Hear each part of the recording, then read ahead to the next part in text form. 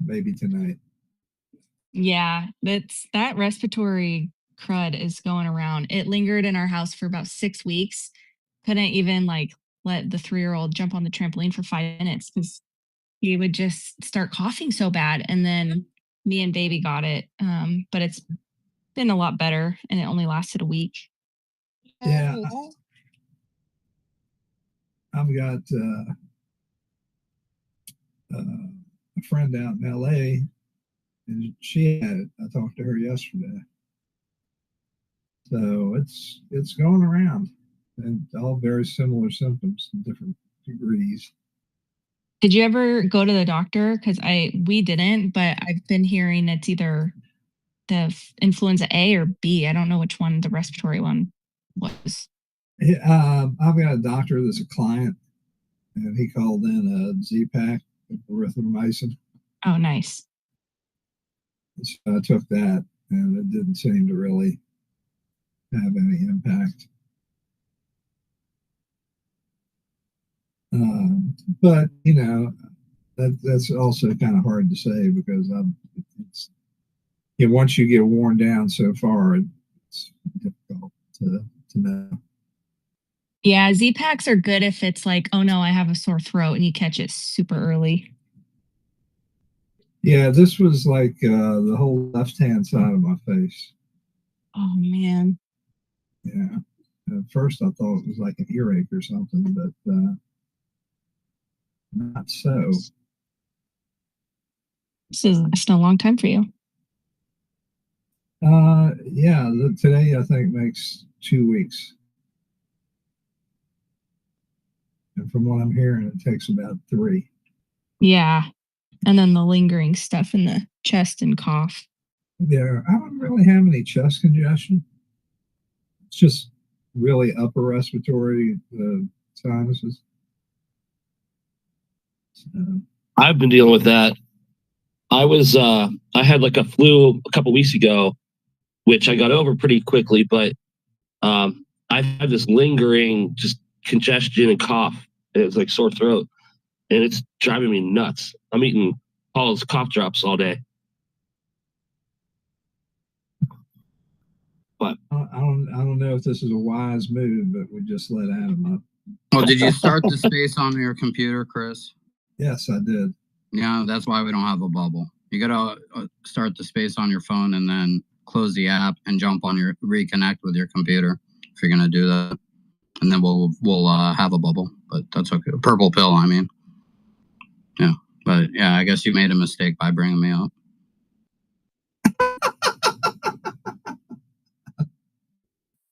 I'm just teasing you, Adam. I know you are. I left the space to come here with my family to join my family here in American Mission. If I can't give you a little bit of grief, you could always give me grief, bro. It's all good. I'm in a little bit terrible shape if that's the case. So I appreciate it. If someone's not giving a shit, then they're not really your friend, you know? Called that busting balls back in the day, you know? Yeah, well, you're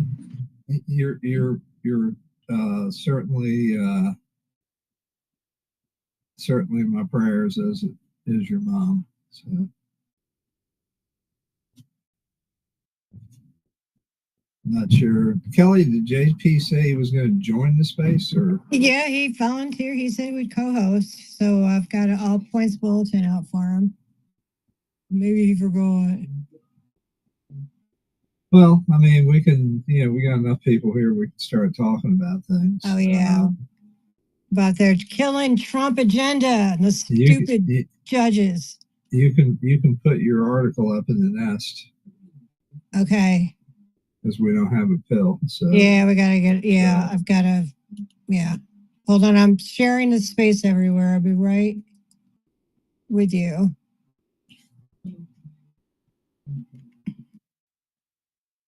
Always start it on your phone and then just close the app and reconnect through your computer. That way. Yeah, just going for it. I've got to get the American Mission back on my phone. I got somehow got deleted. Oh no, I know what you're talking about. Having the account switch. Yeah. Chris, did you see that Schumer came out within the last couple hours and said that he's now going to vote for the bill to pass? Why am I not surprised? They said that they're now more worried that it would give Trump and Elon. Oops, sorry. That's okay. His reasoning was he's more worried that shutting down the government will give Elon and Trump too much power, and so now he's pro CR.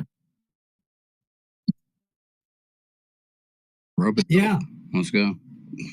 Well, I mean, you know, it's ridiculous. He stands there and he grandstands and he complains and he wants a clean CR. Okay, clean CR means same spending levels as last year plus our Christmas tree that you haven't seen yet, and then proceeds to find himself in the unenviable position of having to, you know, eat crow. Chris, why do they time their vacations like so close to these things? Like, oh, we got vacation to go to. Like, you don't deserve a vacation, you know? Like, well, do your job. There's no such thing as a vacation. You know, I mean, I'm going to be honest with you. I think that Congress should be put on a 1099 instead of a W-2. Yeah, I think that they should be treated as independent contractors, and I think that they should receive no benefits at all.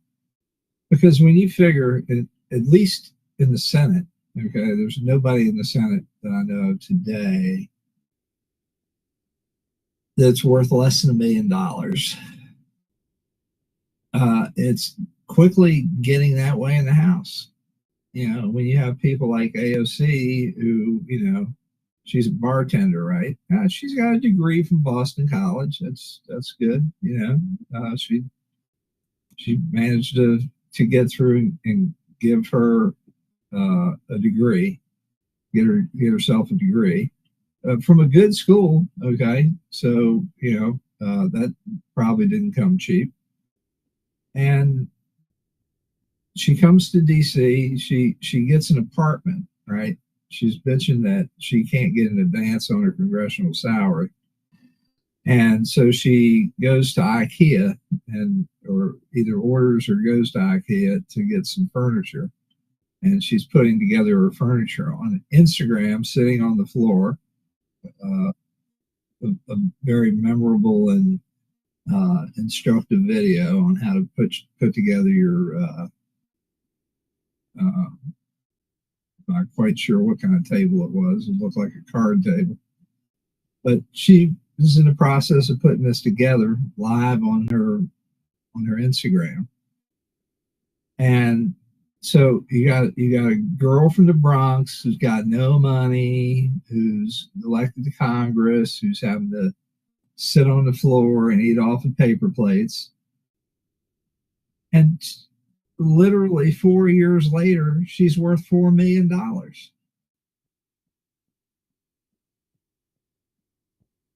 How is that possible? USAID. Well, she's got money from somewhere. I mean, you know, Nancy Pelosi is worth hundreds of millions of dollars. You look at Auntie Maxine is running a backdoor campaign scam for her daughter. So she's getting kickbacks from her daughter for having her on a campaign payroll for millions of dollars. Nobody says a thing. Just flabbergasted.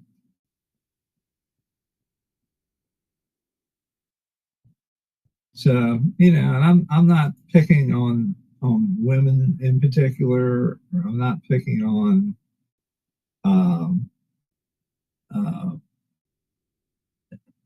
minorities. You know, although Nancy Pelosi might be considered a minority, I'm not sure. It depends on how much alcohol she's sucked in. Oh my God, Chris. We know Well, Elizabeth Warren's a minority, right? Yeah, well, that's true. Pocahontas is, you know, she's got kind of her own gig. You got a fraction of a percentage. You could just wave your DNA in the wind and come up with more Indian blood than Pocahontas has. So, American, if you go ahead. you're wondering about AOC, she actually was a USAID intern in college. So she came from USAID. They jump-started her political career. You can just look up USAID intern AOC to find background on that. So yeah, she's, if you wonder how this bartender got a congressional seat, that's how she got it. And also, like, this corruption is endemic on both sides, like Republican and Democrat. Not all Republicans, mostly not Republicans, but mainly Democrat. And no one's paid for it. No one's going to jail in the last, I can't remember. I'm 56. I can't remember anybody going to jail for corruption in Congress. And it's blatant. And we don't see Pam Bondi acting yet. And I'm very, very concerned. On Friday, a couple days ago, they did a mass burning of emails or burning of their safes and shredding documents over at USAID. But I mean, Trump's assistant secretary said that, oh, this is a big deal about nothing. There's only 36 people that email went out to, and all the information is copied on digital records. So who knows? But in any case, I just wanted to add that. There you go. Copied on digital records. Appreciate that. I love that you said that. Yeah. No, I wasn't aware AOC was a USAID participant, for lack of a better term. But go ahead, Matt. What do you got? We're kind of waiting for. Hey guys, I can't scroll because of the article in the Nest. It's the big one with the purple hair. Yeah, if you scroll to the left, I just put a link in there, but if you kind of go out and come back in, it'll be fine. Or I could just take it out. No, it's all right. Just, Matt, what you need to do. Are you on your phone or your computer? Phone. Yeah, if you go down to the bottom, let's see.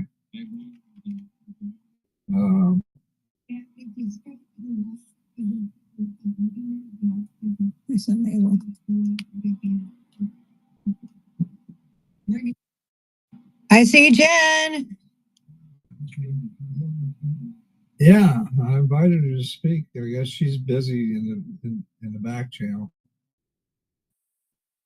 Yeah, thanks for the link there, Lynn. For that AOC, I guess Mike Benz put it out, and Lynn shared it to the top there. I thought AOC was an actor. No Remember problem. that? Remember when that thing was going? When Mr. Reagan put out that video talking about how AOC was an actor because she was installed by the like the Democratic Socialists of America and whatnot. Good times. So for what Mike was talking about, let's see. Hopefully this will come across. Socialists of America and whatnot. Good times. Let me see if I can play this. Let's see. Hopefully this will come across.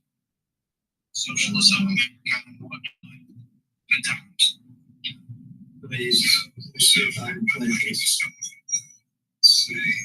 What you got going over there, Chris? We're hearing Oh ourselves. no, for some. Hold on just a second. Oh, I know what's going on. I got the space.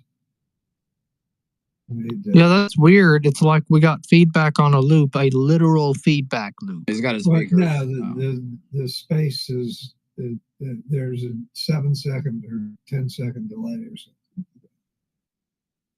In the That's between the audience and the speakers, though. no, it's between telephones and Desktop as well. There's a Desktop. little bit of a delay. I did not know that. Thank you. Well, we're all learning things today. And where's the Schumer thing? This is the Octagon. Let's get in the arena, people. Ding, ding, ding. Well, we're waiting for JP, who's going to come in and talk to us about courts, I guess. Just so y'all know, I got to bounce at the top of the hour. All right, I don't have the space open anymore. Let's see if I can hear this. Leads us to a decision. Here we go. Republican This rejection is Schumer. leads us to a decision. And it's not really a decision, it's a Hobson's choice. Either proceed with the bill before us or risk Donald Trump throwing America into the chaos of a shutdown. This, in my view, is no choice at all. While the CR bill is very bad, the potential for a shutdown has consequences for America that are much, much worse. For sure, the Republican bill is a terrible option. It is not a clean CR. It is deeply partisan. It doesn't address far too many of this country's needs. But I believe allowing Donald Trump to take even much more power via government shutdown is a far worse option. And before I explain why, let me be clear about one thing. No one on my side of the aisle wants a government shutdown. Members who support this CR do not want a government shutdown. Members who oppose this CR do not want a government shutdown.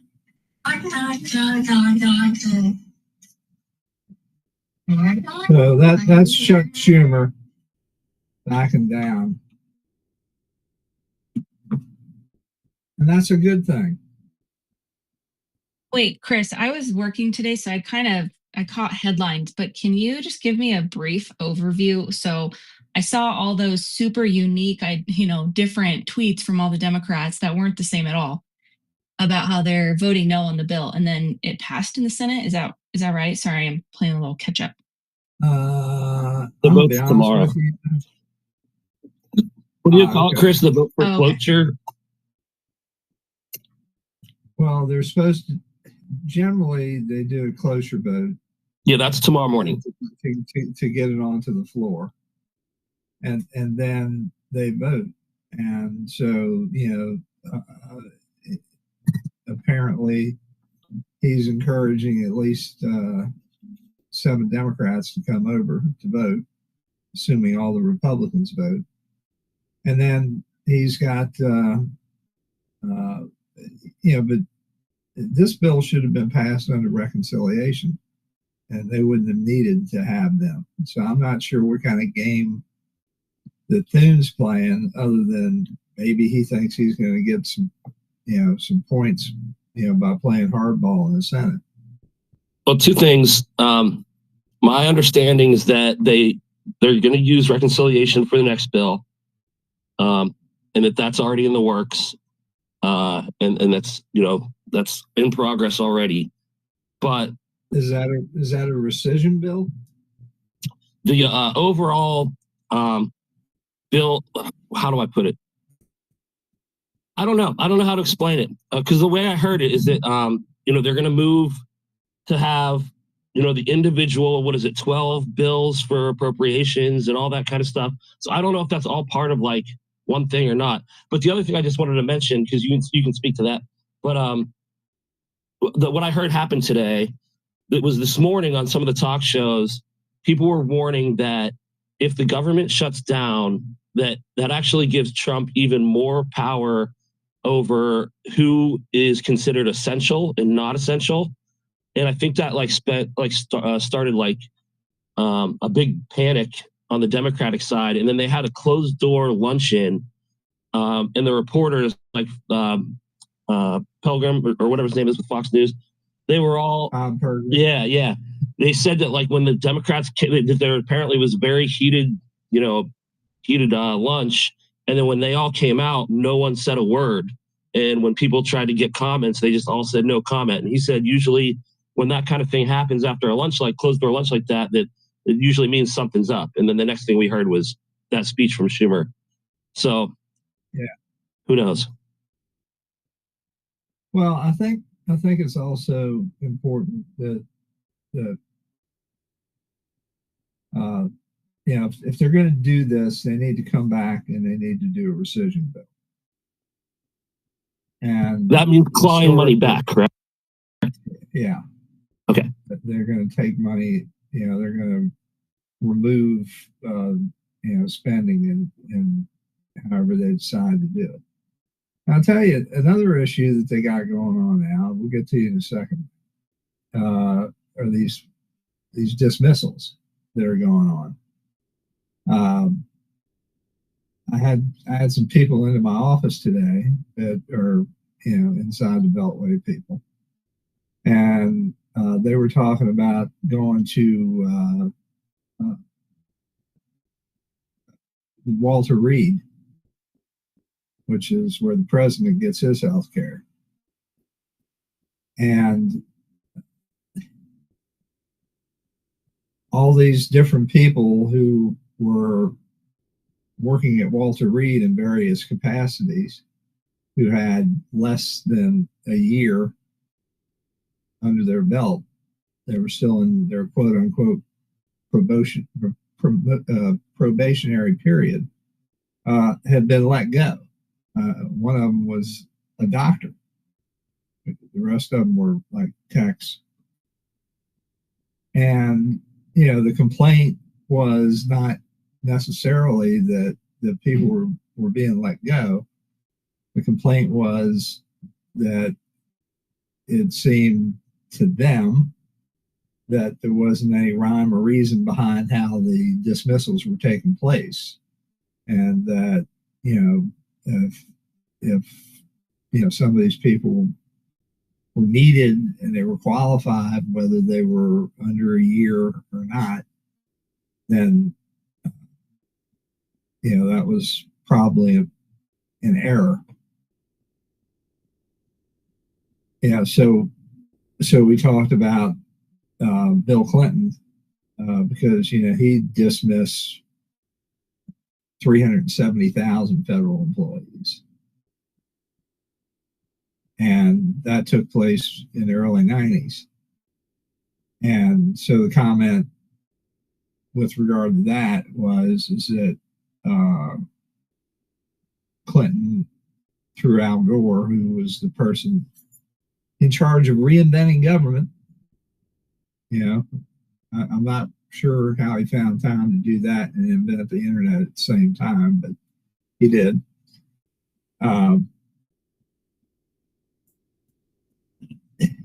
The comment was that he was the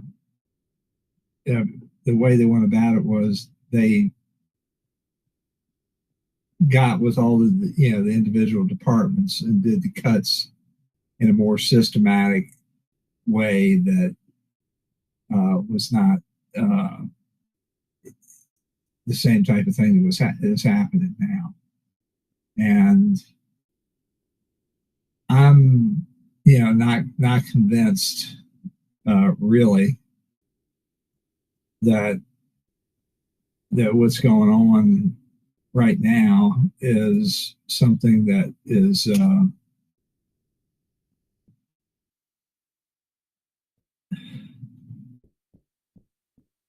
necessarily being done in a way that could be done better. But I also don't see how they can get the kind of cuts that they need without taking drastic action.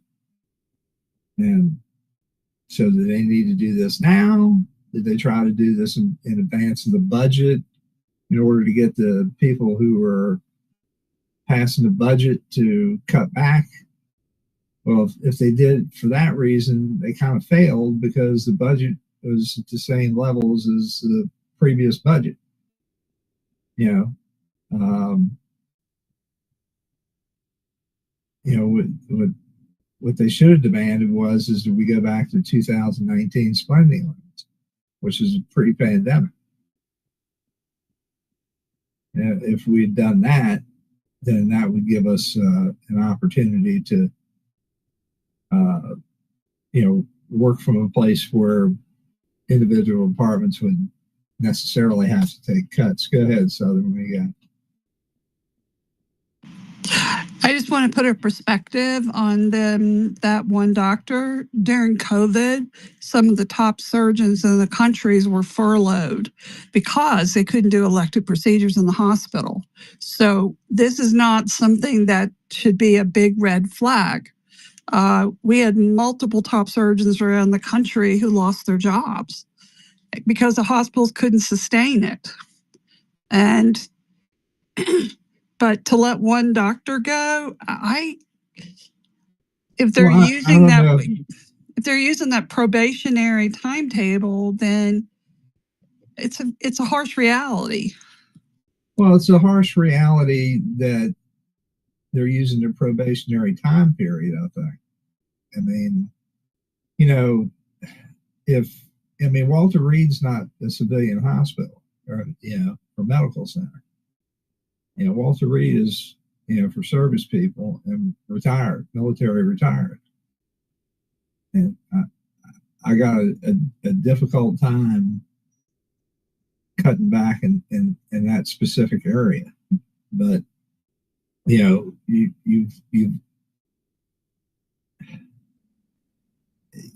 I don't see a lot of waste there necessarily. I mean, military hospitals are generally not places, where people were doing things unnecessarily. So if you're going to let people go under a promotion in a probationary sense, you would think that those cuts would come someplace from other than the military. Well, we have the VA hospitals. Doug Collins has that tough job. And they're going to be militaries in those cutbacks, or they get reassignment. I don't know. But it is the harsh reality that we're living in right now. Yeah, I mean, if they're active duty military doctors, then, they're not going to get fired. Exactly. But these people were just coming in, so I'm not sure. Walter Reed is kind of a weird situation because it's a merger between Walter Reed. I'll be with you in just a second, Jarabot.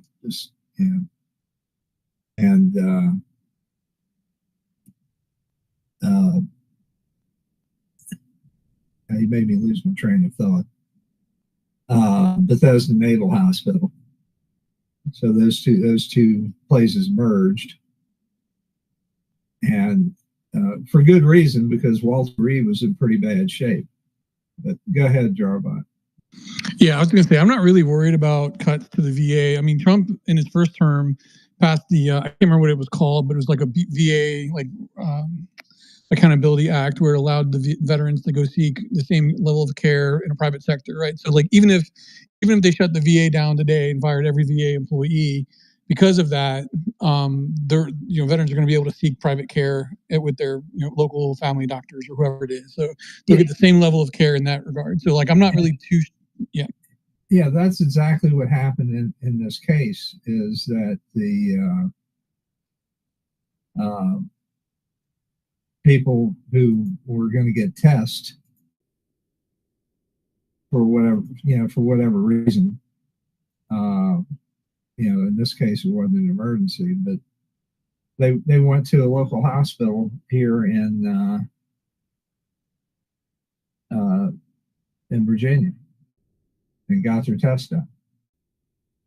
So it's not like they missed out. That wasn't a problem.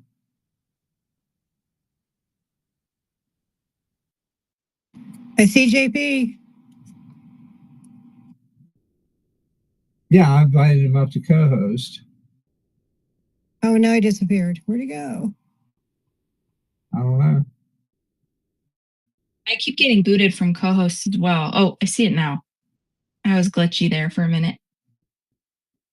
Yeah, the spaces have been left wanting for a few days now. If you want to like and repost the space, I put it in the top of the pill. I think Kelly put a 2 posts back as well. It's right up there. You could also post your replies and comments in there and repost the space. Yeah, you can go to the up arrow at the top and use that to post from. And we are streaming to X Live, QUX, Rumble, Pilled, Kick, and YouTube. So hello, everyone. Yes, thank you to our listeners on all those platforms. Thank you to Michael and Kelly for making that possible. I want to thank our co-host, who's one of our featured authors here recently. Yep, she just set people straight on eggs. Yeah, and eggs are a big deal in the news today. So. And Kelly came up with Egggate, which had me rolling on the floor. I was laughing so hard. I love it. I'm sorry, where were these people complaining while we've been complaining over the past 4 years? Now it's like, oh, wow, now all of a sudden I'm going to pay attention to the egg prices. Like, yeah. The economy was perfect under Biden, Adam, don't you know? And he was good for crypto, I heard. Well, he had the crypto czar, Kamala Harris, who doesn't know a block from a chain, you know? Well, She does know it's in the cloud, though. It's up there. Hey guys, looks like That Chuck was so Schumer is good. going. The cloud. Oh my God, it's up there. You know, the cloud. Guys, I just saw something from Newsmax. Chuck Schumer looks like he's going to bend the knee to Trump and pass. Yep. We just played that. I'm sorry. No, that's all right. Ooh, JP's back. Let's try and catch him. Yes. I invited him as a speaker. We'll see if we can't get him up as a speaker. Now, he hangs around for 30 seconds. And I did put Kayla's article and put it into the purple pill, which you can't see, but you know, if you get to chat. And it's also pinned to the America Mission X wall. Hey, JP, we sent you a co-host. You can grab that. What's up, everyone? Sorry I'm late. It's okay. We know. Yay! Better late than never. Right? We know they have night, yeah, we know they have night court in New Jersey. So. Oh, man. Yes, thank you. Remain seated. Remain seated. So, JP, how have you been? I'm doing terrific. Looking forward to getting out of this liberal dystopian hellhole where I live, and we're moving to Texas. So let's freaking go. Literally. Where in Texas are you gonna go? South Texas, down by San Antonio. I was going to say, don't be too specific because everyone's getting doxxed again, or swatted again, I should say. Yeah, I'm not going to be too specific. Yeah, what's up with all that swatting in the past 48 hours? It's like all at once. All these different people I've seen. Gunther, Eagleman, who else did it happen to? Nick Sorter, right? His family. His family, yeah. His sister and dad. Chase Geyser, and then the InfoWars reporter. Brick Suit. I just Brick saw Suit as well. No. Stop, okay, Adam. Okay, sorry. I just saw somebody put out that Sean Farage is currently being swatted. Oh my God. Well, you know, this swatting thing, that needs to be It needs to be handled under the domestic terrorism laws, really. Yeah, but I mean, why does there have to like? They know when I make a phone call. They know who I'm talking to. They know where I'm located, whether I like it or not.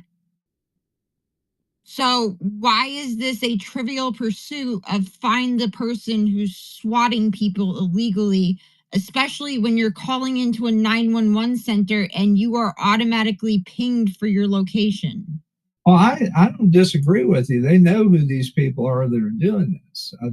My point is that when they take them down, they want to do Okay, it. but the problem is if you take people down in private, it doesn't send the message that it needs to send.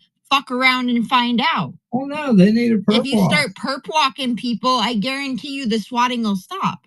Yeah, they definitely need a perp walk, and maybe that it should be a live Twitter event when they do that.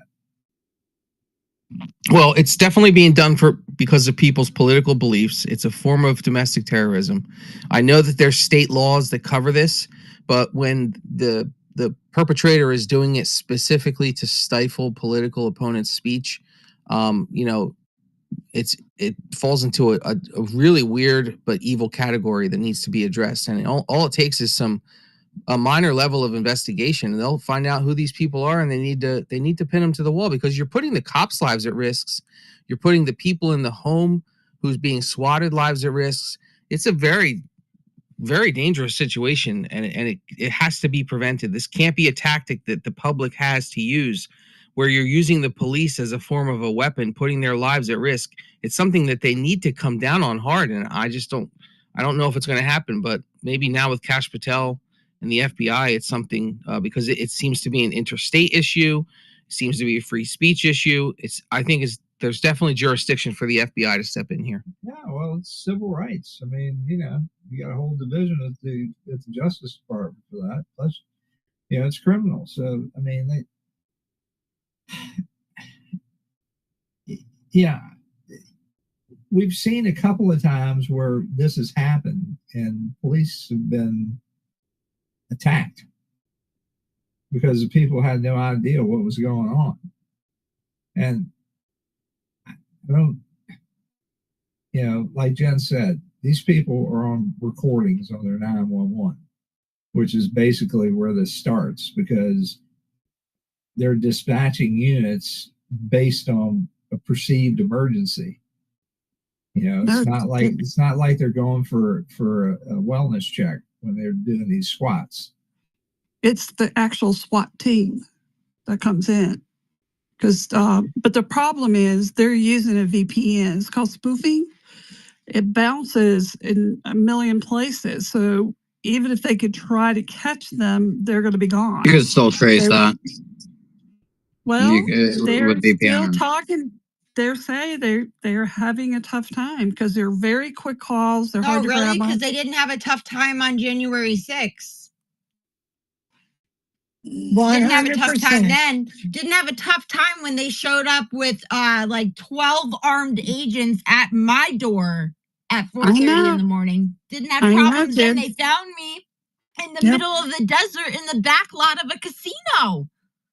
So if we want to sit here and play these fucking games like we don't have the technology, right? Someone is going to get killed. Do you guys understand what happens when you get swatted? They tried to get Bannon killed by doing this, saying that there was an armed person inside going to commit suicide or commit murder. That means the police go in and guns a-blazing because they don't know if it's a real 911 call.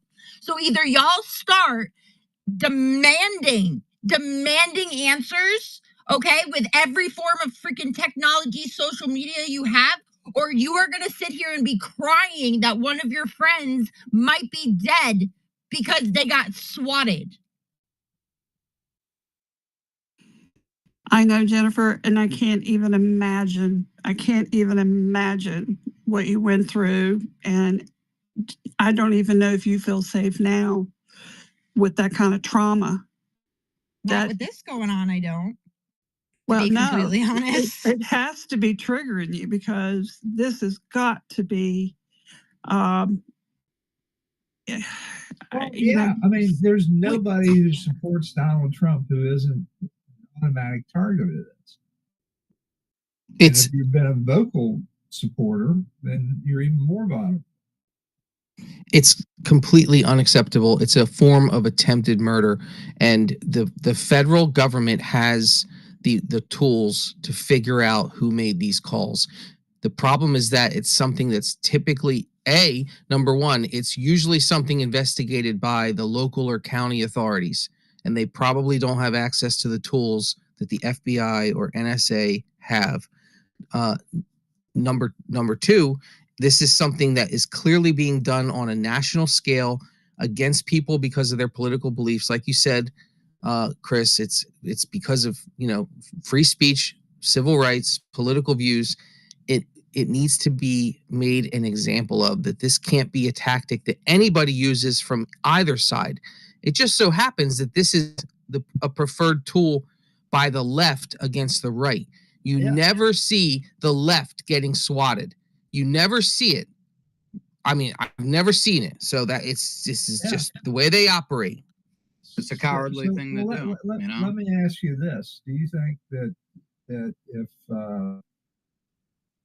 to Jen's point, in a serious way, that if people start sending out FOIA requests to these police departments, to where they literally have to start turning over information, that's going to have an impact. Now, chances are you're going to get denied because it's an open investigation. But if there's a bunch of FOIA requests that start pouring in, they're going to have to pay attention to those. Yeah, I don't know if the FOIA request is the way to go. All it takes is a political leader with the will to force the prosecutors to do their job, and it will get done. The FOIA could, like you said, you called it out. It's a criminal case. It's an investigation. That's a clear exception to the FOIA, to a FOIA request. So it requires. I think there could be federal legislation. I mean, this is something that we need to get the House of Representatives on, and if not that, then your state governor. Didn't we already do this? Yeah, I'm pretty sure there's a law against this. You see, what everyone is y'all are living in a goddamn dream world. If you think these people are following the law, they weren't following the law 4 years ago. They were literally breaking the law to go after Trump and anyone associated with him. Okay, they weren't following the Constitution. They never did. So if you think at the 11th hour, when they're about to lose their ass and all they have left is to break the law to try to stop Donald Trump one way or another, you think they're going to adhere to your fucking congressional fucking bill? Like, I can't. Someone is going to get killed. This is unacceptable. If we hold the seats of power of government right now, prove it to me, okay? And stop this. Okay, Jen, here we go. 18 USC 1038, false information and hoaxes. Whoever engages in any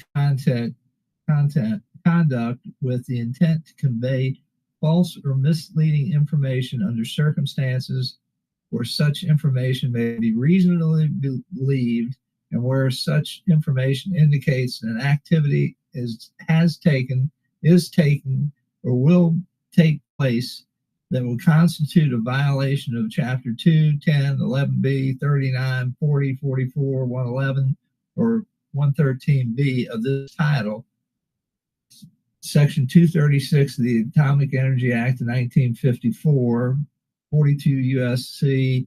2284, or Section 46502, the second sentence of Section 46504, Section 46505B, 3, C, B3 or C, Section 4506, if the homicide is attempted or is involved, or Section 60123B of Title 49, a fine under this title or or imprisonment for not more than 5 years of both of serious bodily injury results be fined under this title, or imprisoned for not more than 20 years of both, and if death results, be fined under this title and imprisoned for any number of years up to life or both.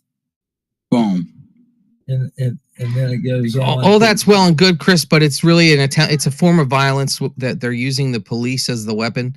The only statute or title I need to know is KASH, baby. Cash. Let's get the FBI involved here. This needs to happen. Bongino next week. You literally have a bunch of these fucking people walking around the country right now, burning down Tesla dealerships, going in and terrorizing people. Okay, you have MAGA people once again, the target of these people's unconstitutional illegal actions. Okay. They're not responding to your strongly worded letters or your strongly worded laws that are written somewhere. Okay? What they're going to respond to is force. So I don't care who you need to call. Get on the phone with the FBI, Homeland Security. How about you call the United States plus fucking Postal Service? How about you call them fuckers and tell them to get out there and get them?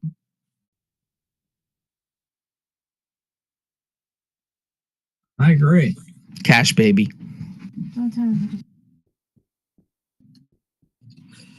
Yeah, cash, Well, I think, cash just took down a go ahead, serious cartel.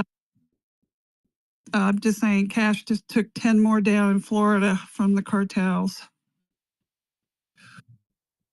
Well, I think with Bongino, who's gonna go after that J6 bomber, the one that waved to the police while he was carrying pipe bombs, right, quote unquote, with clock kitchen timers attached to him. That person is gonna get busted, and Dan's conviction toward these people and what they've been doing. So I think he's gonna crack some heads when it comes to it. And he's coming in next week, Monday, which is just a couple days from now. We're on Thursday already, so 4 days from now we'll have Dan Bongino in there, and that guy's not playing. Yeah. Does everybody understand what America First means? Do y'all understand? It means that my fellow patriots shouldn't be being swatted in their own fucking country. Okay? That means that we should have the answers that we have been demanding this whole fucking time, and not some song and dance. Okay? America First means not out there worrying about this fucking peace deal, that fucking peace deal, this fucking... No. You have people burning shit down, going after Elon Musk, putting all of our lives in danger right now. Okay? I don't give a shit about the rest of the fucking world, okay? If we hold power like y'all want me to believe, okay, then make it stop. If you have the ability to spy on all of us the way you did, and you have the Patriot Act, how can you not find the people responsible for swatting people illegally? Some good demands. Can't argue with that. Yeah, we need to see the Trump administration step it up here. I mean, honestly, between Bondi and Cash, we need to see more action. I've been saying for a couple of weeks now that I've been giving them some leeway, because it does take some time to build a criminal case, especially if you're building it from the ground up. But this is different stuff. This is emergent stuff that you could send agents out to do immediate investigations on. They have the tools. They have the access. I saw Groff and Stoppel had his hand up. What's up, Groff? You got something? Wait, can I just say one thing, JP? Sure, go ahead. The people you are demanding to put behind bars, the people you're demanding that be held accountable and put in front of a jury of their peers because they committed treason against our country, are the ones who I'm willing to bet a lot of fucking money on, are the ones currently orchestrating what we are fucking watching taking place.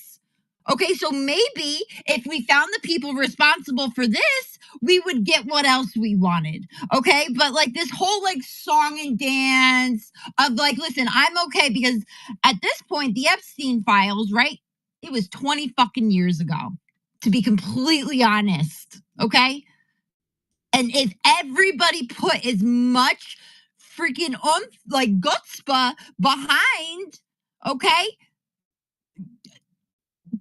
the swatters being found, or the people that are currently burning down fucking Tesla factories all over.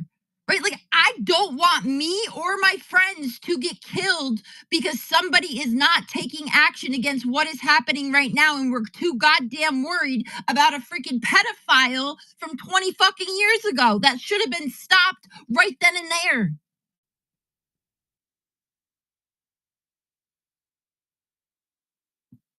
Can't argue that point.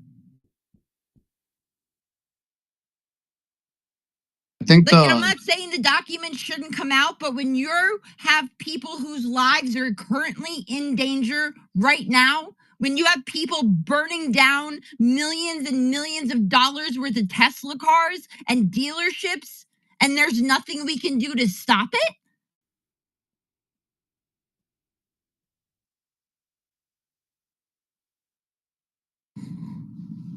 Everything needs to change. Everything needs to change. This time of, it's the two-tier justice system rearing its head again. Certain things are treated differently. They're just not treated with the same urgency. You look at the judges, like we have in the title of this space. Do you think for a second that if they were conservative judges that were trying to limit a Kamala Harris administration, that the Democrats would be sitting on their hands just being, oh no, there's nothing we could do? That's the independent judiciary. No, they would be filing articles of impeachment in the House of Representatives against every conservative federal judge that tried to stand in the way of a Kamala Harris administration. But there's just this, it's almost like we're conditioned to think that this is the way it has to be, that we get the shit end of the stick, that nothing happens when this stuff happens to us. And we really need President Trump to stand up and show some leadership on this. Someone's got to get his ear on it. I agree. Maxine Waters just went out going, Trump is expecting violence. He wants confrontation. I believe he's working toward a civil war. These Democrats have got to be freaking reined in and held accountable. And Trump has got to sit on them because crazies listen to Maxine Waters. We laugh at her. Everybody, there's idiots out there that are buying into her corruption and this rhetoric. I agree. I mean, if you can't even go to work and feel safe, you can't be safe in your home. How many people in this country right now feel at risk? Think about it. They are burning down businesses. Oh, but it's okay because it's Elon Musk. He's the richest man in the world. He can afford it, right? It's not a big fucking deal. Right? It's the principle of the situation. The principle of the situation is you want to talk about independent businesses, right? You want to talk about how you support business? Look at what they are doing to Elon Musk. I don't care if he's the richest man in this world. Look at how far Tesla has fallen, and it is because of these people. It is because of these people and their continuous treason against this country. Okay? I'm not putting up with this song and fucking dance anymore. Like, people are in danger right now, and we don't deserve to be. And somebody needs to take action. And using the excuse of, oh, they're using a scrambler. Oh, they're using a VPN. Okay? Like, really? You're going to accept that after they tore all of us new assholes and went up there about 6 foot. You're going to accept that they can't find who this is?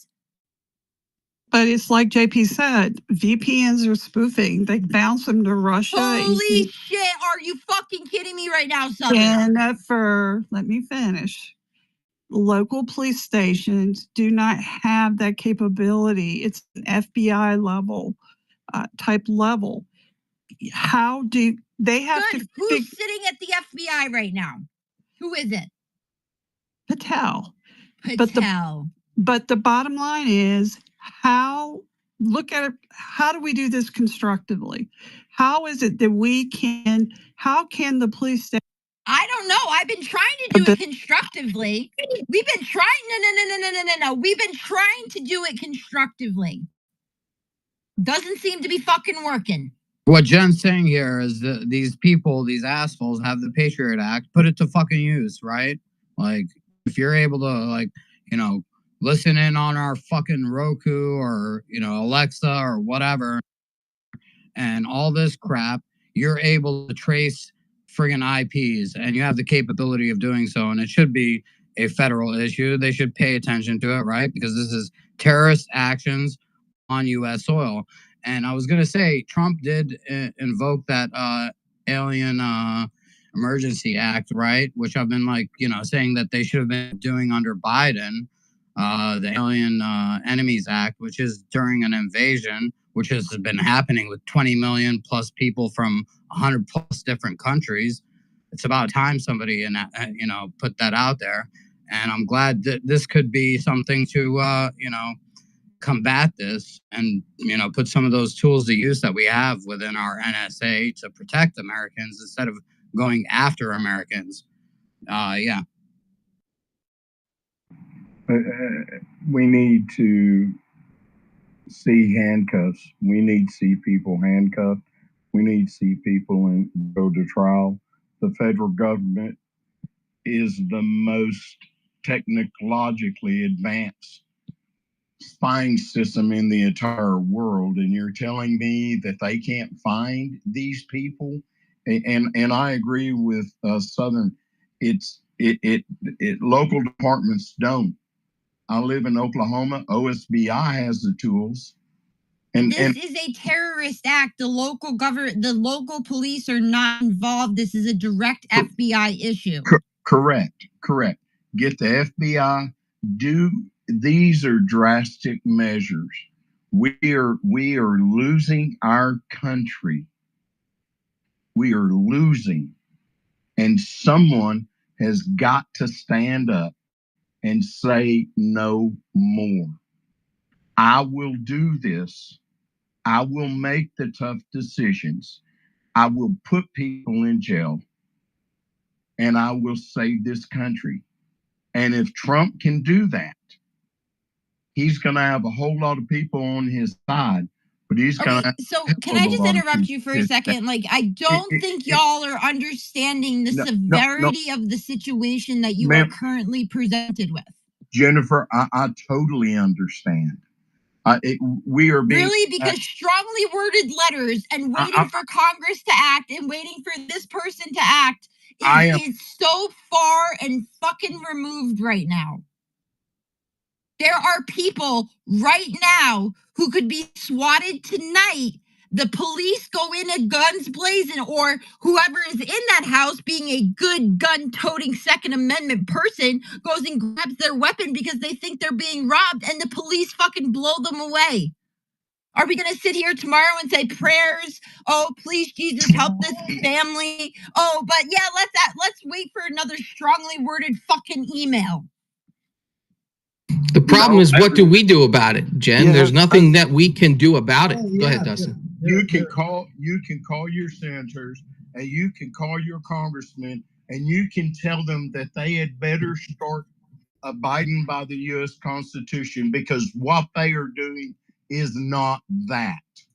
And you bring the FBI. The FBI is how many thousands of agents? You start putting them on the streets and you start rounding people up because they have the tools to know who's doing this. They just don't want to do it. Well, 100%. One second. No, hold on. Dustin, go ahead. All right, listen. So, number one, swatting is attempted murder. Make no mistake about that. Swatting is attempted murder. It is not as simple as you might think, with the way, the guy who got arrested recently for swatting. It took them nearly 4 or 5 years to break through like the chain of VPNs and other bullshit that he used to mask where the call was coming from. What they're able to do with spoofing is hugely problematic.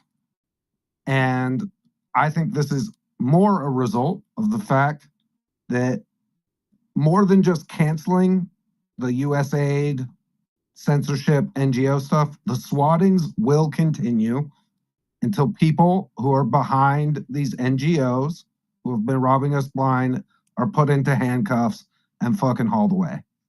And it's not easy to just tie a direct path between the two, but you can be certain that this is one of the tactics that they are using in order to like stir up shit and get us off course. And listen, what have we said? The left is openly bloodthirsty for anybody who disagrees with them. And this will continue until they are afraid that they will go to prison. For this, for the social media post calling for Trump's murder, right? Like we are inundated with a bloodthirstiness on the left that needs to be fucking dealt with wholesale. And more, right? There are arrests happening around the Tesla stuff. Those need to be pushed as heavily as like the protests when they happen, to send a message that like this administration is not fucking around. And so on all of this stuff, it comes back to demanding that there are that law enforcement fucking does law enforcement jobs when and there needs to be a swatting law. Like straight up, the fact that that there isn't a federal swatting law is hugely problematic because it almost always crosses over state lines. And right at a minimum, the calls are rerouted through multiple jurisdictions in order to try to mask where they're coming from. And I would also add that there probably needs to be implemented some kind of, if a 911 call comes in and it can't be tracked, and right, like with all of the sophisticated tracking systems that 911 has available to itself now, if a 911 call comes in and can't be immediately tracked, then there needs to be some kind of prevention. And listen, if you're well known and outspoken on the right, I also suggest that you get to know your local law enforcement. And you can also reach out. We've had to do this many times. Reach out and let them know that it is possible that you could be a victim or targeted with a swatting like event because it's happening. And right, just introduce yourself, give them your phone number, right, and let them know that this is happening to people that you are surrounded by online, and that right, like you're available. And give me a ring, let me know, do what you have to do. But there should be some kind of right. It's happening way too often, way too frequently. I mean, some of these are true burner phones, right? That there are ways to conceal where the calls are coming from, where they're coming from, but they know that, right? So it's not like the call seems like it's coming from your house. Right? They can tell that they don't know where it's coming from and then come fucking storming in. That needs to be addressed in some kind of national law enforcement tactics upgrade. Or right, we see them do this. There's a way to get messages out that like this is happening, and these are some of the things that we can do to combat it. But other than that, this shit will continue until the left is afraid that they will go to prison for a very long time for participating in this kind of bullshit. And right now, I do think it's happening. I think a lot of the Tesla protesters are being arrested. I think Trump is, that we're seeing crackdowns, but I don't think that's being broadcasted nearly as much because honestly, there is a victimhood mentality that still persists on the right, where we are more excited to talk about like things that portray us in a way that is victim instead of pushing out the fucking arrests that are happening. Like, we need somebody stationed at the FBI who reports back to us, and right, we should lift an account like that as much as we lift a Libs of TikTok type account that literally just reports on all the fucking left-wing lunatics who are being arrested, questioned. And I'll add one more thing. I've been particularly pleased with Eagle Ed Martin and his work going after people. He has done fantastic work in that regard. But people have to be made afraid. There has to be a fear that if you engage in this kind of bloodthirsty politics, that there are severe punishments that you could be held accountable for. Because, like I said, everybody, swatting is attempted murder 100% of the time, and to be honest, should be charged as such. You should do 20 years. Yeah, to your point, there is a law, Dustin, and FBI is, perfectly capable of dealing with it. And there's an FBI office literally in every major city in this country. And if people want to get loud, they can show up at their local FBI office and make that point. But you're also right that, the FBI puts out edicts and notices to every law enforcement agency in the country because they have interagency relationships, and they can put out a notice tonight, that this is going on, to pay attention, and to, if you suspect a hint of something that's going wrong, because there's never been that kind of trouble in that neighborhood for 20 years, that maybe you should just send a patrol car out to check it out before you bring the SWAT team in. I think that it would help if Kash Patel came out and said 18 USC section 1038, false information and hoaxes, is going to be heavily enforced.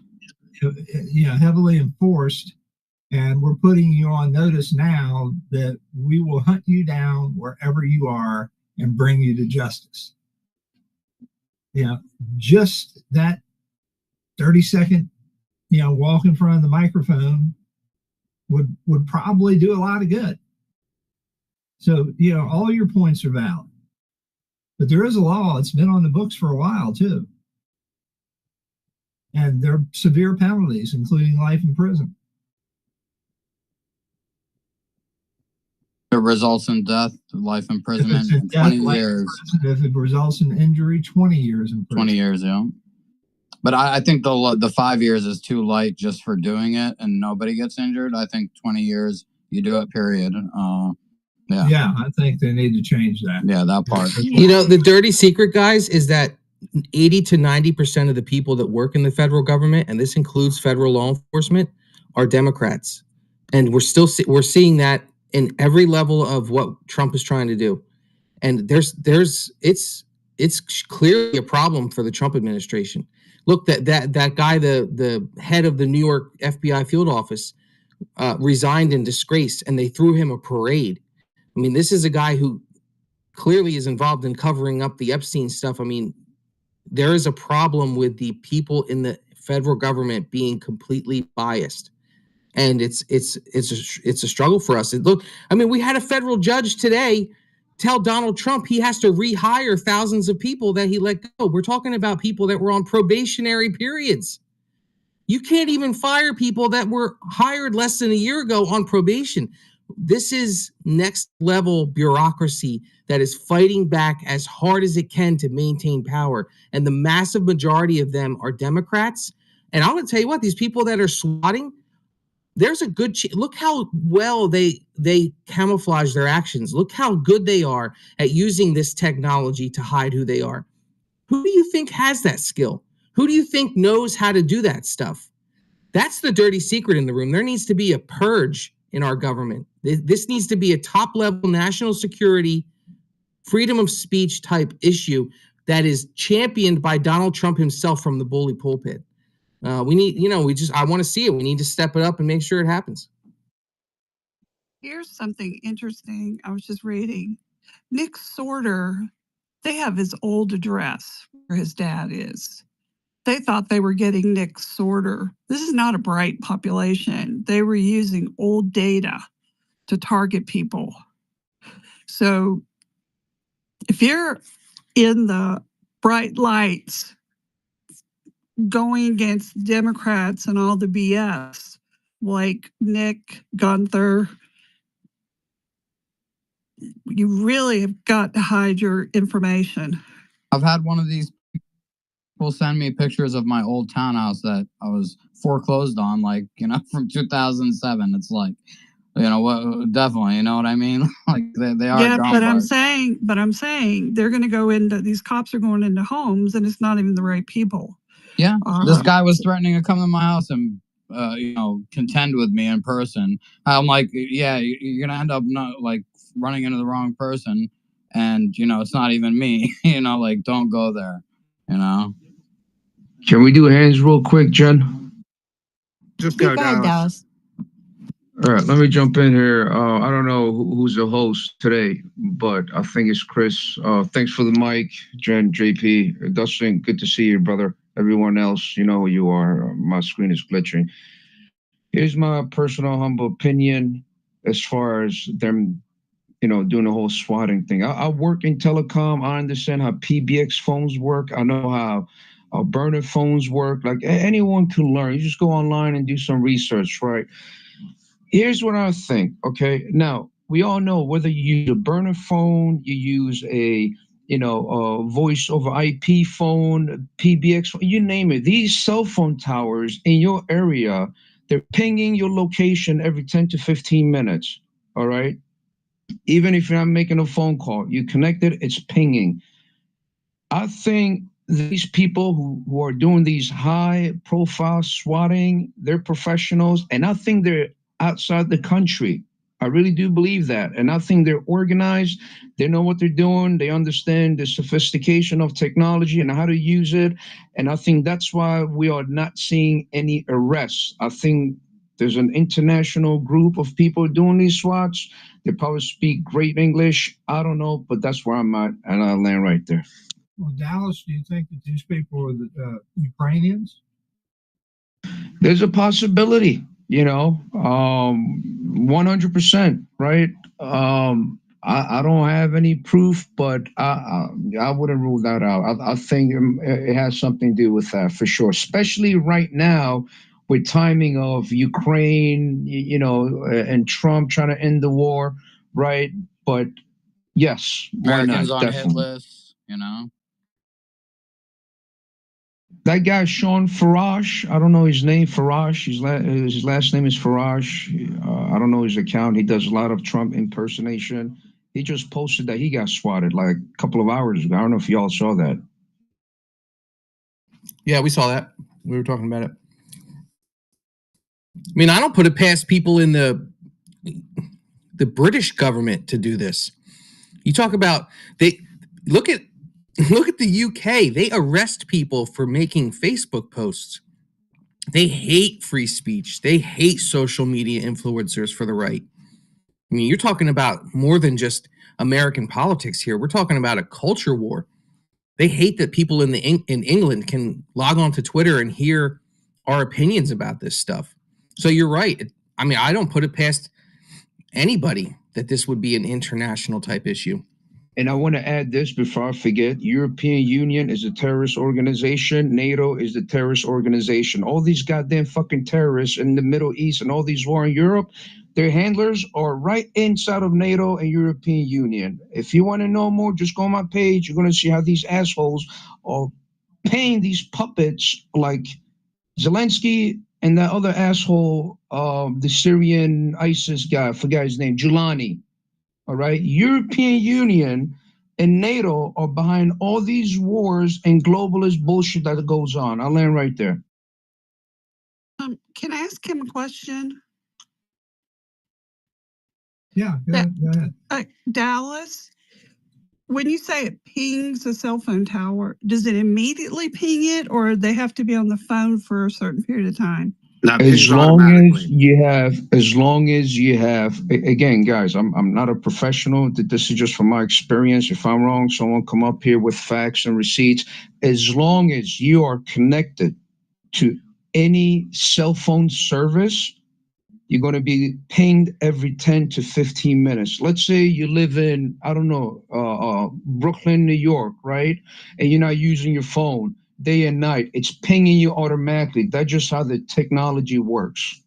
Yeah, if you look on your phone right now and you see the bars, right? The reason that it shows you how many bars you have is that's a ping off of the towers. So it's not even every 10 or 15 minutes. Like if you see the bars at the top of your phone change, you have pinged a cell tower to gauge how strong your service is.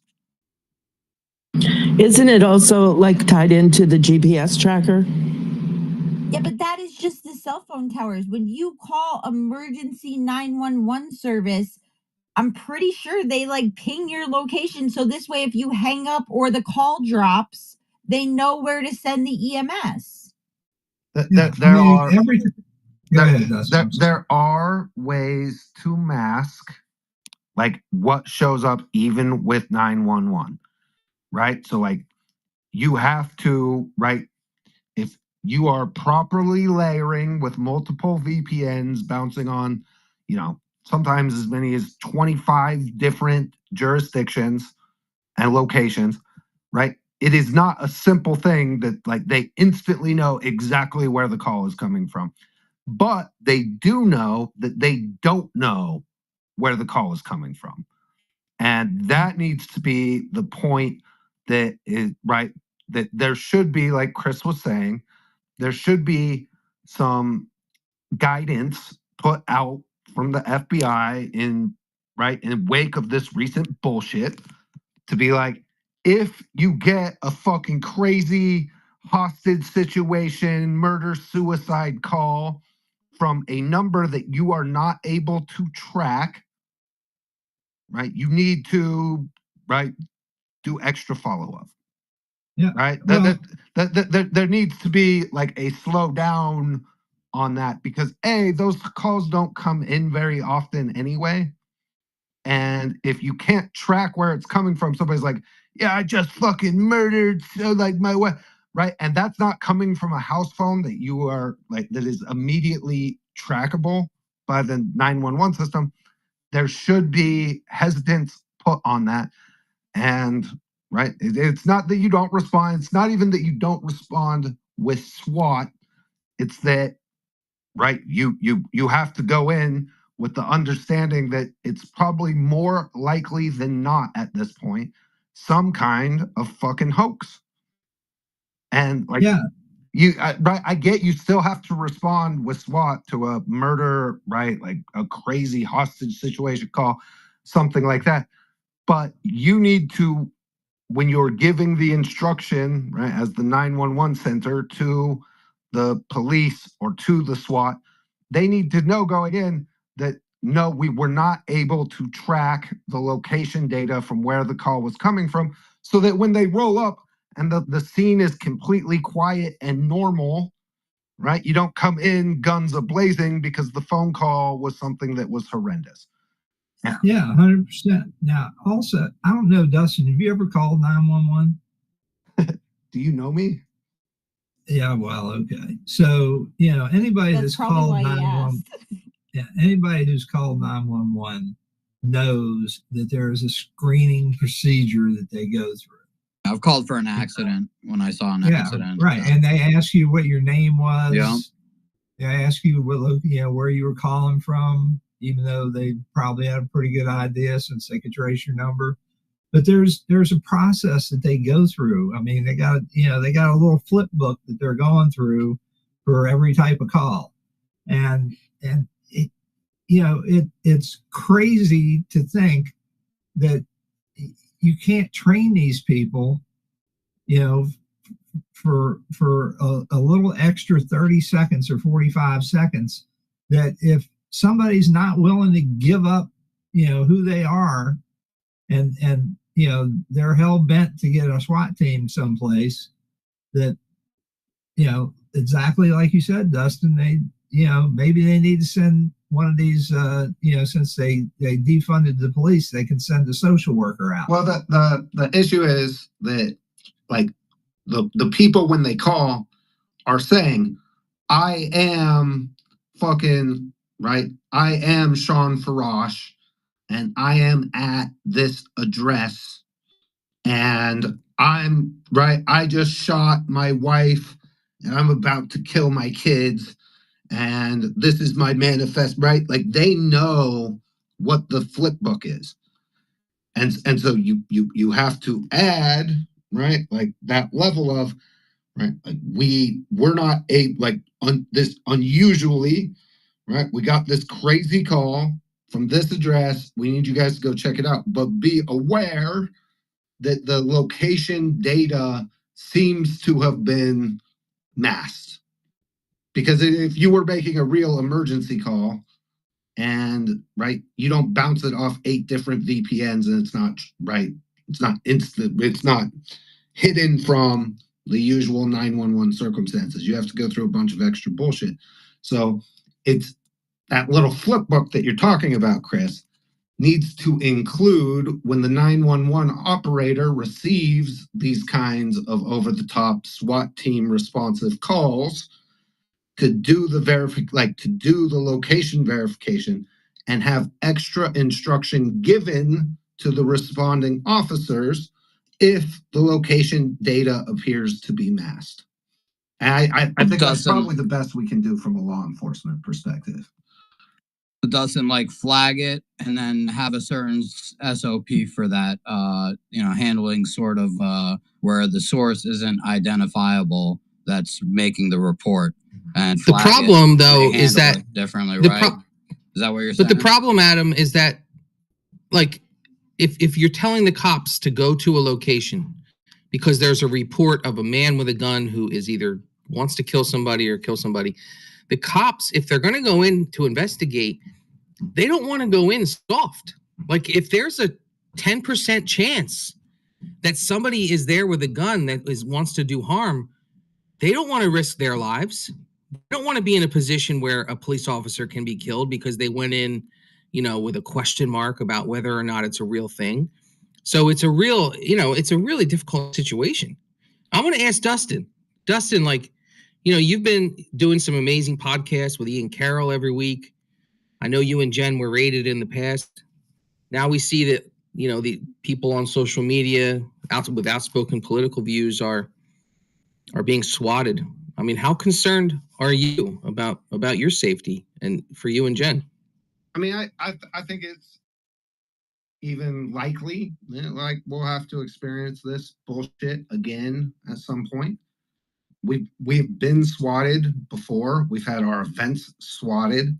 My favorite example, we brought the first job we ever did at Breitbart was we were putting together Breitbart meetups all over the country. And our first one was in Scottsdale, Arizona. And our core group is like outlaw motorcycle clubs, gun owners, and Tea Party grandmas. That's like our core constituency. It's kind of like the best mix of human beings possibly imaginable. And when we got swatted, the 911 call was like, there's a bunch of armed rebels who are threatening to go shoot people and start the revolution. Dude, they sent 2 police helicopters and no less than 20 squad cars to break our event up. And it was one of the most hilarious things ever. I'm not overly concerned because, thankfully, right, most of the police in these kinds of situations are able to flush out very quickly that what happened isn't what really happened. And so, you know, you have to be incredibly cautious and need to act with respect to the police, follow all their instructions, and more likely than not, you're going to be fine. I also, Jen and I have done we've taken extraordinary steps to conceal our location, right? Like the exact location you can't find in any of the databases or other stuff because of the way we've done things. So we've taken extra precautions that way. But this is something, like I said, I expect the swattings will continue until the administration fucking starts putting handcuffs on people. And JP, I don't think you're wrong either. There's a good chance this is coming from fucking inside the fucking building. That this is a scream situation and fucking it's John Brennan sitting there calling fucking 911 him fucking self, like from the fucking government fucking phones. And to be honest, taking that mindset, right, may be helpful in motivating them to get it done, which is we should assume that this is coming from fucking nefarious plants inside and be loud about that until they take steps. Because I'm at the point, man, beyond just the swatting, there's only so much that we could talk about with it, right? The ridiculousness of our fucking court system right now, that these fucking judges believe that they can fucking act, that they somehow are fucking entitled to fucking tell the president who he can fire, who he can't fire, how he is supposed to fucking govern. Like, we have a legitimacy of government problem, and law enforcement and the judicial branch have a credibility problem with the American people that needs to be handled in a big way.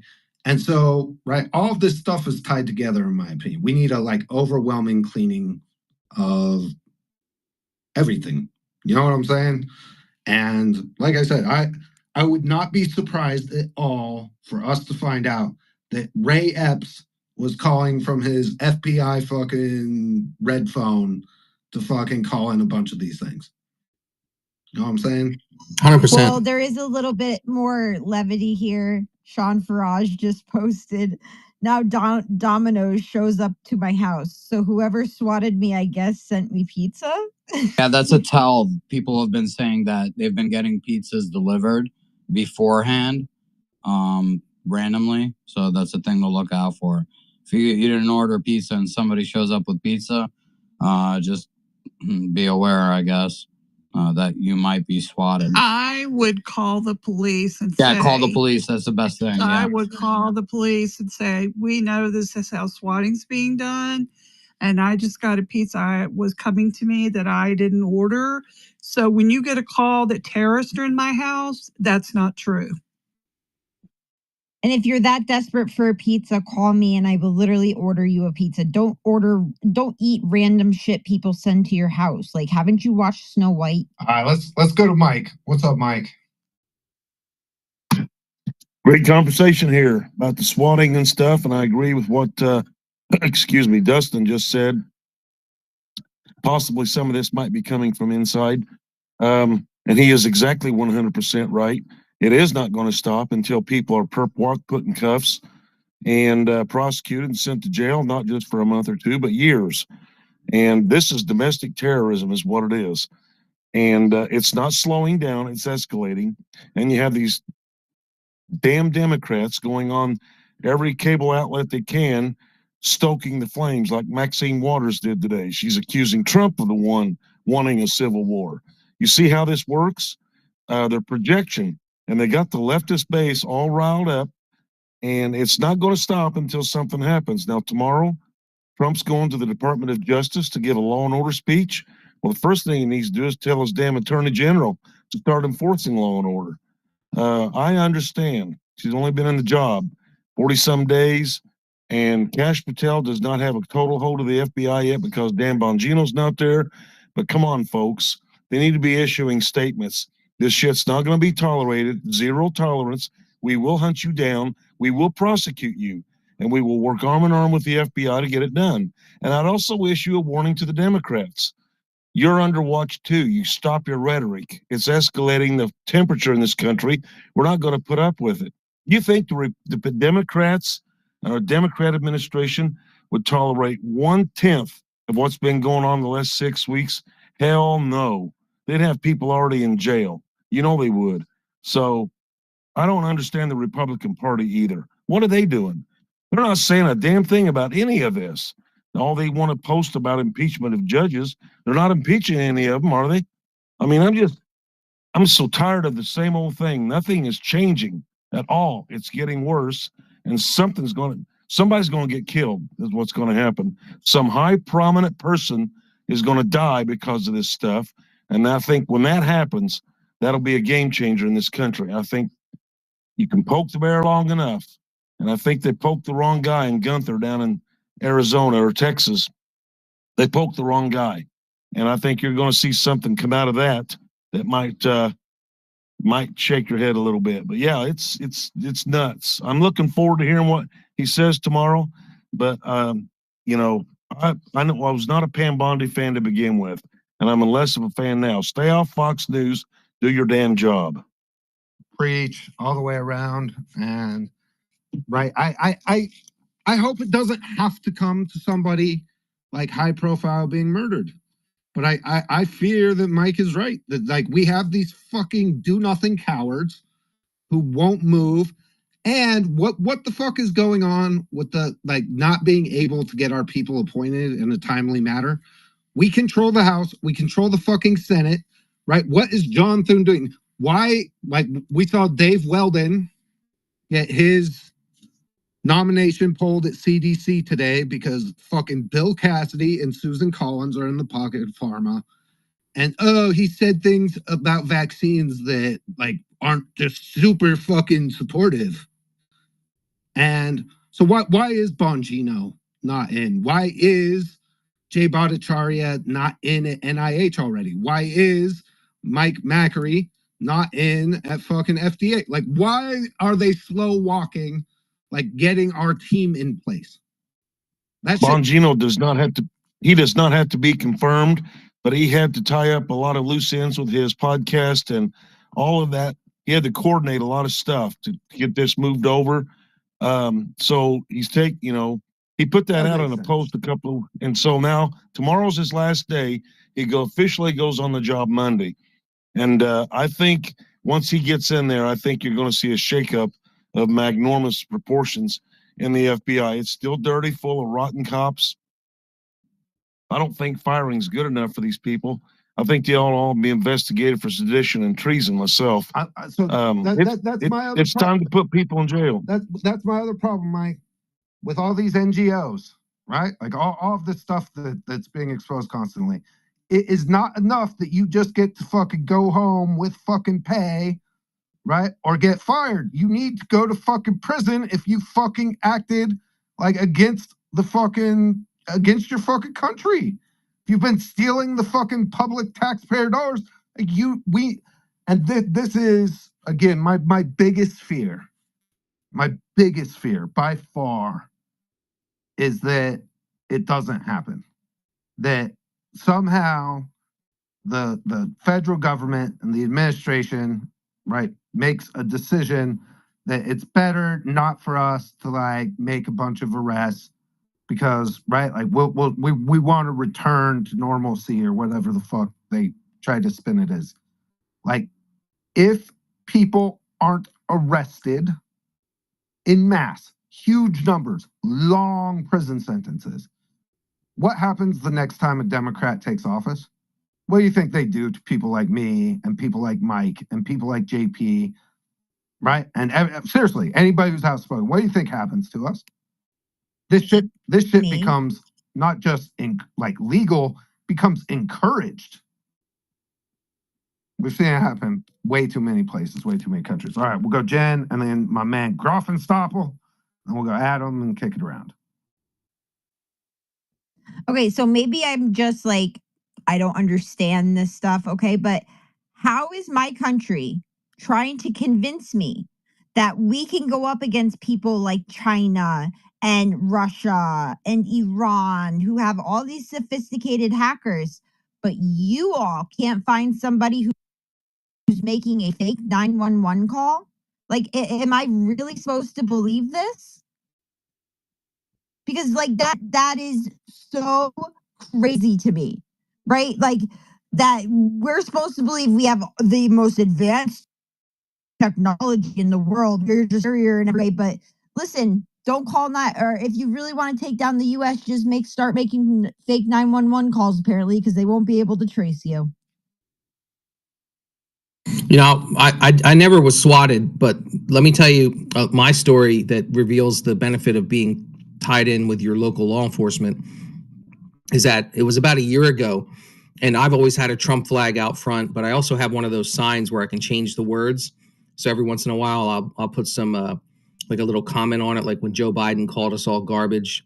I changed it to be proud to be garbage, and that sign triggered some people. I had people stop in front of my house, scream "fuck you," but it was about a year ago, and I had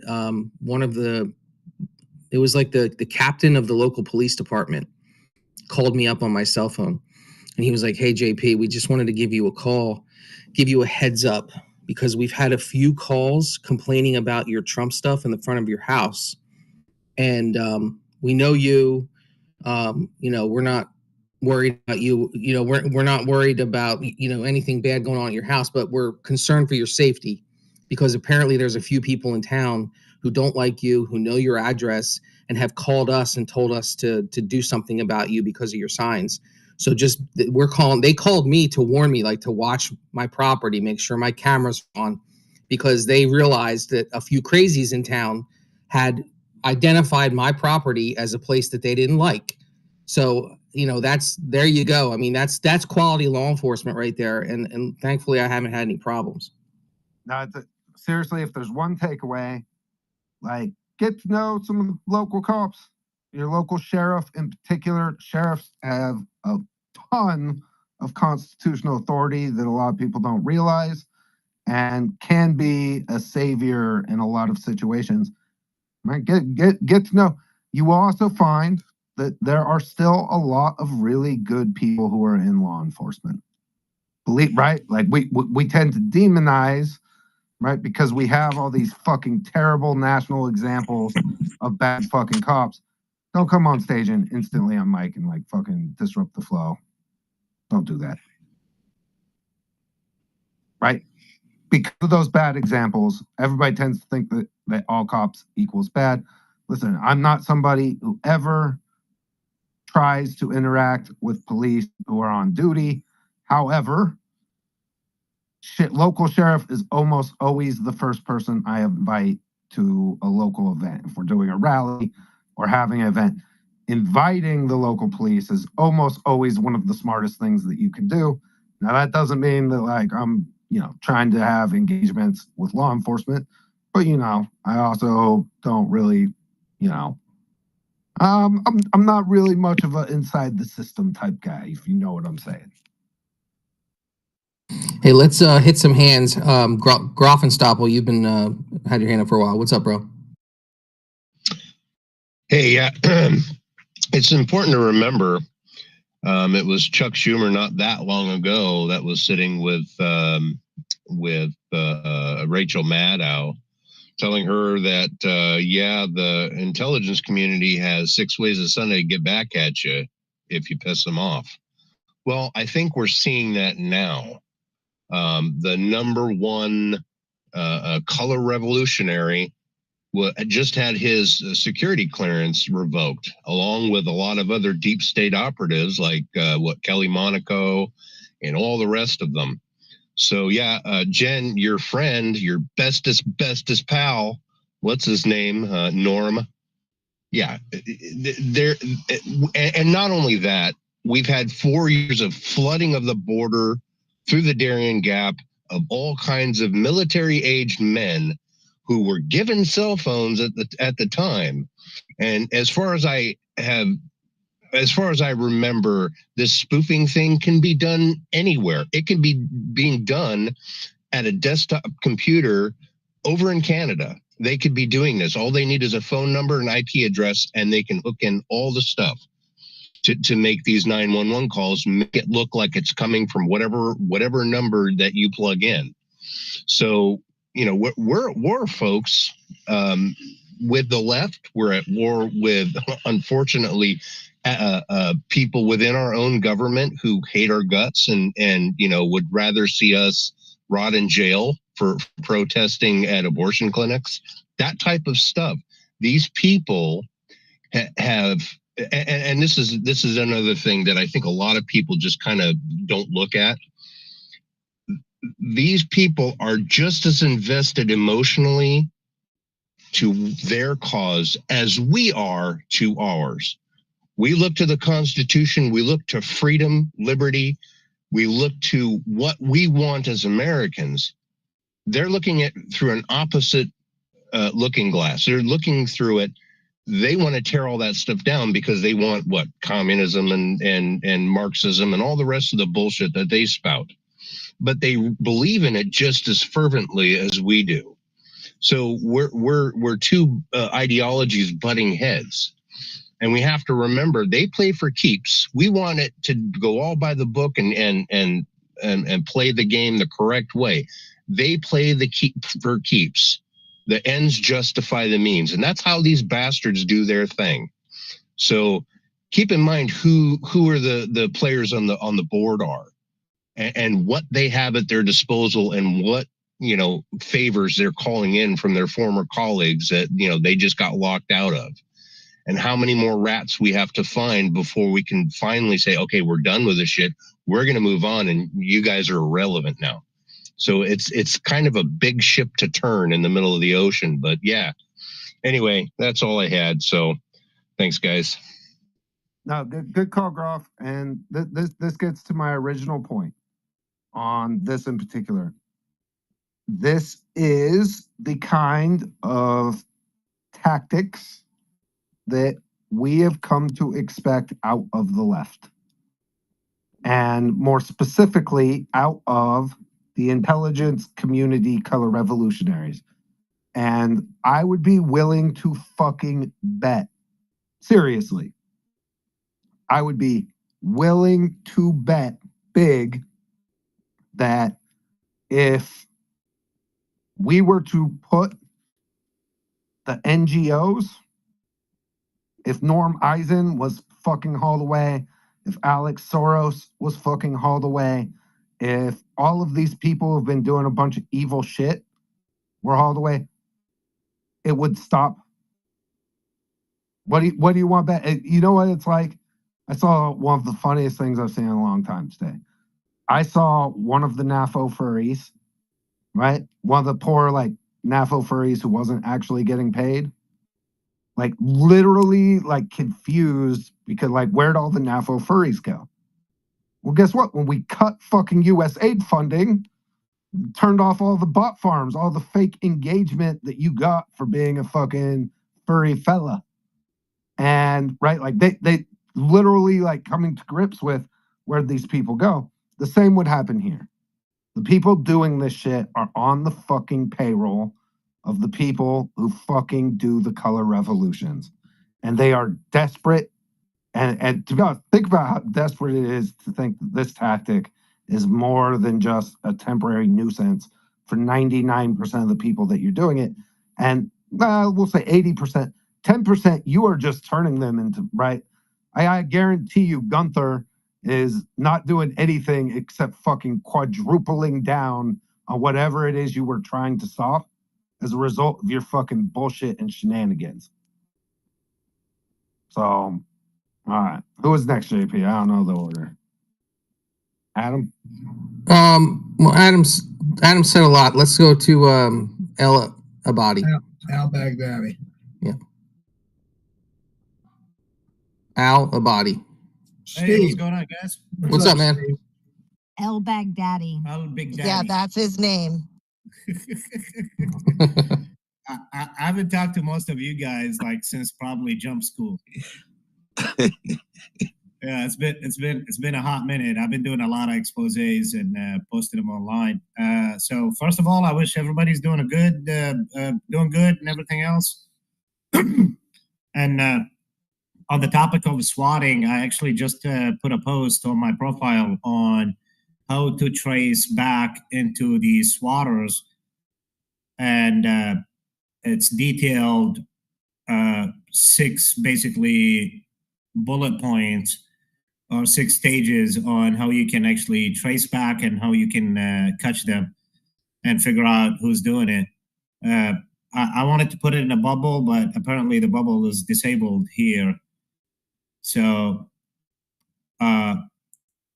you gotta have to go to my profile and check it out and share it. And if you guys know any of the people in questions, I know Sean Farash. I chat with him every now and then. I DM'd him the information. Hopefully everybody's okay and nobody got hurt. And yeah, it pisses me off. This whole thing is just a scam. Just also put in mind, every single one of these guys, you have to draw a correlation here, what's going on. What we got going on geopolitically, like all of these guys are against funding to Ukraine. I made a post on March 7th, I think, or 6th. And in response to Caroline Levitt, and basically I was like, hey, you guys need to address the U4U program. Basically, it's United for Ukraine. They brought tens of thousands of Ukrainians to the United States, unvetted. A lot of them are Azov and GRU. So basically they are sleeper cells. And I'm not saying definitively they're behind each one of these attacks, but I can promise you they have a hand with it, especially like starting fire, shit like that, to basically derail and be basically an arm of the Democrats. And this issue needs to be addressed, and every U4U program recipient who are male needs to be deported. That's my belief. And I land here. All great points. It's funny because I brought up NAFO, and this is exactly the kind of fucking shit that they would do. So right, I would not be surprised at all if that was a pull through, like at all. And again, what we're learning is that some of us have known this for a long time, but our own government was funding these attacks against us. And that's what I keep getting at. More than just finding the individual swatter, we need to start taking real legal action against the people who tried to overthrow our fucking country, right? Like they literally, there is a color revolution playbook. There is a group of people that we know and have documented sending to other countries to overthrow their government. We have both of those things. We have the list of people that we send, looking at you, Victoria Newland and Alexander Vindman and Norm Eisen, etc. And we know the playbook because they can't help but brag about like their tactics to overthrow governments. We also have those exact same people using those exact same tactics and playbook against President Trump and his first administration. And they're still walking the fuck around causing chaos. That's the part that I really am struggling with here, is that, right? Like Trump, these people tried to destroy your family, your legacy, your empire. And then they tried to throw you in prison for hundreds of years. And when all of that failed, they tried to shoot you twice. How the fuck are you allowing these people to continue to walk around? How? It's right. Why do I have to watch Norm Eisen with Jennifer fucking Rubin doing their fucking gay little podcast? It's so gay. Oh, we got a little breaking news. Not to interrupt, but Nick Sorter's reporting that there's an American Airlines plane on fire at the terminal in Denver. No word on the cause, injuries, or how many souls are on board. Rescuers are responding. Well, they're all currently standing on the wing of the plane surrounded by fire, and they're trying to figure out how to get them off the wing of the plane. Fucking A. We got to fly in May. Scared to death. Yeah, I'm flying down to Texas in April. When we get on the plane, it's my wife and 4 kids. I'm going to introduce myself to the captain. I want to make sure it's a guy who's about 60 years old. His name is Steve or Mike. If it's some blue-haired chick, I'm going to turn around and walk right out of that terminal. Get the fuck off. We're gonna rent a vehicle, baby. We're gonna drive. Forget my southern drive. yeah. I recommend like faking an injury. Right, like The pilot. By the way, the pilot. Her name is Daniel with a D. all right, you guys. Listen, I want fired up. I'm gonna give one last piece of just general advice on this, because everyone should do it, regardless if you think you are in danger of being swatted or not. Call your cell phone company and have them put a note. Seriously, not this is something we have to do in crypto. Have them put a note on your account that no one can get a copy of your SIM card, and a SIM card cannot be replaced unless ID is presented in person at a location. Right? So that because I imagine that the swatting tactics will evolve, but everybody, I'm serious, take minutes and call your cell phone company. No SIM card, anything without ID, physical ID in a physical location in person. And that's an extra level of protection that you could take. That's just good for your bank accounts or crypto wallets as well. So one extra piece of advice. All right, we'll let Adam. 100%. Let's let Adam and Southern go. Then let's jump on to a different topic.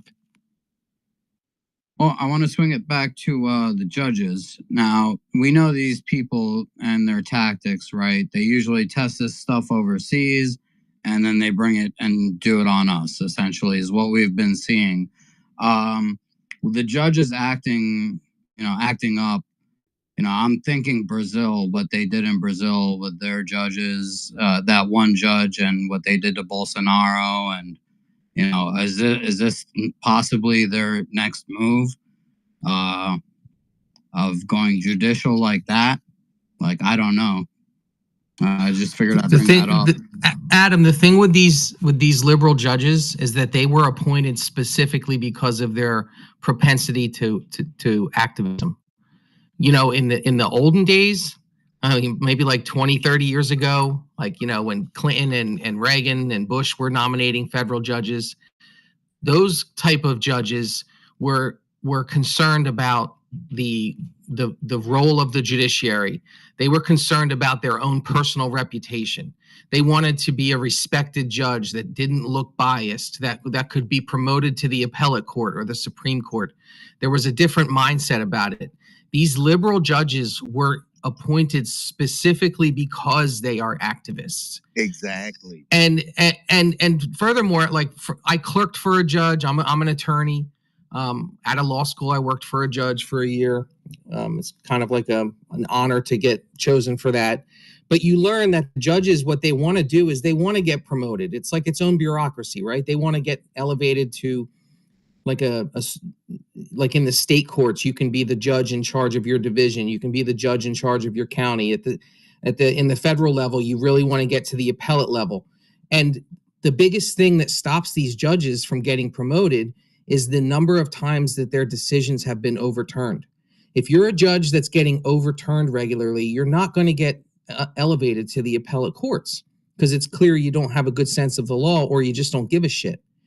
But the problem with these liberal activist judges is that being overturned for stuff like this, for like trying to limit the Trump administration, they view this as a badge.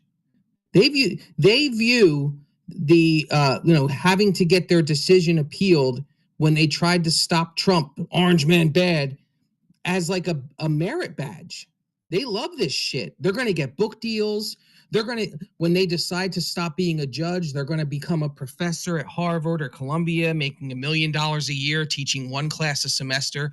Like, this is the shit. They have an entire ecosystem set up for these people to thrive, to be rewarded. They'll be guest hosts on MSNBC and CNN. Like, this is a whole nother breed of judge. This is not judges of the normal sense. These are activists who are proud of their activism, and they're going to hide behind that federal judgeship until they're forced out. And that's why we really need our Republican congressmen to file articles of impeachment every time they act up. This has gotten to the point where they're crippling the entire federal government. They already broke the law. They have nothing left to lose. So, JP, to your point, Eric Holder, former Attorney General, former wingman of our former president, piece of shit, used to be a federal judge and was elevated to the DC Court of Appeals. And by all indications from everybody that ever went before Eric Holder was a pretty good federal judge. And then he became Attorney General. And we see, exactly the kind of shenanigans that go on. And he was also the first Attorney General to be held in contempt. What's that? Whoever gave him the confidence of having the authority to do that and get away with it is the same people that gave authority with confidence to Biden the last 4 years to get away with it, because our judiciary and our law has never been raped in this country like it was raped in the last 4 years, ever. Well, for me, a couple of things on this, right? Like, holy shit, did we dodge a bullet with Merrick Garland? Remember, Merrick Garland was Mitch McConnell. Like, if Glitch doesn't delay the vote, then Merrick Garland gets appointed to the Supreme Court. Holy shit, did we dodge a bullet? But think about that. Like, what we know about Merrick Garland now, imagine if he was fucking invincible on the Supreme Court. It's crazy. I also, if you followed the January 6th trials, then the names Barry Howell and Chutkin are very familiar to you.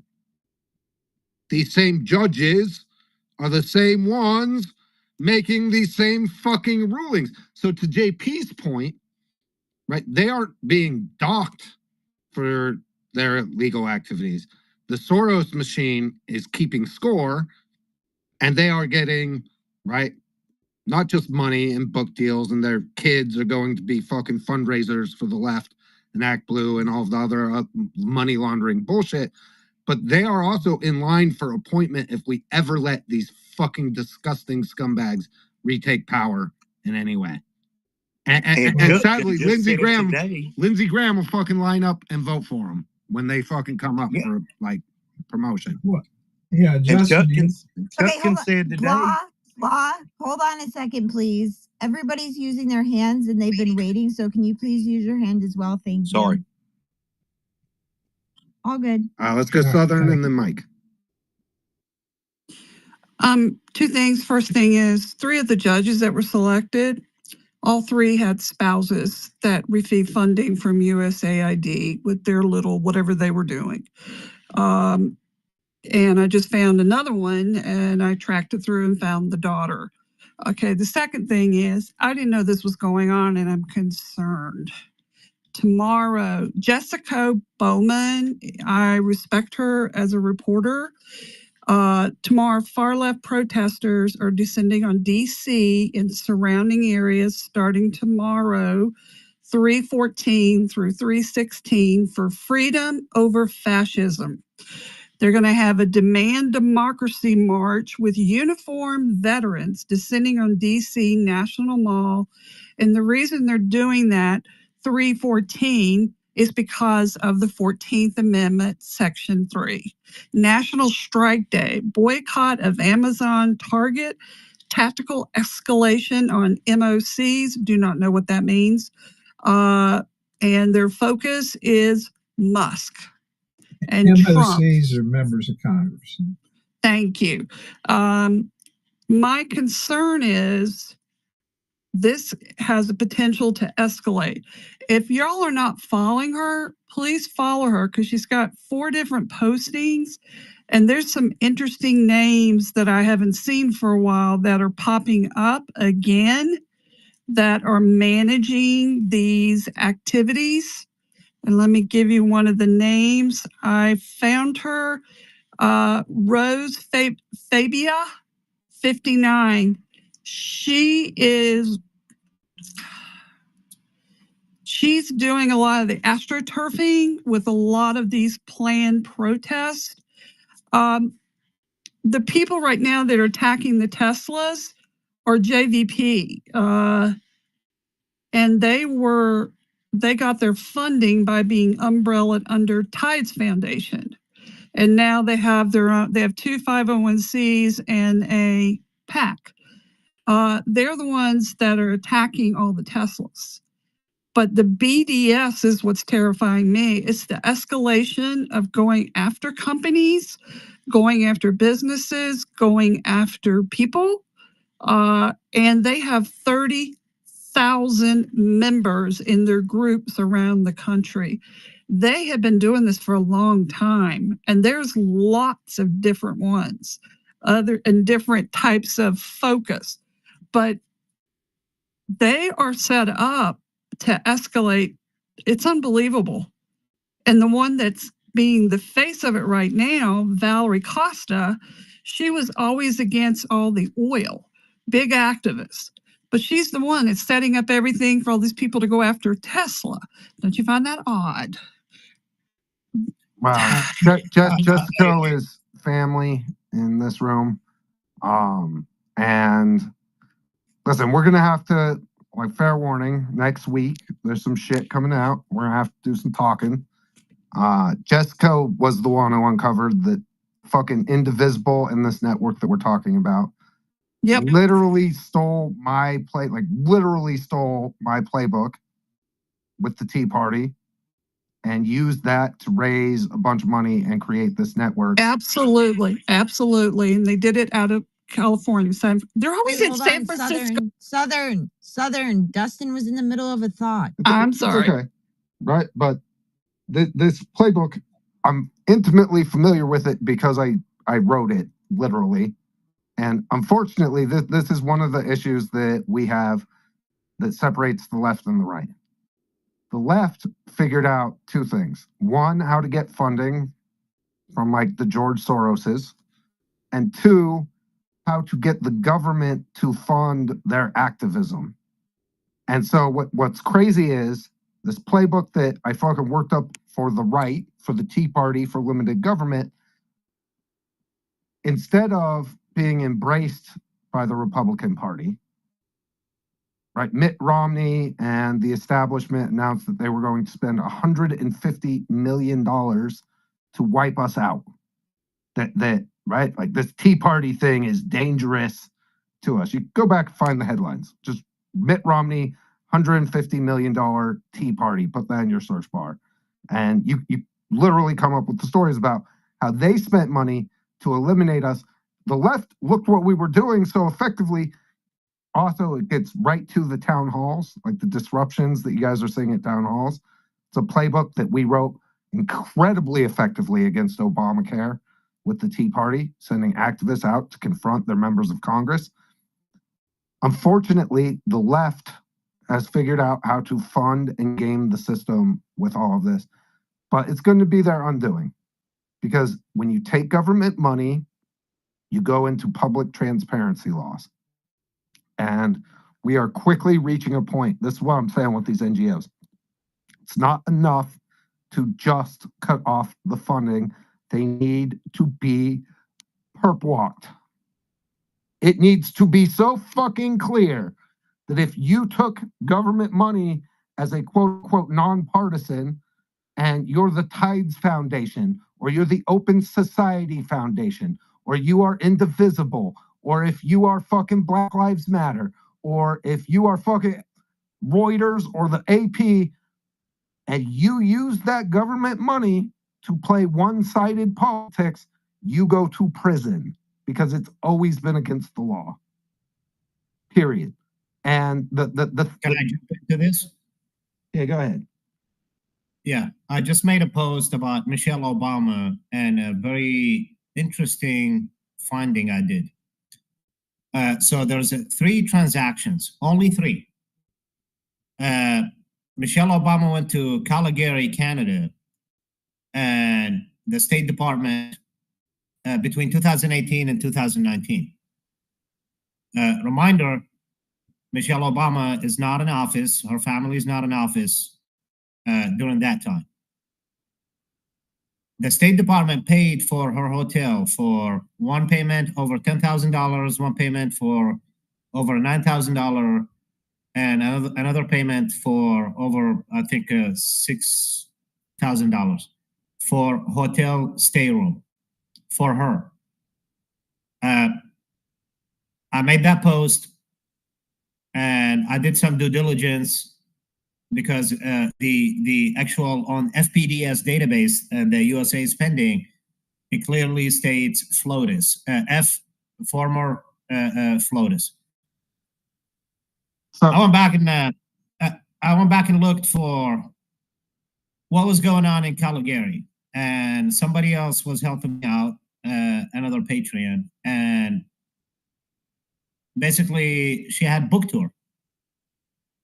So taxpayers' dollars paying for a hotel, luxury hotel room for her to go promote her book tour. That should be illegal. Then I went and looked for Melania Trump, any expenditures or anything like that. I came back with 0. Why? Because the Trump family, they actually pay for their own. And the Secret Service expenditures, that will be on the Secret Service guys. So the Secret Service will basically pay out of their own budget for them to stay in hotels and stuff like that.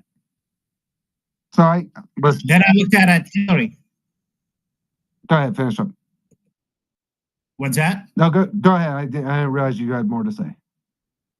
Yeah, then I looked at Hillary, and I found very interesting stuff about Hillary. Actually, her foreign travel is a hefty list of her hotel expenditures. And the last one in 2024, March 2024, guess what? In March 2024, Hillary Clinton went on a secret visit to speak at the World Impact Summit held on March 7th and 8th, 2024 in Bordeaux,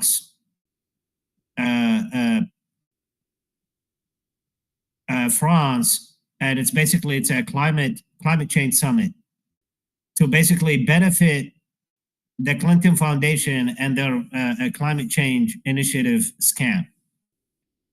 And my last thing I wanted to say, Rose Fabia, in regards to the protest, Rose Fabia is actually, she was a U.S. Department of Veteran Affairs official. So when Southern said a lot of uniformed veterans are going to show up, obviously that's part of her network. And she's going to basically use them as props. And yeah, she's a pretty devious woman. And the last thing I want to say, Okay, yeah, hold on a second. Like you're going on way too long once again. We have Jessica Bowman in the room. I'd love to get to her and her perspective on this. Jessica, thanks for joining us. Hey guys, so I haven't been in the room all that long, so I'm not exactly sure what's been discussed. So hopefully I don't overlap it. But the left is planning some pretty serious protesting and astroturfing this weekend. We're really starting tomorrow in DC with them kicking off like some, most likely a lot of fake veterans protesting, starting off at the National Mall at noon. They'll be there. That's where they're going to start their march. They're trying to have 4 million plus. They say they already have the numbers for 4 million plus protesters to descend. I know they're busing them in. They already have like if we get arrested fund set up, and activism plans and lawyers to represent them and stuff like that. So it's really heavily funded. They plan on wearing N95 masks and sunglasses and stuff to cover their identity so they can't hopefully get busted. So it's not like they're planning on being that peaceful, because they're converging with a whole nother organization, the March On organization. And what they're doing for that organization is the whole semblance behind March 14th is the Section 3 of the 14th Amendment. So the insurrection section of the 14th Amendment. So what they're planning on doing is having this march. They converged those two groups together to have this march. And then following that, they're going to do a march at 3 p.m. at ICE headquarters. And then the following day at noon, they're protesting outside of Fox News headquarters. And then the next day, they intend to protest outside of the Heritage Foundation to make another big stink with like Stop the Coup and Stop Project 2025, Rise and Resist, and all these various organizations to basically protest Project 2025 outside of Heritage. The person I found out, so Rose Fabia, I heard that just now being discussed. I did drop her information because I found that her and Dennis Orsinger are the two behind actually keeping and maintaining the master Google Sheets file that I have. That's the funny thing. They can't get rid of me and my infiltration. They can like cut off one account, but I have this like cloned everywhere and archived. So there's really nothing that they can do to like kick me out. I have so many aliases, and I have like plants inside of Indivisible. So the left is basically screwed. I get like everything real time. Well, Jessica, so I have a request of everybody. Let's please refer to this as the Stolen Valor protest if we're going to talk about it. So if anybody's posting about it, right, let's just call it what it is and call it the Stolen Valor protest. Thank you. I love that. And I will add one more thing so everyone knows. There's a huge push because this recess that begins on March 15th is going to be for both the House and the Senate. So Indivisible's leading a charge. It's called Musk or Us, basically against all members of Congress. What's funny is they're really targeting 10 Democrats in this really heavy, the ones that voted to censure Al Green. So they're basically going around and they're going to be creating all these like town halls within each district throughout the nation for every member of Congress, both in the House and Senate. If they don't show up, they're doing it's all Tea Party tactics, right? Dustin knows they stole this crap. So they're basically going to be creating empty seat town halls. If they can't get them to show up, they'll have like a clown or a chicken or, a cardboard cutout, what have you, of the member of Congress that failed to attend. They're going to have news media and all these other elected officials to attend these town halls. Not only that, but they're going to be melting phones, sending emails, showing up in person at district offices, things like that, to basically intimidate every Republican and Democrats in an astroturf way, making them think it's real constituency that's, disliking Doge, disliking the Trump agenda. And so they're going to be trying to pressure them to make sure that Trump can't get anything passed and that Doge basically gets handcuffed. Those are two really big things for them. Can I ask Jessica? Hi. You said they're going to do this to the Democrats that voted for the CR? Yeah, they're basically targeting both Democrats and Republicans. They have some partner Democrats, right? Like Nadler's already created like a town hall. There's a bunch of town halls that have already been created. So they have these partner Democrats. So outside of the partner Democrats that are already holding these town halls to pressure other Democrats, they plan on going after the 10 that censored after the Al Green. Yep, Al Green, exactly. So after the presidential State of the Union address, anyone that censored Al Green is a primary target for them. Plus, just in general, all members of Congress, they're calling this tactical escalation, is what they're referring to this as, is basically to pressure them to make sure that they don't bring fascism into America, that there's no kings in America, and to stop the coup. And their ultimate goal is to try another impeachment on President Trump. They've already made that very clear. That's also being made clear in the protest that's going to happen tomorrow, with it being like a 14.3 type protest like they already had previously. They also are going to have like this Jumbotron bus driving around DC. It's going to have this website, I think it's donaldvladimir.com, or I posted it already today, but it is basically going to be driving around, and it's going to be having pictures of Donald Trump and Putin on it, essentially, with the whole Ukraine stuff. All right, so I want to lay a couple things out because I think this is important stuff. All right, so number one, right, if they're doing the quote unquote like dudes in uniform thing, call that the stolen valor right out of the gate, set that expectation, right? We have an obligation to demoralize these fucking asshats. So another way to do that, if they have claimed that they're going to bring, I promise you, they're not bringing 4 million people out.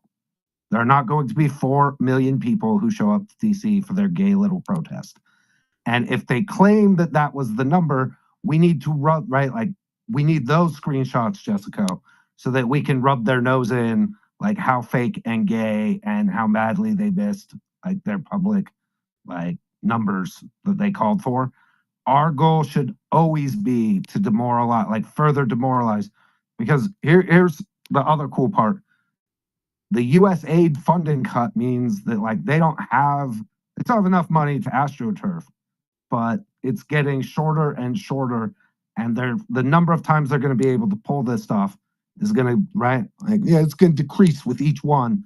So let's just make sure that like the mockery level of everything that they do is through the roof, right? Like that. I remember there when we were with Breitbart, Jen, you remember like me and Purdy, like there was this big build Democrat protest, and like, no joke, it was like 20 media people, like 5 organizers, and like 2 like regular people who came out for the protest. And our like the coverage I did of it was like, where is everybody? I thought this was going to be a big event. Are you guys like embarrassed? This got hurt. Right? Like, do you think your message just isn't? People just think what? You're stupid. I mean, it looks like people just thought you were stupid. That's embarrassing for you, right? Like we really, right? Like ramp up. Our goal here is not to allow them to get under our skin, right? Like their goal is to trigger us, to make us mad with their little stunts or whatever the fuck they're doing. Our goal is to just ignore that stuff and mock them and like get straight up middle school bully with it, in my opinion, right? So like call them fat, make fun of their hair, make fun of the fact that they don't, right? Their testosterone levels are as low as AOC's IQ, right? Like just really, really get in there, give it to them. And right, mockery is probably our best weapon here, in my opinion. I gotta add something too. That's really, really funny, Dustin. I really like that idea with like doing some old school like Breitbart tactics on them.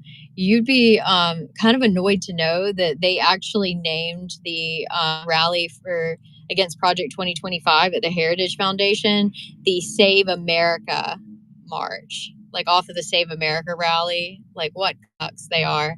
So ridiculous. They are not saving America. Absolutely disgusting. You know what's even funnier is March 14th is actually a nationwide strike day too. So they're basically encouraging everyone to not go to work that day either. And they said anyone that must go to work, we challenge you to like deliberately do a bad job at work, like deliberately make errors at work. And then they're face eating too, because like they're going after another like massive liberal organization like Amazon. They're like, oh, now we hate Amazon, we hate Target too, here's some alternatives, delete your Amazon account, don't ever shop at Target, cancel your Target card, all this stuff. It's absolutely hilarious because like those are the organizations that kind of always had their back, and now they're like turning their back on them completely. And they're saying, well, also, if you won't strike that day, then don't spend any money in the economy. We need to show the insurrectionists that this economy won't have any money. It's absolutely hilarious. But I do have screenshots, Destin. I'd text them to you about their like 4 million people marching. I'll send you the website too, but I went ahead and archived it. So they aren't getting away with this one. No, perfect. That's the kind of mockery. And I mean, listen, these fucking people, if they went and tried to make mistakes at work, it'd probably be the most productive, effective day for their company of all time. Right? It's the inverse Kramer effect, right? Like these people are so bad at their jobs anyway, and like, right, again, just mocking their failure. Like, oh, right, like it might be a good day to go to Target. And be like, wow, it's really busy in here. I thought we were all protesting. What's going on? Right? Those kind of mockery. Again, our goal, our job is to demoralize the douchebags. Ooh, that's got a nice ring to it. Mike, what do you think? Demoralize the douchebags. They won't have a million people there. All they're doing is destroying the Democrat Party. They have zero self-awareness. They're the ones that are fascists, Nazis, insurrectionists, the whole deal. They're just a bunch of fakers. I think it's just going to be a joke. Come on, bring them on out. Let them continue to embarrass the Democrat Party. But I wanted to go back to the judges because I don't even want to get off this top. These federal judges. I, for the life of me, do not understand who's on Trump's legal team telling him that he must abide by these judges and we got to appeal. They have zero jurisdiction, zero legal standing, zero authority over Article 2 powers of the President of the United States and the executive branch. And every one of these rulings from these activists on the bench are usurping Article 2 powers. And I don't get it. I mean, if we're going to play this game, because Supreme Court's not going to do anything. We've already seen that with Amy Coney Barrett and Justice Roberts. It's going to be 5-4. They're going to just say, no, you're on your own. So he's going to have to defy the judges. What are they going to do? Defy every damn one of them. And then have your Justice Department investigate them for sedition. Hell with impeachment, prosecute them. Disbar them, throw them in jail. They won't have a book deal then on MSNBC or anything else. That's what needs to happen. Seriously. We got 8 or 10 of these rogue judges in the D.C. Circuit and in the Federal District of Southern New York that are doing this stuff, and they go to the same judges every time. I guess the one in California today was not of that group, but ordering Trump that all the probationary federal employees that were fired got to be reinstated. He didn't cite any jurisdiction justification for it either, other than some kind of phony baloney, loosely interpreted interpretation of the law. Well, really? Did this judge not do his homework? Why are we listening to these judges? Why is Trump playing this game? We're not getting anywhere. It's judicial tyranny. And you cannot have a constitutional republic when you have judges behaving this way and an administration caving to it. So I want to add something I've been thinking about with this. So one of the things that we know is that all of this fucking machinery is tied together. At a minimum, you can tie it together because they all use Act Blue, right? You know what I'm saying? So, right, hear me out on this.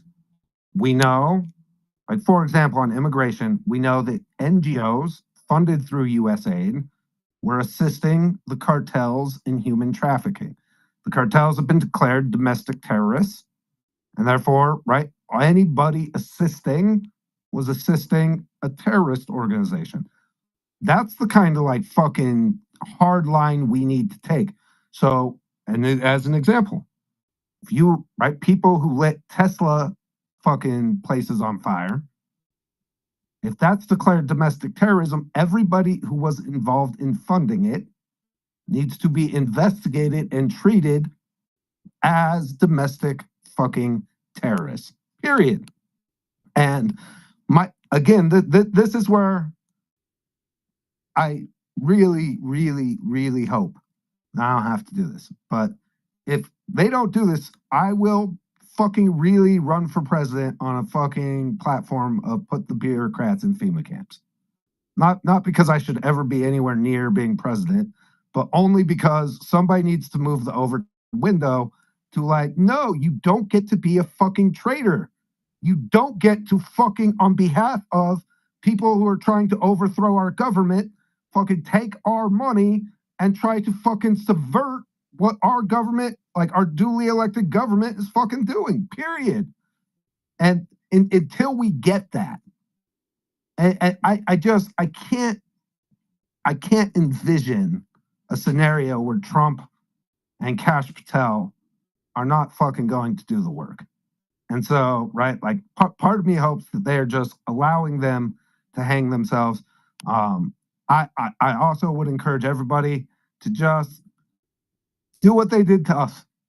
Under their post when their gay little march happens that Jessica has done such a great job reporting on, just remind them that they're all going to prison, that they're all domestic terrorists, and that we are watching and we'll uncover, like, if their mask slips, like, we're looking for that. We'll do the facial, right? We will fucking sedition hunter these motherfuckers and turn that over to our new friends at the FBI, right? Like, the intimidation happened. There are things we collectively can do just to make them uncomfortable acting out in fucking psychotic ways like they are. And, right, the same way they stole my fucking playbook with the Tea Party, we should steal some of their playbook with how they have harassed and demoralized and attacked the right after January 6th. And, right, all is fair game. If we get pictures of these motherfuckers, like, I will call their fucking employers and be like, why are you supporting a domestic terrorist? Looks like you got a domestic terrorist there on your staff. Like, gloves off, people. Gloves all the way off. These people want you dead. They would not cry at your funeral. They literally, these people want you fucking dead, and there's no playing nice with them. Go ahead, Dallas.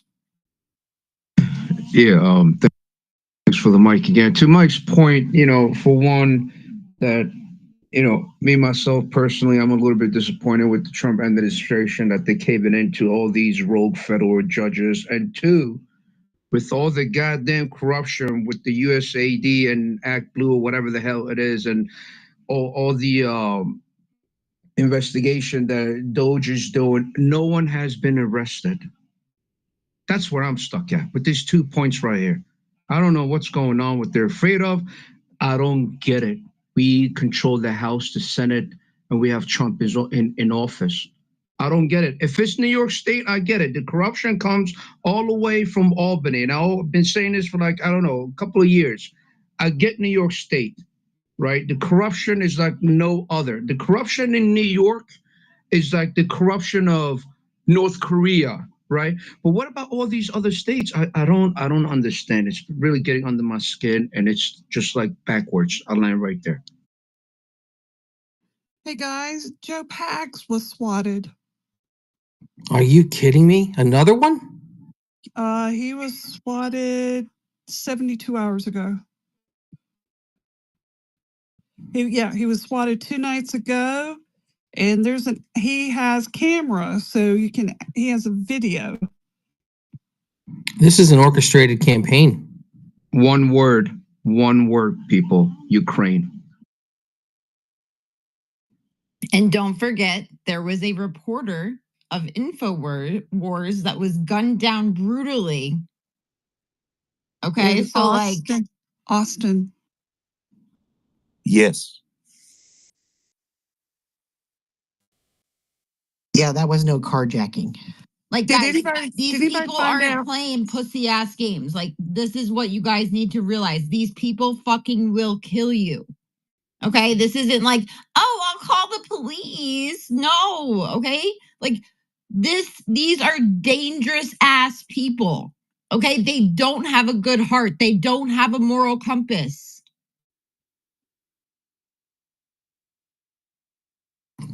Exercise your Second Amendment rights. If you can carry concealed, do it. If you don't have, if you need a license, get it. Hey, you know, speaking of the activist judges from earlier, what about Chutkin wanting to dox the Doge workers? I mean, is she wanting to put everybody's information out there for the public to harass them? Listen, the problem with Doges is they can uncover anything they want. It takes a literal act of Congress in order to cut the spending. Right? So all Elon can do is go in and point out the fraud. Right? So either it's going to either come from President Trump or it's going to come from the Congress. Right? But if an executive order, if an executive order is put forward, remember that can just be repealed. It needs to come from Congress and it needs to be cut out. Jenna's right. I mean, Congress holds the power of the purse, so really absolutely must come from Congress. And it's the hard thing to do, right? Like, all they do is they want to continue to file CRs, but they don't want to do any true appropriations, right? They don't want to really cut any type of federal spending, and that's really sad. We have to, like, demand that happens. So we need to be actually doing the same thing during recess that these liberals are doing. We need to be countering everything that they're saying and basically saying to all of our representative Congress that we actually support Doge and we actually support what's going on. And I don't know if you guys noticed, but Anonymous is actually like leaguing Doge employees and stuff and asking for them to be targeted right now by these far left like wackos. They're completely mentally unstable and they will come for us. Like, it's not like gaslighting in any way to say that they absolutely will kill us, because they will. And they've proven it. I mean, look, that girl, like, not long ago was arrested for having, like, Molotov cocktails and stuff like that, just like Dustin saw, just like my husband saw during the March for Trump bus tour. They were literally targeting people and going around, and that's what they were doing recently at Tesla dealerships. And they're not going to stop doing that. They're really violent. They claim on their websites that they want peaceful protest events, but that's not true, and they know it. Yeah, stay strapped. One thing you learn about being strapped, I mean, some of you all have been in military, the streets. I've been in kidnapped, mugged, you name it. I don't even want to go down the list. But one thing I've learned through all of these things and in these situations, you know, you just cannot be in a situation to say it will not happen to you. That's one of the things I learned out of all the situations. Like, every time I'm like, oh man, this can't happen again. Like, how many times has this got to happen? But what I've learned over the years is it can always happen to you. So you have to always be ready. And my thing is, some people say, well, you got to know the laws and all of that. You got to know what to do and castle and all this stuff. Look, if somebody's not supposed to be in my space, I don't care who you are. I'm not going to ask you a question, because the problem will be on you at that point. So I'm not going to ask you why you're here. I'm not going to ask you why you're in front of me. I'm not going to ask you why I'm not even going to give you a second. So you got to kind of put your mind to think like that. Because most of these people that are like this are usually the cowards. The people who kill people are usually like your cowards. When you really look at people who've gotten killed and murders and your friends and stuff, most of the ones that pull the triggers are the scared cowards. So anytime you're around some cowards and fear people who are scared like that, they will pull a trigger. So, you know, just really keep your head, like, nobody's supposed to be in your space unless it's somebody that's supposed to be in your space. If not, ask questions later. Like, that's just point blank. Can we get President Trump to declare these people as or domestic terrorist organizations or something like that?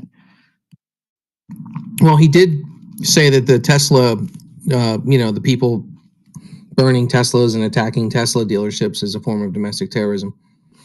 I really think the problem is that the majority of the people who work for federal law enforcement and for the federal government are just not motivated to help Donald Trump. I think we're dealing with a situation where, yeah, we have Kash Patel, yeah, we have Pam Bondi, yeah, we've got the cabinet members who are doing their job, but the bureaucracy is filled with Democrats, with liberal activist Democrats, and it was designed that way. They did it on purpose. Obama exploded the federal bureaucracy. He grew it, 2x'd it, 3x'd it. And they were filled with all left-wing loyalists. And now look how hard it is to get out. Look how hard it is for the president of the United States to shut down agencies, to fire people. It's unbelievable. This is going to be a work in progress. So I think we just have our hands full with this. Your people in the Philadelphia field, the Philadelphia and New York and Trenton, New Jersey and Baltimore, Maryland FBI field offices. Who do you think staffs those offices? Who do you think those people are? We know who they are. They're all Democrats. So it's going to be a problem for us. It's a culture shift, and it's going to be violent as far as ideas go. Getting the people in who share the idea that justice is blind, that law and order should be upheld no matter which side is doing wrong. But we've got a very politicized bureaucracy, and that includes the federal law enforcement agencies. All right. Well, and this is why I think, like you said, it's designed like this, right? Right. You think about the Constitution, you think about what the Anti-Federalists said, right? This tyranny. You cannot depend on a centralized bureaucracy like that. Okay, so the Constitution talks about the power of the people, right? Your personal power, your personal property, people who you protect right there in your home, in your family, in your community. So we cannot, I don't care if it's President Trump, I'm praying for him and Elon. They got private security, okay? But they have been, countries have tried to assassinate them. My thing is this: think about what you do own and what you have to protect right in front of you. If we can keep, okay, let me go to the federal government. That's a tyrannical government now. That was designed that way, right? That's going to take a lot to dismantle that. Right here and now, though, you have to protect your family, where you are in your community. Don't look for the government to save your family. And I heard Dustin say one day, I think you may have been on Alpha show. I can't remember what show it was, but I heard Dustin, Jen, say something about when you all went through that ordeal, one of the things that really got to him is when they tried to basically take food out of his kid's mouth.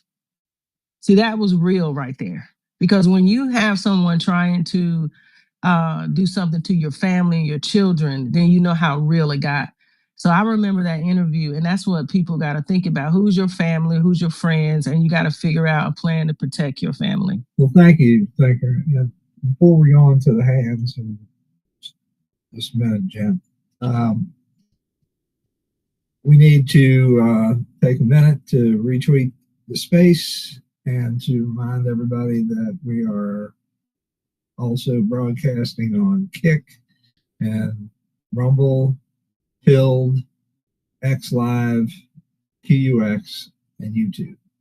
And so make sure we recognize the folks. We're everywhere.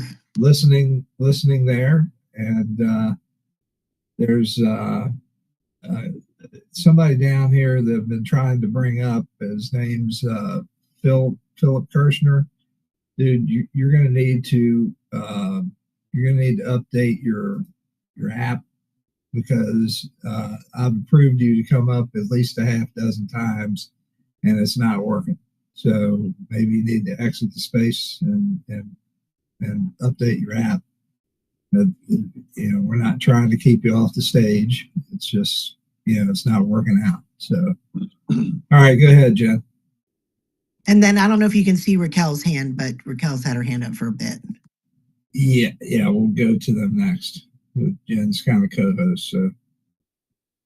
Yeah, I was just gonna say, if you're a researcher out there seems to be a connection between pizza deliveries and swattings, and it seems Papa John's is a likely. Seems like they've been mentioned a bunch. So if you could jump in there and see who owns Papa John's, who's on the board or whatever. And let's see if there could be a connection there. Yeah, they fired Papa John. You know, that's an interesting vector, Jennifer, because, you know, think about it. Every time I call up, you know, my local delivery places, they all have systems now where your phone number comes up. They know your name, they know your address just by them picking up the phone. So what a great, easy source of data for people who are looking to do harm. If they just, you know, if they know the city that you live in, they could probably find your name and address in a freaking pizza delivery database. Well, and it's also kind of like you've been served, right? If the pizza's showing up after the swatting's happening or during the swatting, right? Which it seems that's what happened with what's his name? Sean Farage, right? Like at the minimum, they need to call Papa John's, and who's ever in charge of Papa John's needs to like go back and look at those calls, right? I'm sure everything's recorded. At a conspiracy theory, like I want to know who owns Papa John's. Like I want to know if any of them are Democrat donors, right? I want to know if any of them belong to the NGOs, right? Like why are people getting freaking like swatted and then getting pizza delivered? And if we can find out that it's either multiple pizza places or it really is just Papa John's, which that's all I'm seeing, I don't know. Jen, some of the Papa John's are owned by the company and a lot of them are franchised. Okay, so well, I'm sure there's some rich person somewhere in the Papa John's chain, okay, who it at the minimum wouldn't appreciate Papa John's being used as a vector to assault mega people. Doesn't Shaquille O'Neal own like 500 Papa John's franchises? Good. And if they do and they don't like what's going on, maybe they should use their platform to talk about how Papa John's has nothing to do with this. Now you got me thinking about pizza. Pizza Gate. Maybe it's tied to Pizza Gate. Oh my gosh. It's Rahm Emanuel. Are you okay? Are you okay, JP? All right, let's go to Raquel. Come on, Raquel. Don't let me down. Thank you guys so much. I really appreciate the space. Jennifer, I love your energy, girl, and I'm right there with you. This is some bullshit. This is some bull ass shit. Number one, we just sent $4.5 billion to Israel. Okay. They have supposedly the best technology. What the fuck? You ain't here for us again? Like you weren't there for us before? This is a terrorist attack on our country. Some things, some of the swatting has already been led back to Ukraine. This is a terrorist attack on our country. So why isn't Israel helping us with their technology? Hello. And the other thing I don't really understand is why do we have American citizens right now, American citizens who cannot even come back into our country that are being well taken care of over in Moscow? I'm talking about Tara Reid. I'm talking about Snowden. Why can't they come back? Why can they not come back to where they are from? So that's got me really confused. The other thing is the Soros thing. How the fuck is this guy even in our country? He's banned from his own country. He's banned from 119 other countries. Has anybody ever looked up, does he really have dual citizenship? Does he really? We are controlled by a corporation. There's too much bullshit, like Jennifer said, going on. They're not following our Constitution. They're not following the laws. They're not doing shit. So why is the shit going on? And they've got everybody so scared. Like we literally don't have to put up with this anymore. We don't have to wait for recalls. We don't have to wait for impeachments. We don't have to wait for shit. We can just go up there and fire everybody in Congress. But I don't know if everybody's scared because of J6, but we don't have to do all of this stuff because they're not following the rules, but we do follow the rules. But our rules and our paperwork and our Constitution and our Bill of Rights and our civil rights tell us we can go fire them. We don't have to wait to go through all of the terms and all the elections. We can fire them. But how do we get everybody? Because they have us all separated. How do we do it? Because we can literally just go up there and fire them. We don't have to go through recalls, impeachments. We don't have to. Congress fucking sucks. These people been there for how long, Jennifer? And they ain't doing shit. They're literally laughing in our face. Girl, I love your Somebody energy. else is I love your controlling. energy, girl, but like if we go up there and try to fire them, it does not end well for us. Right? They have honestly neutered us in the most disgusting fucking way possible, which is why I use the F word and called them freaking high paid hookers any fucking chance I get. I mean, but technically, that's unconstitutional. They don't have the right to neuter us. Okay, and what are you going to do? What are you going to do if it's unconstitutional? Everybody sits here and says, oh, it's unconstitutional. No shit. So we get That's go why up I'm saying our Congress people that we've had in there, our legislators that are supposed to protect us, they're not doing it. They are not protecting us. We have can't to we take our recall- country back. Can't we recall them? You can fire them. You don't even have to Kim, go I through think all that that. takes something like, because I was thinking about this in New York today. I think it takes like 50 or 100,000 signatures or something ridiculous. I mean, I feel like we could get Or like that. 1 million signatures. I don't know if anybody was involved in the California recall, and knows what. Oh wait, I see Trash. Trash will know maybe. Well, isn't it different for every state? That's what I was getting ready to say at your state level. California was state, like 1.5 million, I think. yeah, it's different at your state level. And then every state has like their own constitution. So, that's why I say you got to start where you are. Like start where you are in your community. Get there. Get there with the judges and everything. You know what I mean? Like get the judges out, get these people out right where you are. And there are groups of people that you could do that with. So there is a lady I in North follow. Carolina. There is a lady. We did it in North Carolina. Southern, you remember that. But I mean, it's a lot of stuff you could do, but do it right where you are first, or you won't do anything. So I'm looking at Papa John's and looking at their board of directors, and with the exception of them having a DEI person that they hired to put in charge of DEI. The rest of the people that are on here are pretty avid capitalists, people who are interested in profit, not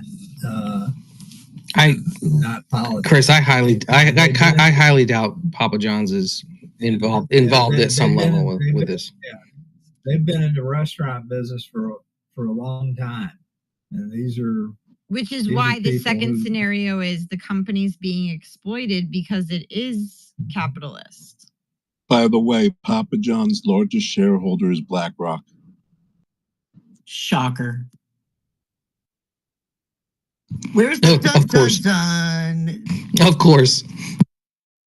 It happens too many times. The dun is broken. When does Don, what's Don Borgino, what's his name, Borgino? What's his role going to be? Dan Bongino, assistant director of the FBI. He starts this week. Yeah, right? he'll basically be Kash Patel's number 2 guy. On the 17th. He'll be on the 7th floor, baby. Hey, Trash, how's it going? Hey, good. Hey, guys. Deputy Director. So are you guys still talking about the swatting, given that you're talking about Papa John's? Is that what you're talking about? Yeah. Yes, sir. Okay. So there was an arrest that was made back, oh God, because I was talking to a couple people about this. You guys know of a channel on YouTube called The Quartering Jeremy? He got swatted a few times. It was this guy that went by the name of Tor Swats, T-O-R Swats, of course. So it seems to be that he's like a swatter for hire. Now, he's been arrested, but this was back last year, I think. He wasn't part of Tim Pool's swatting, but he definitely was the quartering swatter and many other swattings that were occurring at that time. But he was like a swatter for hire, essentially. So, like, basically, people would come to this guy with people's information, and then he would do the actual swatting. So there's the same groups, shadowy groups, or people, or a couple people, or somebody behind the scenes that are like hiring these guys that try to, you know, hide their digital footprints and whatever. They're supposed to be professional swatters, kind of like hitmen. So they're probably going to have to press on this Tor Swats guy a little bit more and guide in that direction to see, because I've gotten a couple of things on the inside scoop on it. Of course, it came out of Telegram chats. And so these groups are operating on there. I'm not sure to the extent of how far it goes, but I do know, you guys can look this up yourself. It's Tor Swats, T-O-R-S-W-A, I want to say TTS, I think is what it was. Here, I've got an article here. God, this was back in, he was arrested. Oh, let's see. Give me 1 second. We'll find this article. And his name was Tor Swats. He was Jeremy the Quartering's swatter. He goes by T-O-R-S-W-A-T-S, one single T. You can probably find the article. But if you can't, I will put the link down in the chat. You guys can take a look for yourself. So what I think is happening is that there are people that are basically taking contracts to SWAT people. Oh, there's no comment section for me for the space. Oh, well. But you can look it up, Tor Swats with a single T. You can find it. You can put it in the nest if you want. Mm-mm. No, it's an archive link. But, so, I mean, I think that's where we probably should be pointing people. And so, yeah, Dan Bongino coming in as deputy director. And he's really, so like the deputy director, like this is why Lisa Monaco was so important to DOJ. Because it's the second and third in commands at like DOJ and FBI that are really running the show. You know, Cash is probably going to deal with higher level administrative stuff and higher level, you know, congressional stuff and investigations, things like that. Bongino's kind of like the pit bull who's really doing the day-to-day stuff. He'll coordinate with like and so I have a good feeling that with him in the deputy director position that he'll do a lot of good here. And hopefully, you know, with all this mass swatting that's going on of these large personalities on X, where seemingly everything happens, the right people will get wind of it. I mean, I know the right people are connected with Dan. So, I mean, I think that is a good hope and a good possibility. But I did pass this along to Dan. But it seems to be that it's kind of like there's a bunch of kids online, probably within like the black hat hacker community that are like doing the swatting for hire, but there's groups that are basically gathering the information on people they want swatted, and then these swatters go out and do the swatting. So it's kind of like a coordinated effort, because some of the details about some of the people that have been swatted, it's impossible for some random kid in Washington State, I think is where he was located, to be able to getting the intel that he was getting on some of the people that they were swatting in the locations as they were swatting. So just wanted to put that out there. SWAT franchise, is that what it is? It's more like, I mean, it's more like, just think of it like a hitman scenario. SWAT club? You know, yeah, I guess, yeah. You know, I mean, think about the violence of it. I mean, you're having usually about a dozen or more highly armed, highly trained SWAT members come in with fully automatic weapons, ready to breach the door, shoot people that all they have to do is see a gun. And you've seen it on TV. You've seen, you know the situation. They see a gun, somebody screams gun, and the bullets start flying. I mean, Yeah, that your has everyday American is not ready for that to happen. right. I mean, and honestly, it has me worried because I typically carry in my house around my property. I mean, I'm always carrying because I'm just always as an attorney, I've always had people come into my house. I'm not going to have to run and pull it out of a safe. I'm carrying it. It's on my person. So this is extreme violence. It puts law enforcement lives at risk. It costs money. And this seems to be a very orchestrated campaign. How do they have all these people's addresses lined up, ready to go, and it's all at once? This is designed to send a message. I mean, this is clearly domestic terrorism, designed to cause fear, to make you question whether or not you should speak out. This is designed to create public fear and panic in the form of horrendous violence. And the worst part is they're using law enforcement to do it. That law enforcement is the weapon. Well, I mean, think about it, right? This is what the Weather Underground would have done if they had the internet back then. Instead, they resorted to, bombings, and then what ultimately took them down was that robbery that went wrong. And one of the members of the Weather Underground was a teller at that bank, and that's what kind of brought the whole thing down. But Weather Underground, it's essentially the same thing. It's just that back in the 70s and in the 80s, that it didn't have the internet the way it is today. It's no different. These are they could be accelerationists, although in the swatting arena, this is more political, where the excels are non-political. So I would imagine this is more like commie, social, Antifa behavior stuff.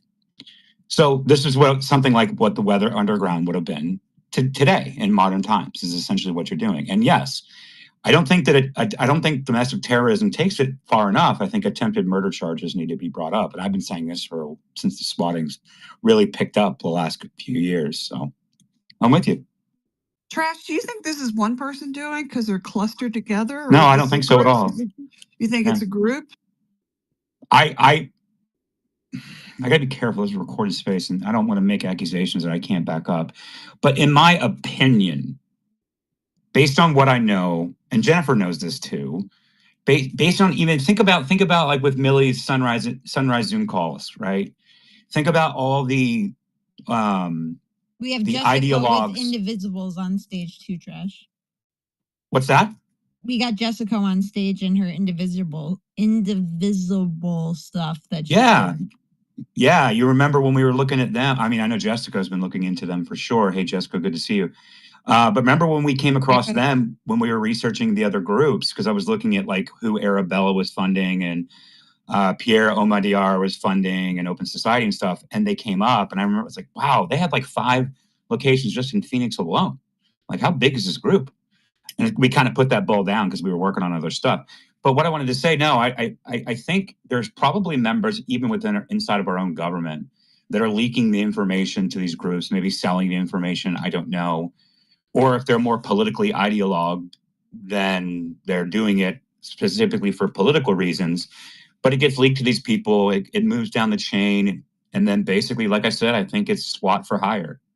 That's essentially what this Tor SWAT guy was. And he did tons of SWATs. I wish I could put the link somewhere.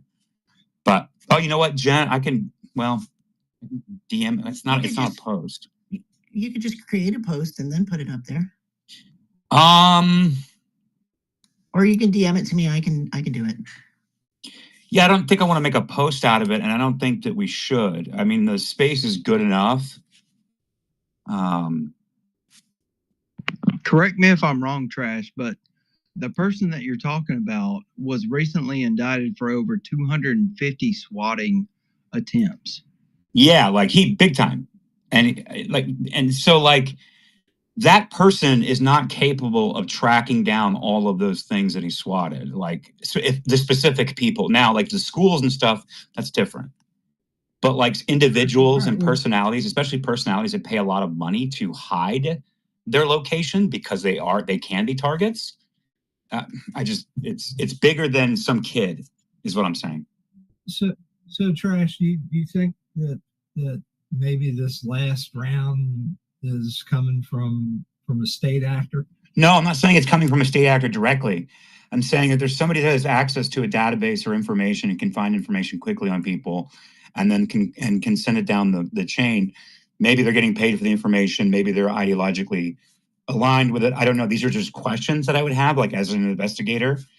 This is probably where I would start, is what I'm saying. Yeah, we were kind of tossing around the idea that maybe Ukraine may be playing a role. Nah, I mean, I doubt it. I mean, it's possible. Sure, it's possible. But I mean,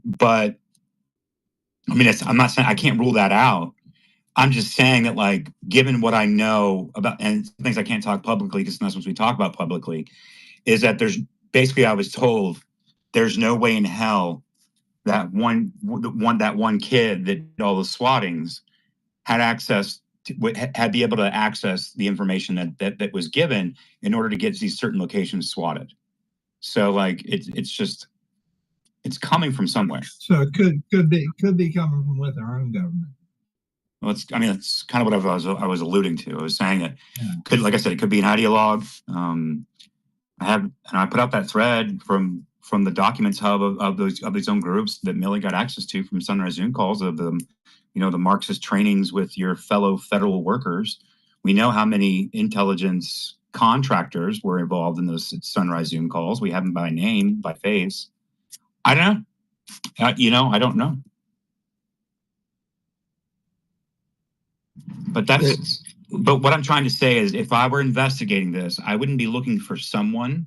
I would be looking for the someone, and I would try to, back trace it back to where it came from, maybe, yes. But if I were an investigator, I would probably, if I built out my chart up on the whiteboard, I would have a big question mark in the center of where the dissemination of the information of all these people came from.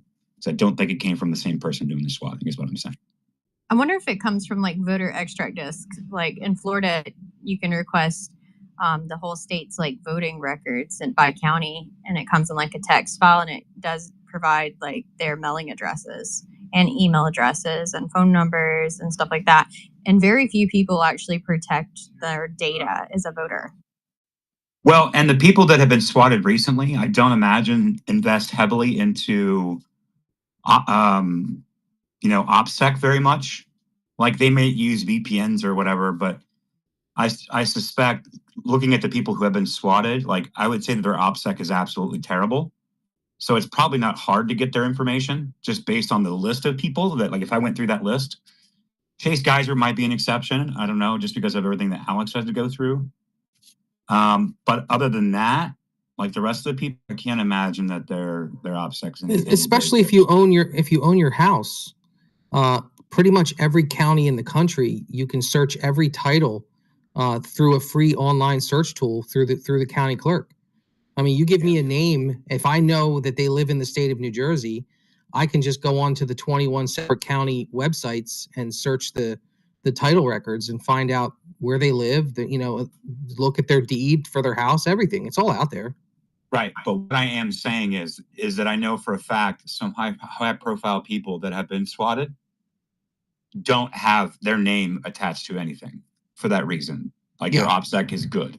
Yeah, and like they still got swatted at highly like hidden places they got swatted at.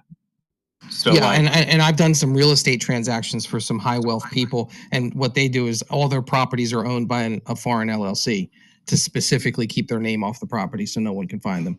So there are measures you can take.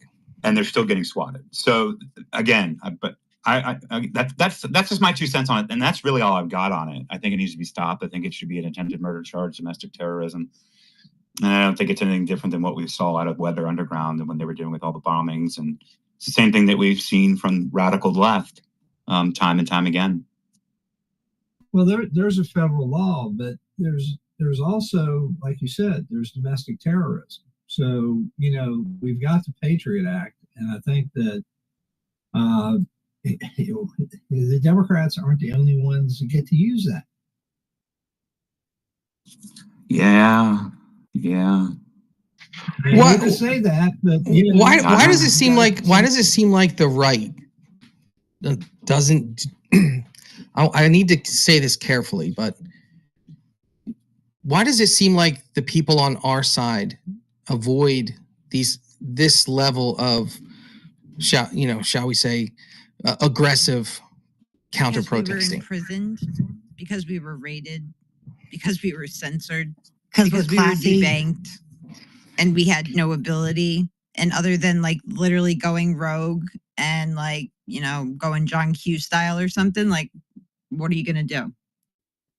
Yeah, I mean, this is the first time we have a chance at really actually getting, some change that we want in this country, especially with the people that are in the current administration. But like during these times, I mean, what are we, 54 days or something into the Trump administration? And we're a week and a half into Cash, 2 weeks into Pamela Bondi.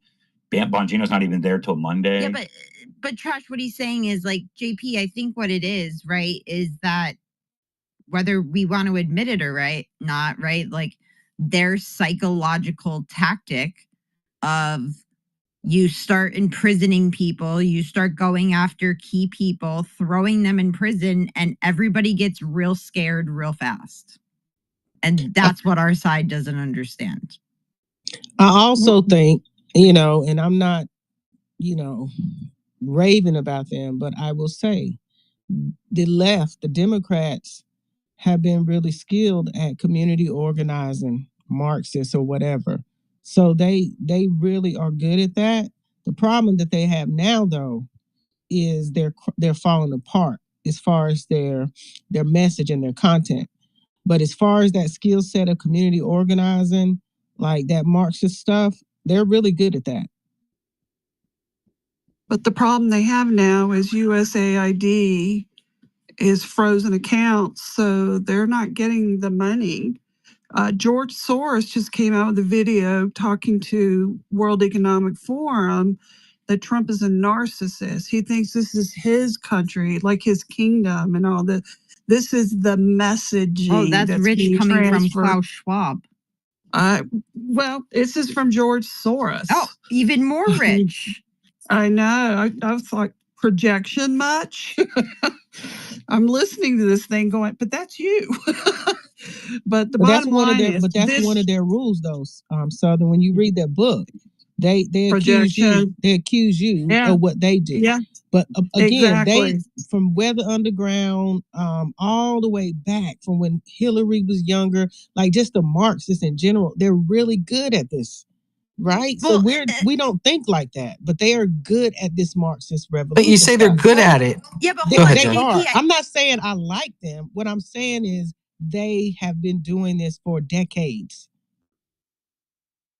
So correct. So JP, I think another aspect of that, right, is like we were all being spied on to the fact that if I literally went on like X and said like, go out and fight, don't put up with their shit, right? Like I was going to incite a revolution, right? Like they had us like to the point where we couldn't even go out or have a meeting or talk to our friends because like we were literally being surveilled like it was Nazi Germany.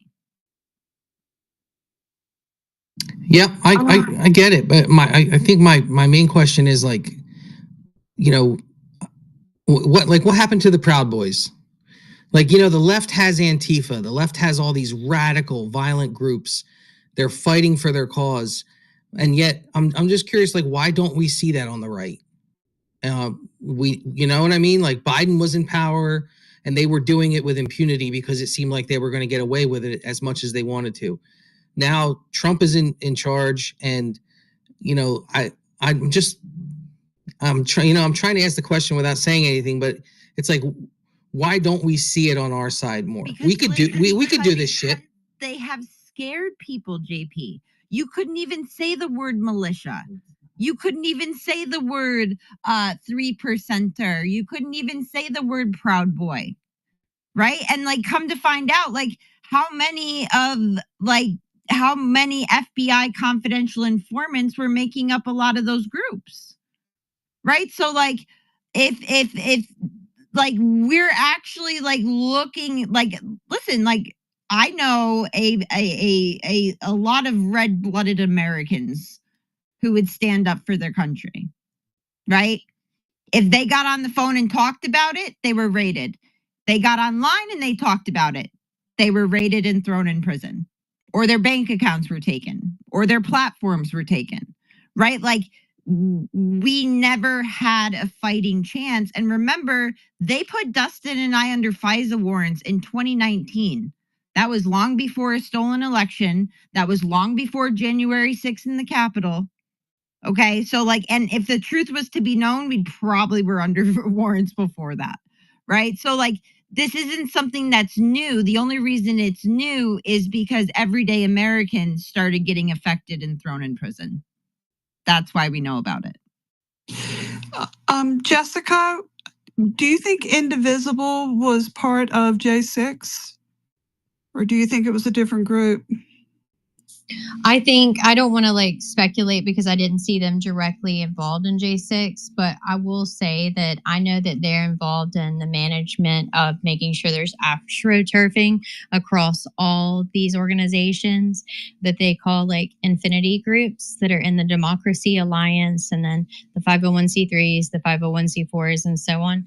And they got the most money. Their main goals, though, are really pressuring elected officials and to make sure that protests get, bodies present. So that's what they do. They have a massive organization and they lend it. Now, I can't say that the indivisible groups that are local to that area didn't participate, because a lot of them do their own fringe thing. And that's the thing about Indivisible that National loves the most about Indivisible, is they try to keep their individual chapters a little bit separated from their national chapter, and that's intentional. That's to make sure that that coordination that happens between like elected officials and things like that appears more grassroots and less like some type of like coordinated independent expenditure that would have to be reported federally or anything like that. They want to make sure that all this money, as it like flows around and it's like essentially laundered,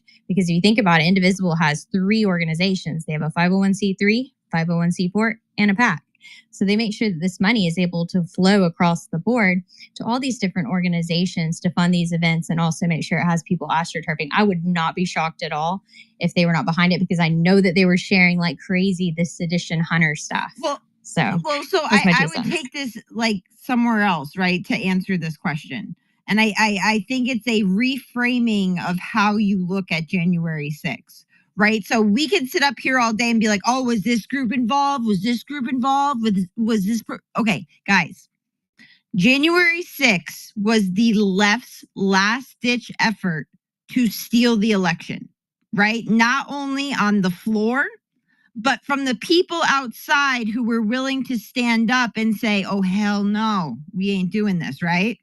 So it was a all hands on deck situation, right? Much like you see when there's one country and then all these other countries, right, put down all of the shit that the beef that they got together, right? Listen, like, we might be beefing for the past 20 years, but we're going to put our beef down right now because we got to come together and go after this force and stop them. Because if we don't, right, they're going to come into and jail us all. So where we see differences in groups, like delineations of like this group, that group, this group, that group, right? What you should know is there was a coalition that was formed, right? Of a whole bunch of groups, of a whole bunch of people that might not usually work together on paper, right? But because it was what it was, right? They all came together in a cohesive effort of one final push to stop it all. And that leads it to George Soros, Tides Foundation. Well, he has a 2-year term right now with Indivisible. Yeah. So he's on a 2-year funding term right now. It says it really clearly on Open Society Foundation. Yes, George Soros was behind it, right? Like all of the money of the left, right? Like this wasn't like, guys, like if think about this. If Mike Pence had stood up and had a spine and a set of balls, freaking did what he could have done, okay? And we were able to prove the voter fraud right then and there, all of those people knew they were fucked. Everything was on the line. Why do you think there were people physically pushing people into the Capitol? Right? Pushing people up to the Capitol, trying to get them in any situation where they were breaking the law or they were in a restricted area, right? Because if they couldn't stop Trump, they had to stop his people, right? So the left, right, said, listen, guys, like, yeah, you might be indivisibles, you might be democracy partners, you might be this, you might be that, right? They all came together and started working together to like all of them stop MAGA, right? So like if we can sit here and keep naming groups, like we know all of those groups are corrupted. We know that they've broken the law. We like Jessica, Trash, Millie, like there's guys, there are terabytes full of information of them just breaking the law. Right. And- It's not like an argument that like I don't even know. I'm just so aggravated. Hey, Jennifer, if I may. So if you look into Perkins Coie, they're the ones that put the excuse me, they're the ones that put the Russian document into all the different news distributors. And now Trump has said, no, we're revoking all of that as far as your security clearances. But what it basically comes down to is that they were the ones that were pushing this. So, like what Jennifer was saying, is these are the people that were pushing everything. And Trump has said, no, we're not going to put your security clearances into place anymore. We're going to revoke them. We're going to revoke your ability to go into federal documents, federal buildings, and be able to have the clearance that you had because of what you did. And then even to go back to, and this is a while ago, but I'll go into it. Basically, what Eric was saying earlier, why don't we get these judges out of here? I think what's happening is that there's a long game that is currently being played. And if we can look at all of these legal cases that are being brought against the Trump presidency, and most of them are saying this is illegal, that's illegal, this is illegal. But basically, all of what it comes down to is a contractual disagreement. Well, there's a court for that. It's the Federal Claims Court. If you have a contractual agreement, you go there. But the problem is that you have the New York, the DC, and all these different judges are saying, no, I have standing to be able to speak on this. The problem is all we're waiting for right now, and Eric said this before, he said, just get rid of these judges. But the problem is you can't just get rid of them. You have to have a factual ground to be able to get rid of them on. So what I think, and this is just my opinion, what I think Trump is doing right now is taking this up so that it can go to the Supreme Court. And then when it does, and all these cases get reviewed and basically told, you can't do this, that's not your area, you don't have standing, then all of those court cases are going to be null and void. They're going to go away because the Supreme Court is telling them, hey, that's not you. You don't have grounds. Send it to the actual court that it's supposed to go through.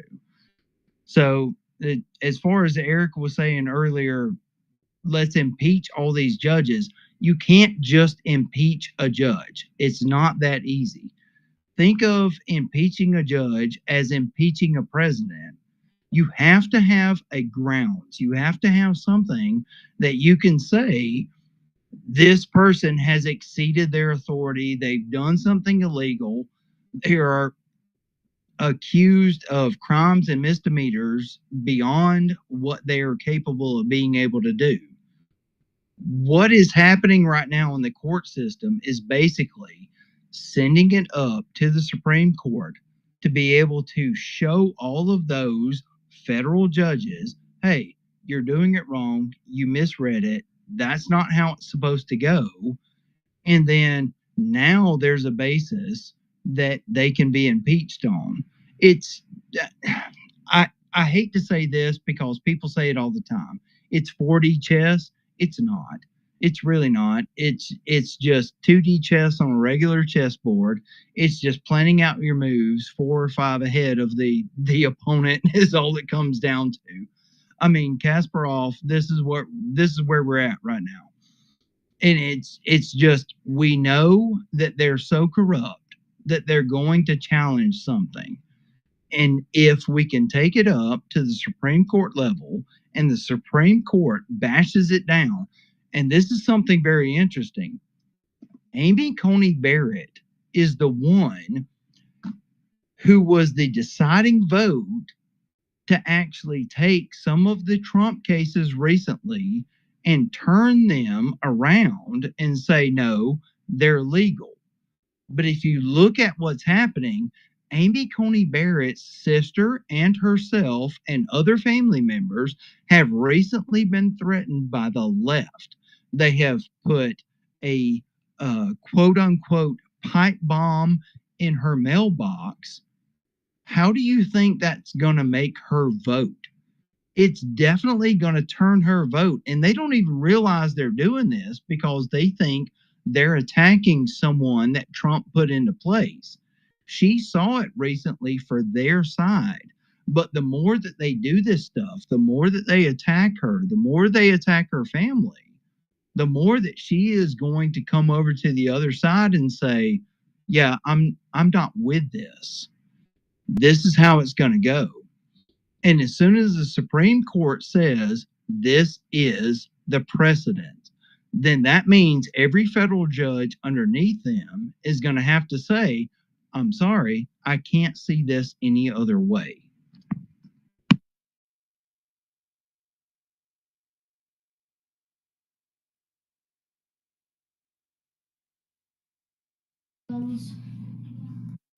Like anxiety. Is anybody?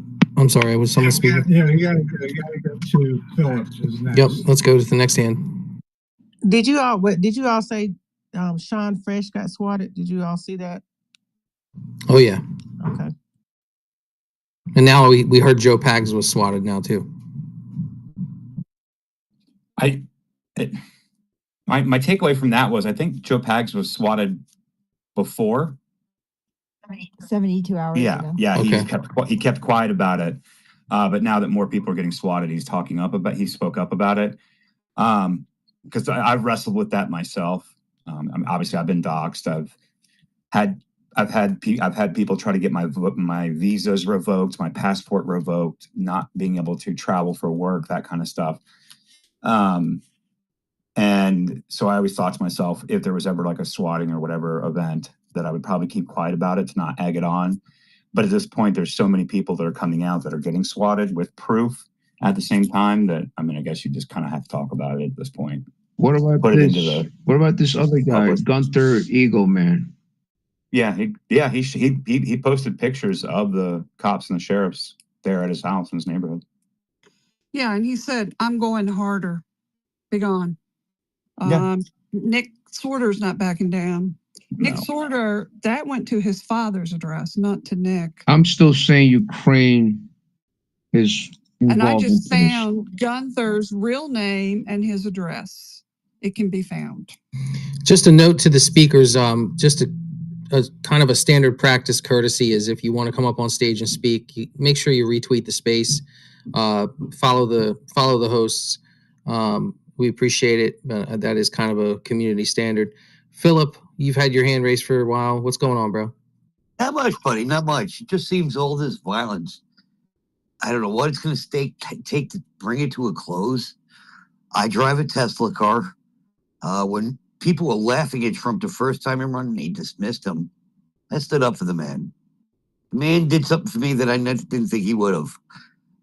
During the Haitian earthquake, I was down in Haiti. He sent his aircraft and paid for the jet fuel to take me to a medical facility. I got very sick down there. I could have died. Basically, I had two paramedics accompany back on the flight. That's how serious it was. So I stand by the president no matter what. You know, what I think is happening here is my grandfather talked to me in the 90s as he was on his way out. And he said to me, he said to me, I asked him, do you think Adolf Hitler will come back? Because we were talking about the Holocaust, in the United States. He said, no. I said, why? He said, because by the time you're getting old and getting up there in age, he said, you're going to lose America. I said, to what? He said, the Chi-Com Russian influence. And it took a while. I didn't even understand it till now, because in the 80s, you had a couple of KGB defectors talk about it as well.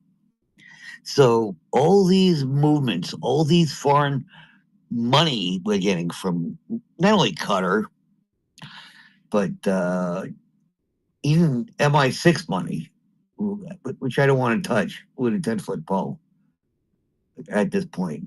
I have been swatted. People leave me alone, basically. I don't go to the protests. I don't put myself out there because I used to be in law enforcement and as a fire marshal as well. I used to do rescue. I used to do all that stuff. I was in the Marine Corps. I was in security. I know where Soros lives. My friend had a contract at his place in the 80s and 90s. He's a piece of garbage. I'm not going to ruin my, legacy of my friend, because he's a very well trusted, may he rest in peace, private investigator. But my whole point is, what we're seeing here is complete balkanization of the United States of America. And it's not even race-based anymore.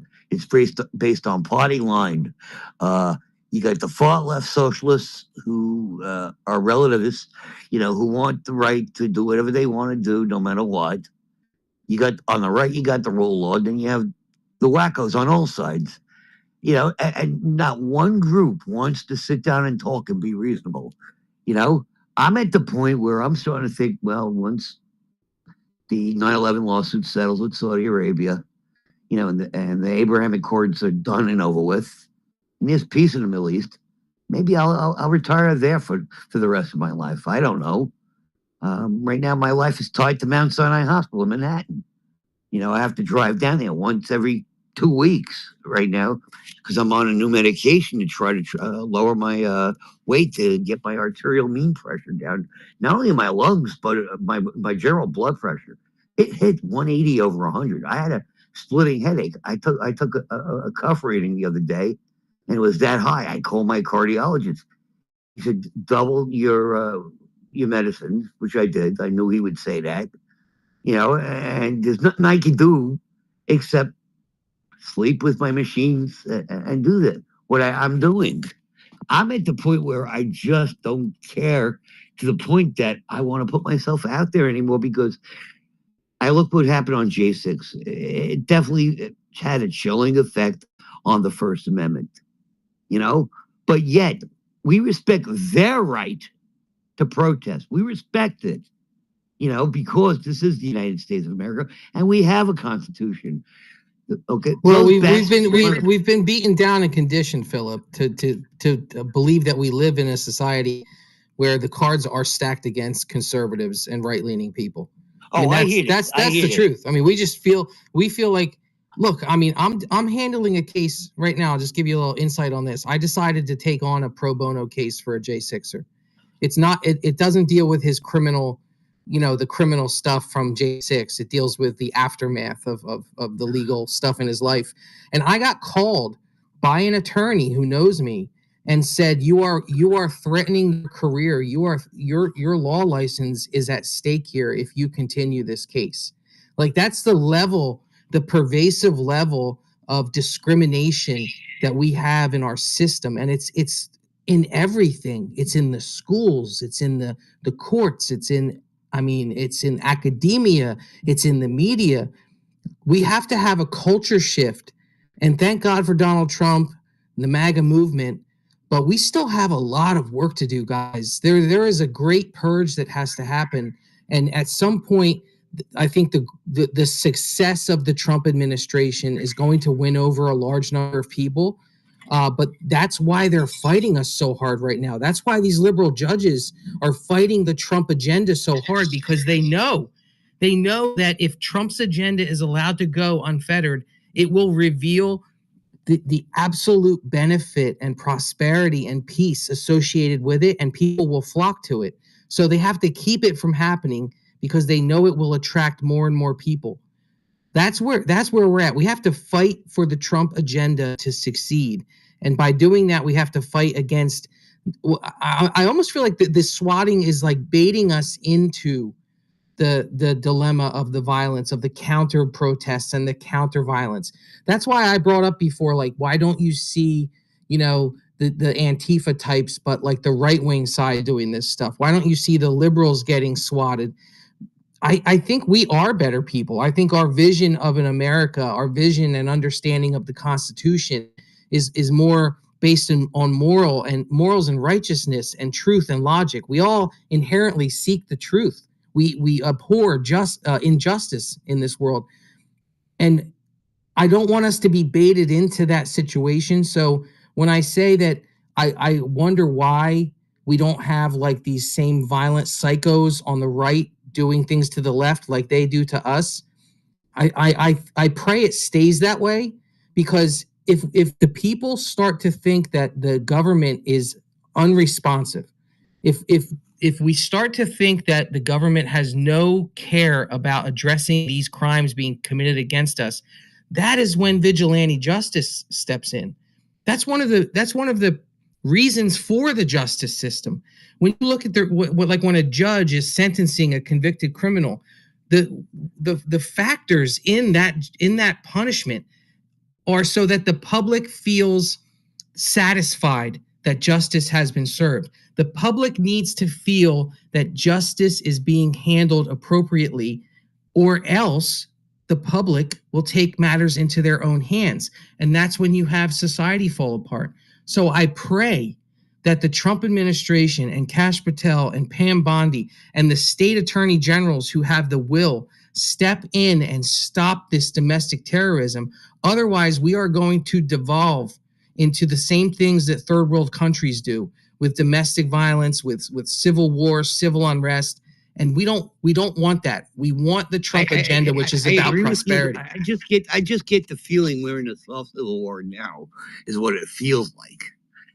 Because we are not going to stoop to their level of behavior and act lawless. We're going to follow the law within the Constitution. Well, we can still do other things, though, Phil. And what I want to do is I want to be more creative. I want to do things that are creative, that address and combat the left, that call them out, that expose them. I don't want to cause them harm. I don't want to swat people. I'm a father. I'm a husband. I have children. I have a business. I have a local reputation. I don't want to risk that stuff. And that's another reason I think the right doesn't do it. I think we all have too much to lose. I think the right is mostly people who want to live a peaceful, law-abiding life, make their money, have a nice retirement, enjoy their grandkids when they're older. Like we actually enjoy the things that are important in life, and we don't want to lose that. We don't want to screw that up for the people we love. But we need to get creative in how we combat the left on a personal and private level. So I'm like, one of the things I'm doing in my town, look, I think globally, I act locally. Some of you who know me, I was the campaign manager for my local mayor. I've always been involved locally. One of the things I do as a local attorney active in my county is I identify the people in my community who are a problem. I want to know. Just like the last 4 years when Biden was in charge and it was a complete shit show, I identified about 20 really strong MAGA conservatives in my town. And I approached them and I created relationships with them. And we have a network here in my town so that we can count on each other. We can help each other. If we're going to go to a protest or if we're going to go to a Trump rally, we all work together on that stuff. But the flip side of it is I want to know who the psychos in my town are. So you should all try to identify who's doing what. And I'll tell you what, it's all pretty out there. You could search right now. You could go on, I love Facebook, is hilarious to me. You can go on Facebook and just search Antifa and then put in the name of like a big town near you or like your town or the big town. So like, in the state I'm in, there's a couple towns around me that have, colleges and university campuses and stuff. Just go on Facebook and type Antifa and then the town. They all pop up. They have accounts everywhere. You can do your own research and figure out where these people are. And, sometimes you become a citizen journalist. You become a private investigator that funnels information to your local police or your county prosecutor. So take action, get the information, find out who the problems are, and act accordingly. But, don't take matters into your own hands. That's No, for I sure. know that. That I do know. I understand the doctrine of force. I understand it. I would never apply it unless it's, my life's at stake or people I care about. I just wouldn't do it, from my perspective. But I just see everything unraveling right now. And, it seems, I knew it wouldn't be easy, but I didn't think they would make it this hard either. You know what I'm saying? I wouldn't say it's unraveling. What you're seeing is like basically a tantrum. You're seeing it in its death throes. You're going to see them as their movement and as the hope of their movement dies with the success of the Trump administration, they will act exponentially more violent and more outrageous.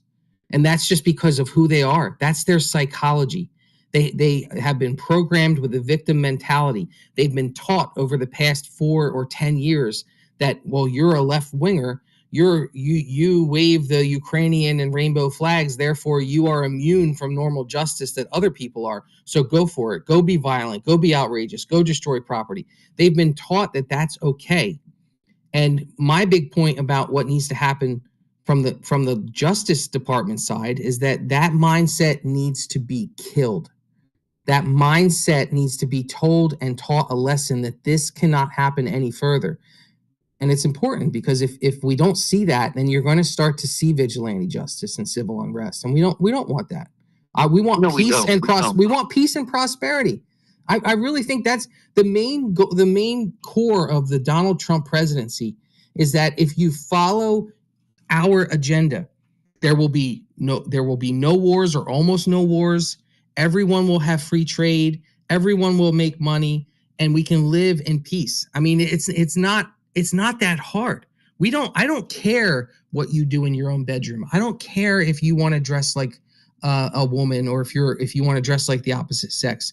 But as far as the public sphere goes, keep it out of my school. Don't shove it down my throats or teach it to my kids in school. Just do what you want to do. I'm fine with it. I don't care. Do you. What I want to do is get government out of my life. Government is the problem. That's what we see with Trump right now, trying to tear down this bureaucracy. And they know that it's coming. They see it. They're going to fight tooth and nail. And now we have these federal judges that are stepping in the way. They're committing judicial activism to stop the Trump agenda. They're not just doing that because they think Trump is doing something unconstitutional. They're doing it to undermine what they know is going to be a success. They know that if the people see the truth about what Trump wants to do, they will like it. They will flock to it. It will grow.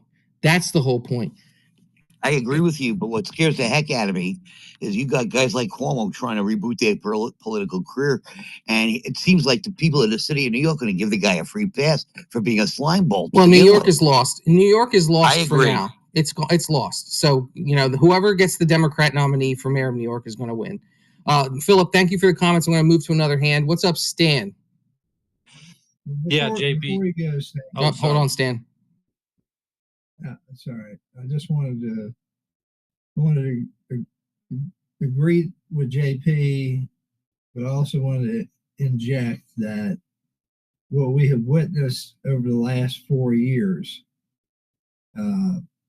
is the most radical takeover of, of everything that is government in the history of our country, to the extent that they redefine what is a man and what is a woman, to the extent that they put a pervert in charge of our nuclear weapons, to the extent that they ran roughshod over the entire country on this vaccination thing, that they had ample evidence to know was too dangerous to make mandatory, and yet they did it anyway. And in some cases they did it in such a bizarre way that nobody in the news media even bothered to pick it up.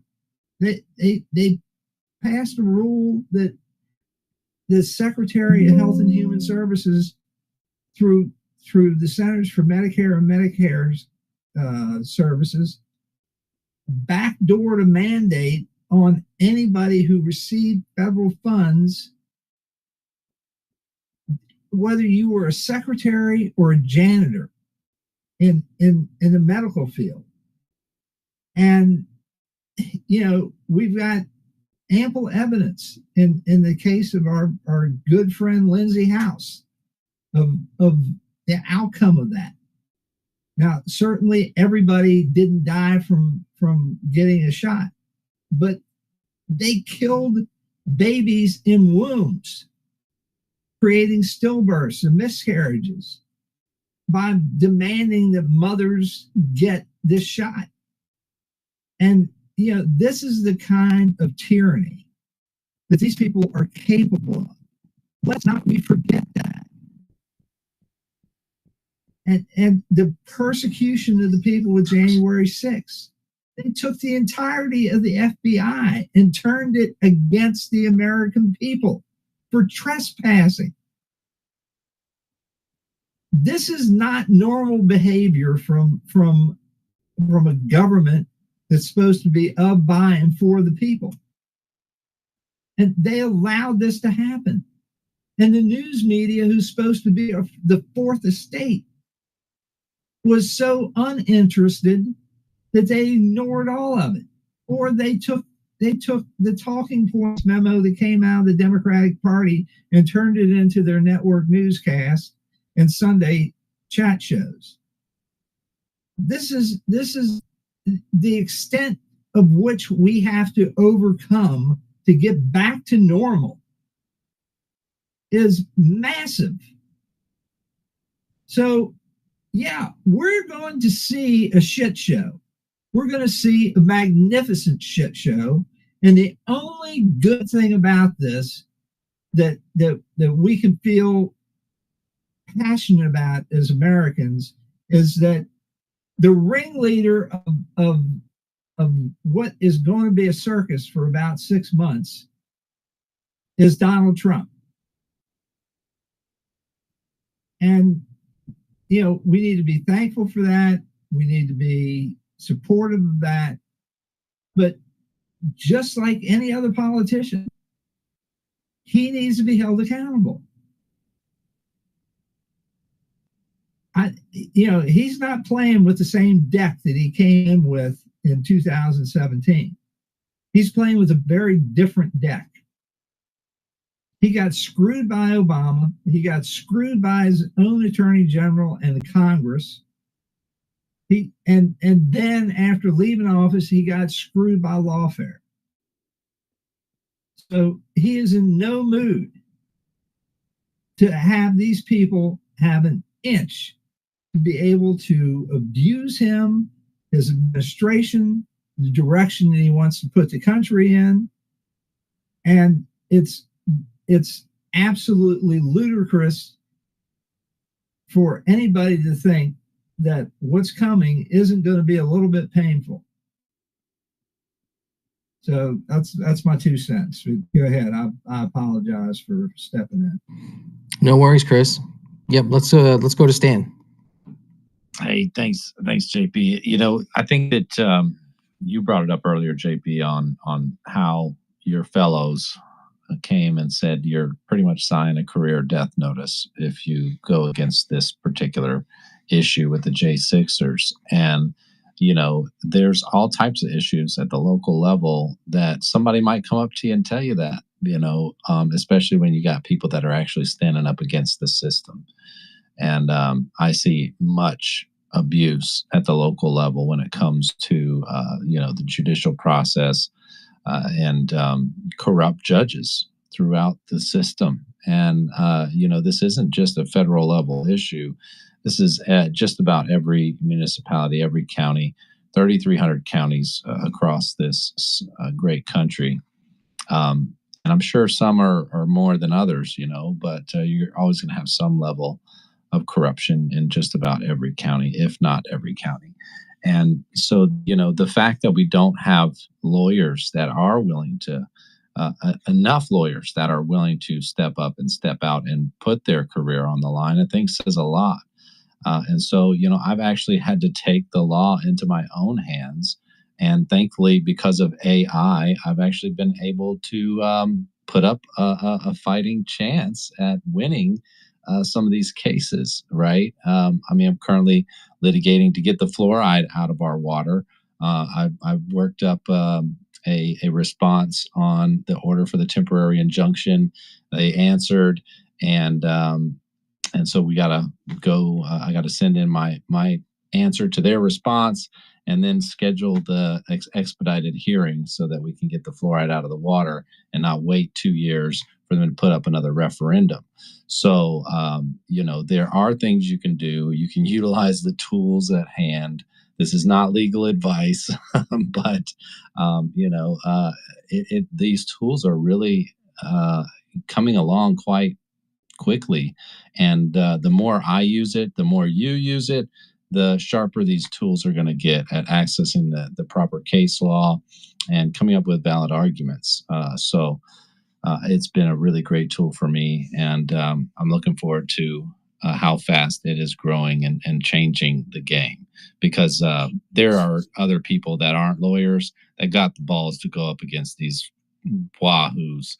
And I'm one of them. I'm not afraid of not a damn one of them. And I'm going to keep on fighting the best fight that I can fight, no matter what, because I'm not risking my career, right? And I've already risked my career, as a matter of fact. So, yeah, it's good. It's going to be some good times. And I'm going to be a part of that solution to change the law and bend it to my will. Stay So, safe. Stan, yeah, definitely. So, Stan, let me ask you this: you're in Pensacola, right? I mean, that's Yes, sir. Yes, sir, I am. So that's the first congressional district of Florida. And I am a congressional write-in candidate. Okay. Well, I thought I recognized your name. So yeah, I think that you know that seat's going to go with an R. I'm pretty positive, but you know, we want to wish you the best of luck. Yeah, thanks. You know, I mean, listen, it'd be a miracle if I won. The vote's on April 1st, April Fool's Day. What a joke. But, you know, I'm not happy with Trump's pick, as I'm not happy with a lot of Trump's picks these days. And, you know, I still support President Trump, but I don't support a lot of his picks and the decisions that he's making on the people and processes.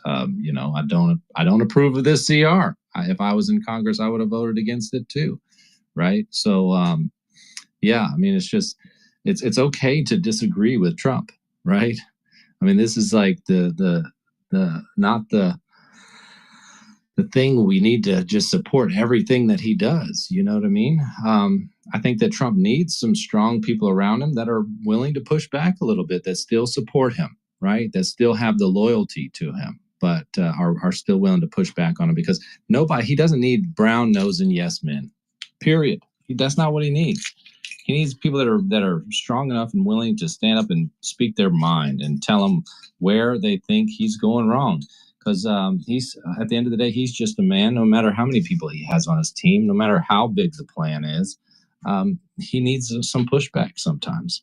Love the guy. I hope we're able to really push the the liberty ball so far forward in the next 4 years that my sons don't have to deal with the same things that I'm having to deal with through the courts, right? I mean, that's the goal. I mean, I'm still waiting for the day when he announces that he's going to be eliminating the income tax and shutting down the IRS. I think that the financial slavery that we are in this country.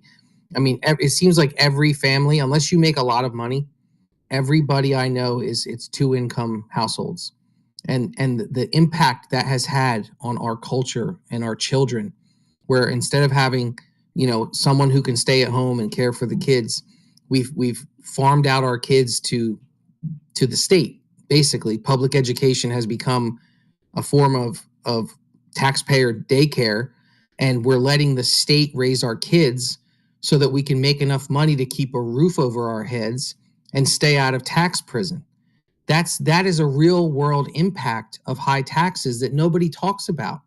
Is that we've lost that family connection. We've lost the ability to raise our kids in a moral and responsible way. And instead, they're just being programmed by a godless, immoral doctrine every day.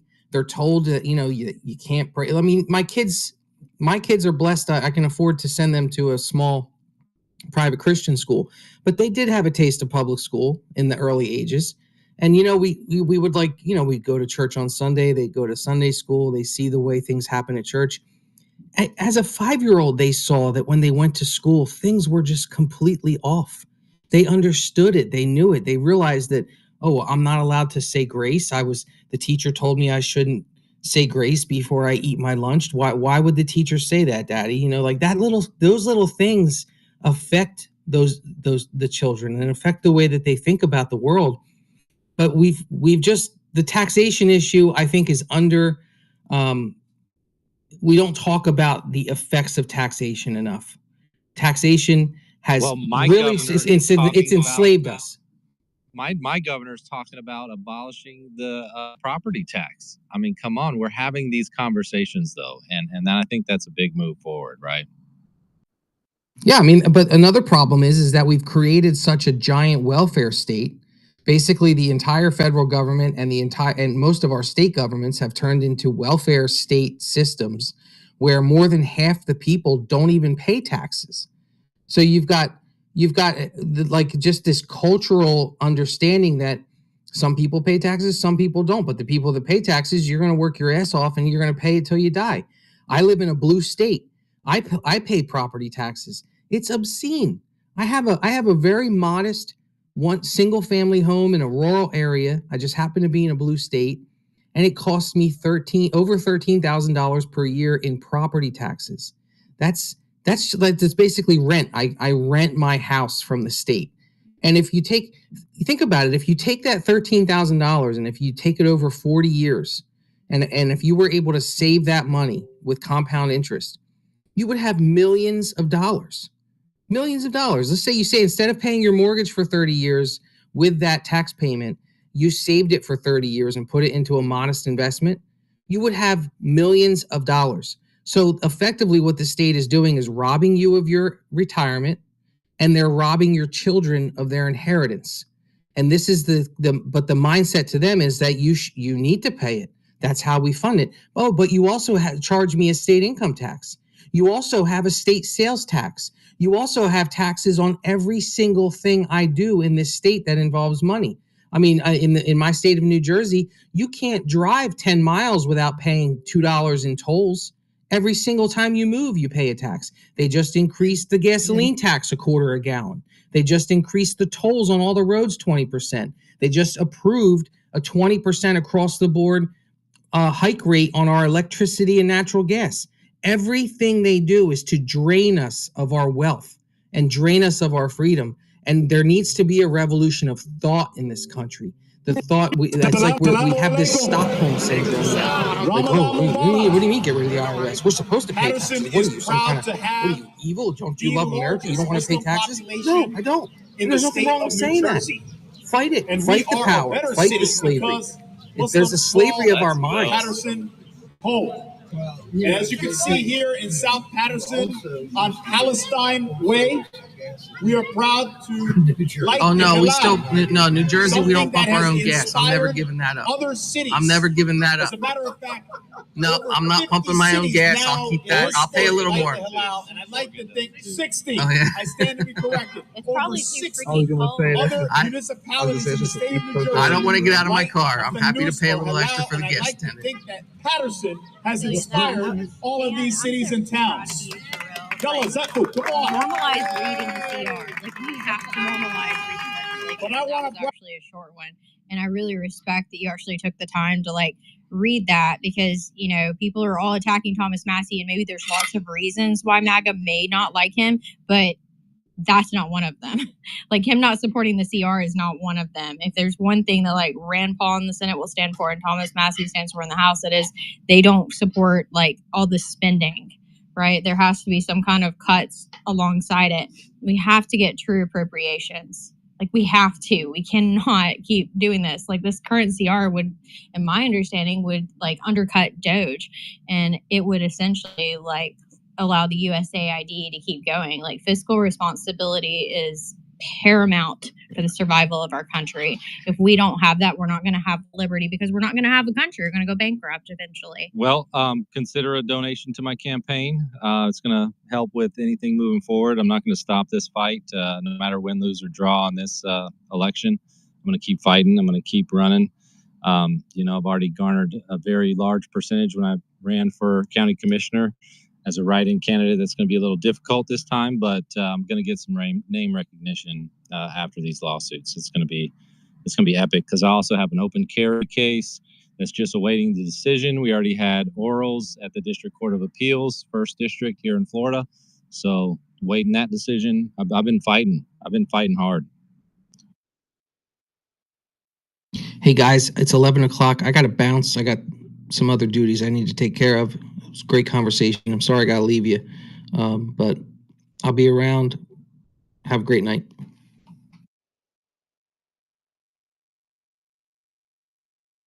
Well, thank you, JP. I'm glad. No, my bad, Chris. Go ahead.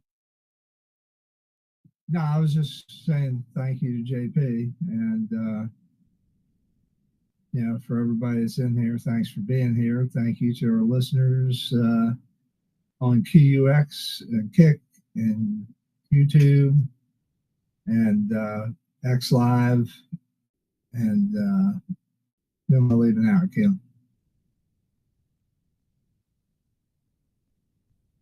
Rumble. There you go. Yeah.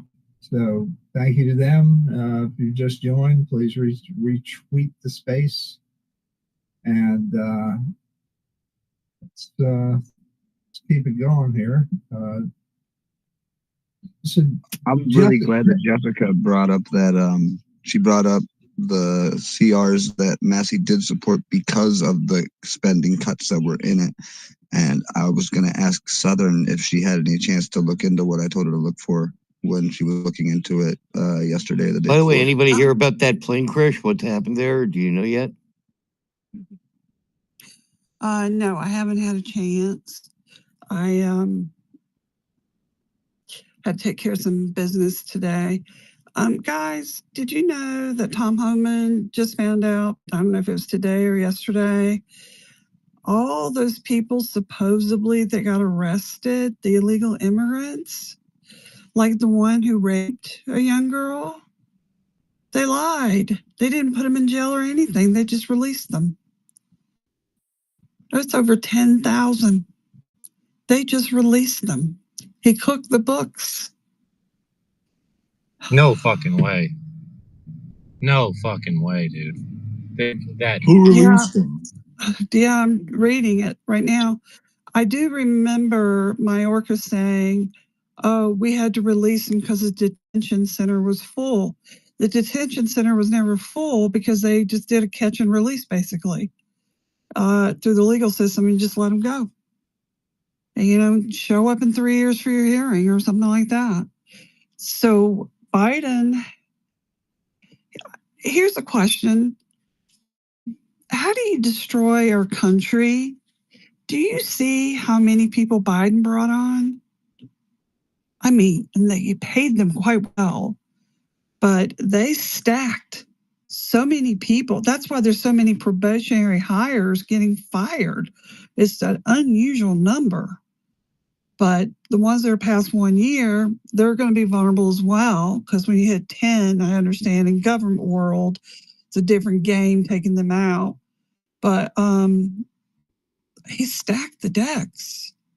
It's like overloading and just throwing money out the window on his way out, like that $20 billion he parked in Citibank for supposed green things through EPA. There's a lot of that.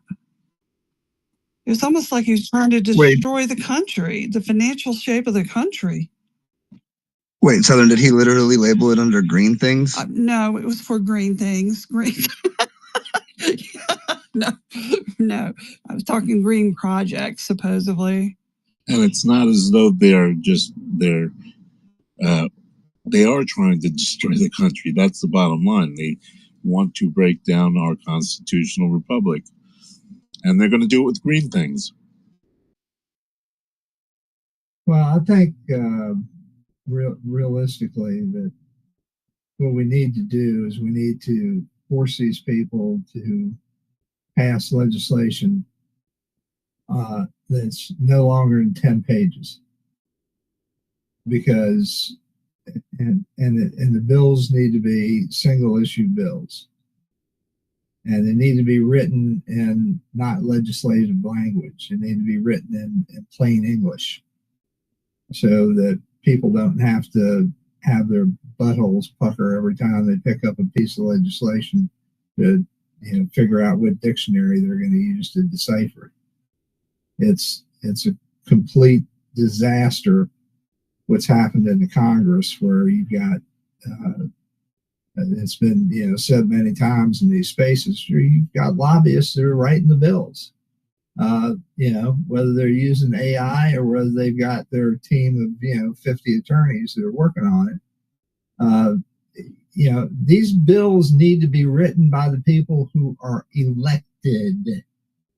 It was once said, and I've said it myself, if what you need to do is you get 535 people who are elected to Congress, plus the representatives from the various sundry territories and the District of Columbia, put them all in a big room and say, today is tax day.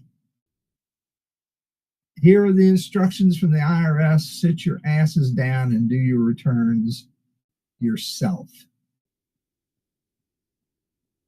And what happens there is the people who write the legislation, who have allowed the administrative state to take a 4,000 page tax code, which is still way too long, and add an additional 6,000 pages of regulation or more,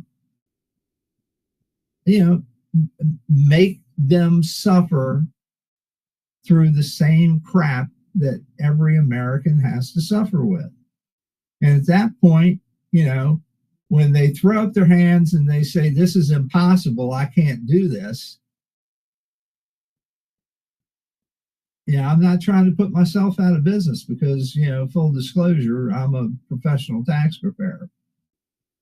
And I've been doing this for almost 40 years. So I have an appreciation for what people face. And it's some of the regulations that are written are absolutely insane. There's no reason that people can't do their taxes in a very short period of time. Can y'all hear Chris? He's rugging real bad for me. You're roboting, bro. Very much rubber banding. Rubber banding. Is that better? It's the slowing you down robot with the sounds like you're running a comb across your teeth while you're talking. So is this better now? Yeah. You're back. Yeah, I'm not sure what's going on. I'm having some weird stuff going on. But yeah, so these people have got to be led by the hand to understand that legislation affects people. And if they don't suffer through the same problems as everybody else, they are not going to make the changes.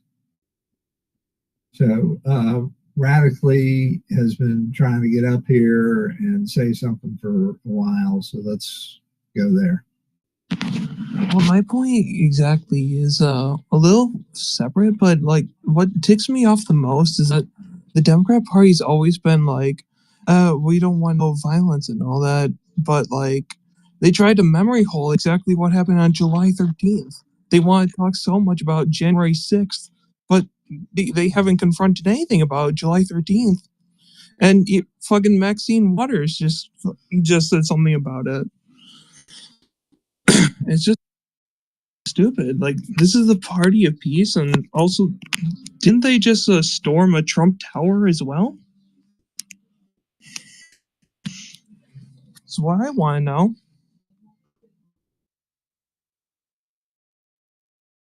They did. It was 98. It's like 300.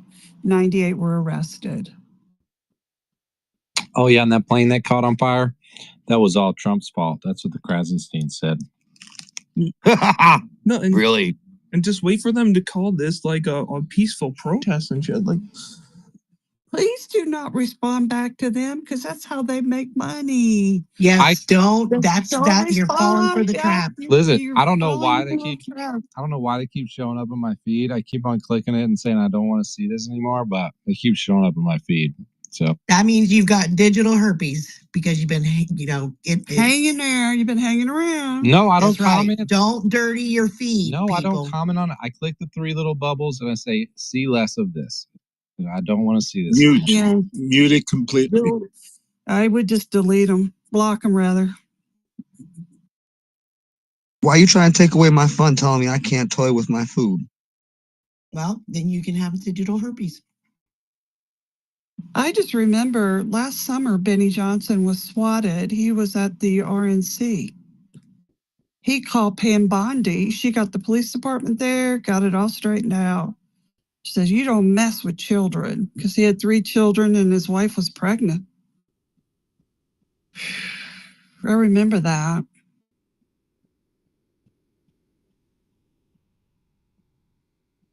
I wish they could catch, I think it's one swatter. How can bad maintenance on an aircraft be the fault of a president of the United States? It can't. That's my point. Usually some fuel line is ruptured or leaky and they don't tighten a valve right. We had DEI for 3.5 years, so had unqualified people. That would cause that, definitely. The only way to put out a aviation fire is either PFAS foam, which will kill the firefighter and whoever is exposed to it down the road, or sandblast it. There's no other way to put out a jet fuel fire. Jet fuel is gasoline and kerosene. Most people don't realize that.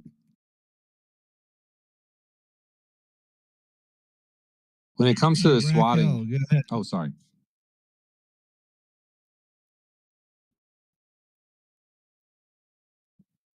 Raquel, are you up? No, whoever is going to say something just before me, they can go ahead. I'm good. And then I'll come up.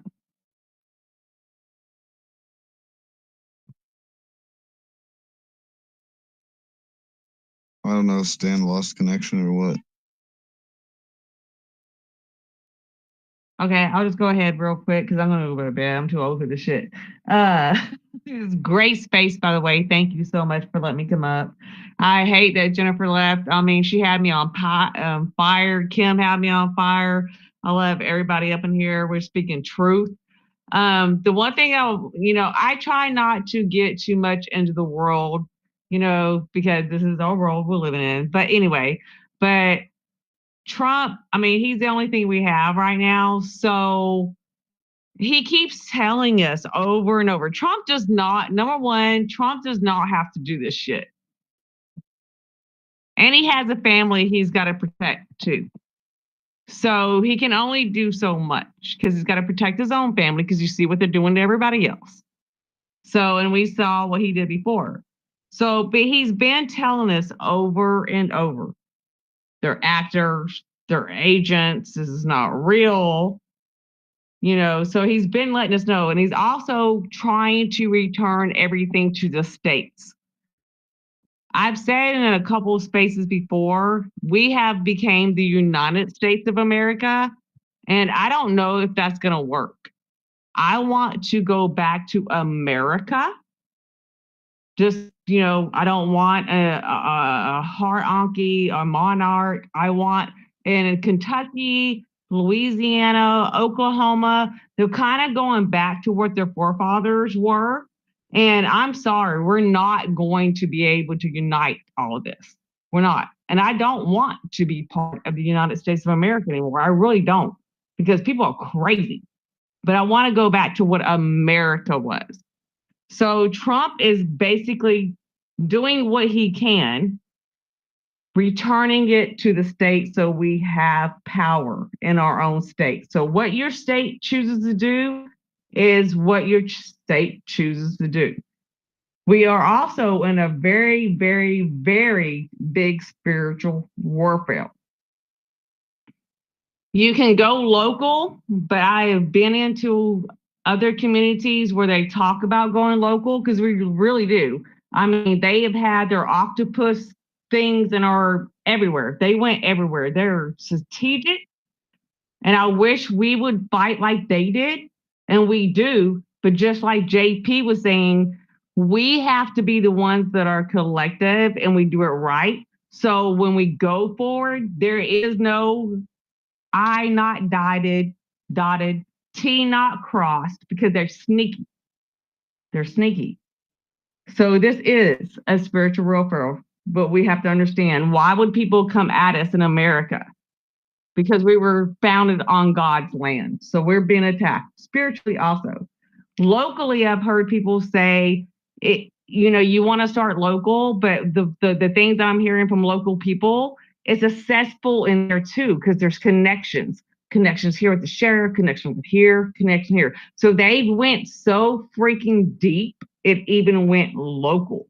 So, but we can, and we are going to get them weeded out. We are going to do this. Everybody's awake. Everybody's awake, and we're done. Jennifer's energy and what she had to go through, all of us are feeling that. She went through so much, but we're all being fucking raped right now. And it is ridiculous. It is all in our face. And we're going to win. We are going to win. But it is a spiritual war. There's more than politics is going on. It is a spiritual warfare. But Trump is all we have right now. Elon's what we have. I'd rather have good evil. You have evil minds. We had Gates and Ben, whatever, Gates and Amazon, whatever his name is. So there's good and evil on both sides, and it's fucking crazy. But we have to step back, and we do have to go back to our families and protect them and start with your family, because it is corrupt all the way around. But we're going to get through this. But we are going through a spiritual warfare. So pray, pray, pray, pray, pray. Spiritual warfare has to go on. Thank you guys so much. I land.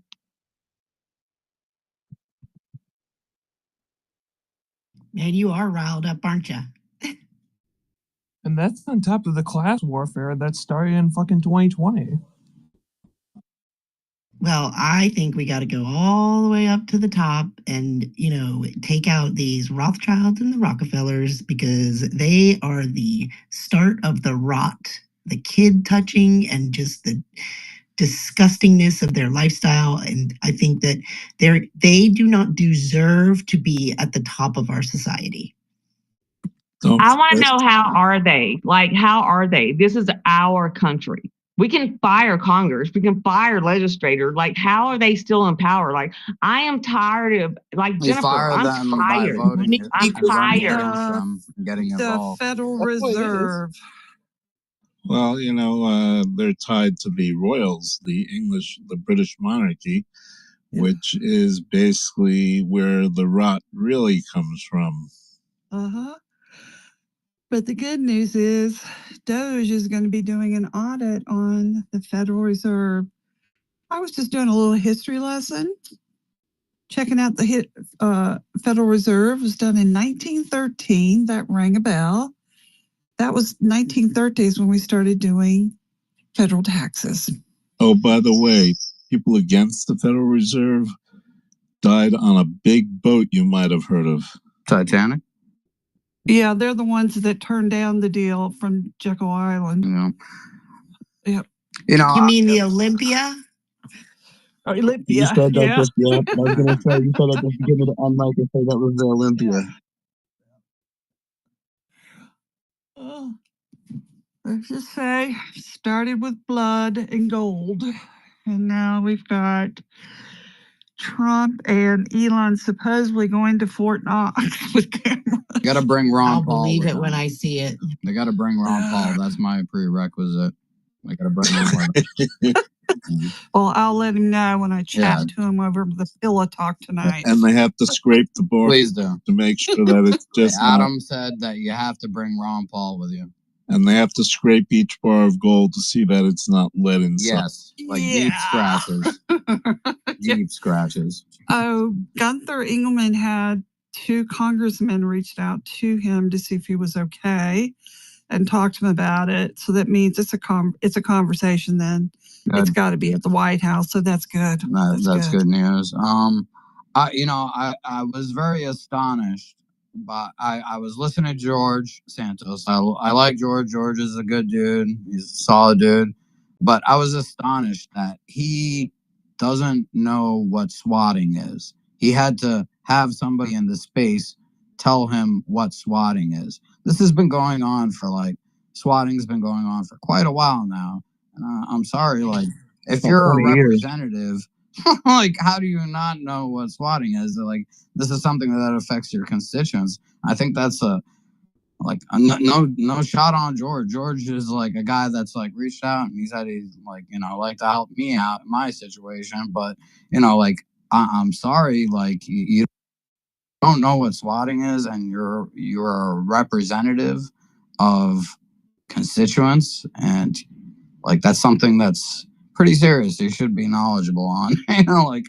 That's the thing is I don't think some of these people that we're putting in there are really knowledgeable on many things. They're not in touch with the common folk in this regard. I don't know.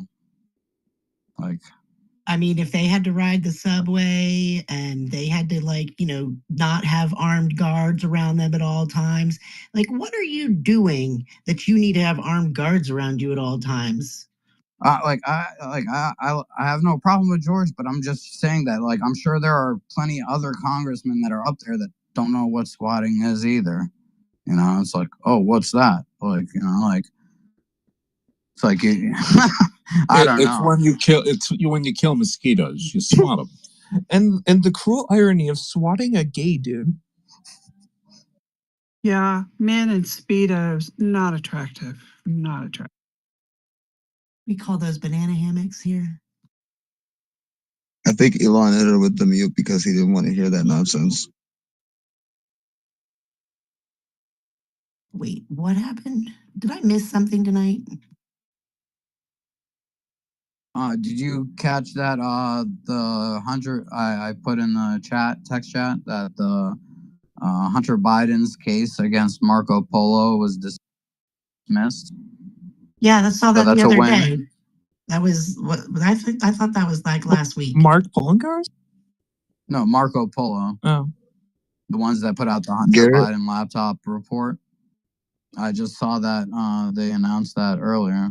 So it's Yeah, he asked for it to be dismissed because he Yeah. doesn't have any money, and his house burned down. But there's the picture of his house. Who? Hunter Biden's house burned down? It did not burn. He said it burned down. It did not. It must have been a His crack rental. hallucination or something.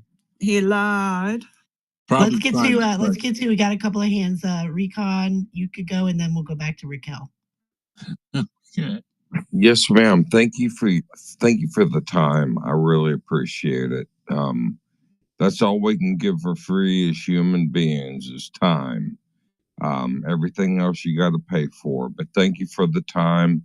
And I just wanted to break something down real quick so everybody will understand. And I've been in many rooms and have brought this light of attention that we all need to understand. The United States government, when they talk about the swamp, is run by what they call the SES. And I want, please, everybody in this room right now, get on Google while you're in this site and type in capital S period, capital E period, capital S period. And what that stands for is the Senior Executive Service. And what that means is that's XIRS agents that are retired, CIA agents, FBI agents. And I've heard Laura Logan talk about them before. I can go through the whole alphabet of what they are responsible for. But you know what? None of them were voted into power. But every one of them, from 75 of our judicial services, 75, is that when you have the president of the United States, the very next person below him is in the SES. When you look at Pam Bondi and you say, you know, what she's doing with the Epstein flight list, she's got it on her desk, but she's trying to redact the children from the story. Right below her is an SES employee. And what I can tell you from what the people that I have talked to is that all of them live in Washington, D.C. Every SES members live in Washington, D.C. And what happens is when Pam Bondi goes to release the Epstein flight list, there is a SES agent right below her, and she or he is telling Pam Bondi's entire staff is that I'm going to be here for 20 years. Pam Bondi's only going to be here for 4 years. So do you want to cut your throat right now and give up your 20-year career because you want to side with Pam Bondi or Trump or Elon Musk or Kash Patel or Pete Hegseth or any of them? They're only going to be here for 4 years.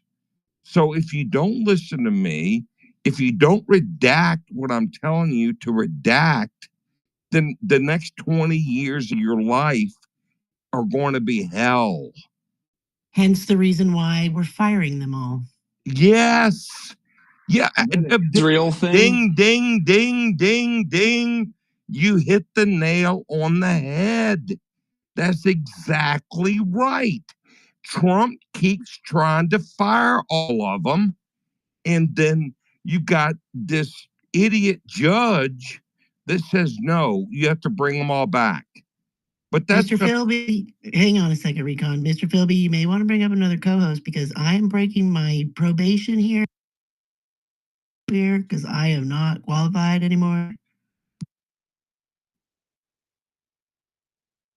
I've been trying to send the co-host out. Nobody wants to seem to take it, so I'm not sure what's going on. Here, toss it over here. How much longer are we gonna run this space? Hey, man, I'll do you a favor. I don't see them, so if you sent one to me, I wouldn't see it.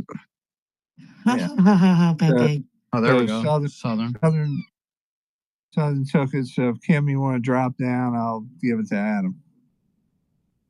I mean, I'm fine being up here. I just don't want to be by myself. Oh, okay. Now you got Southern. She's good.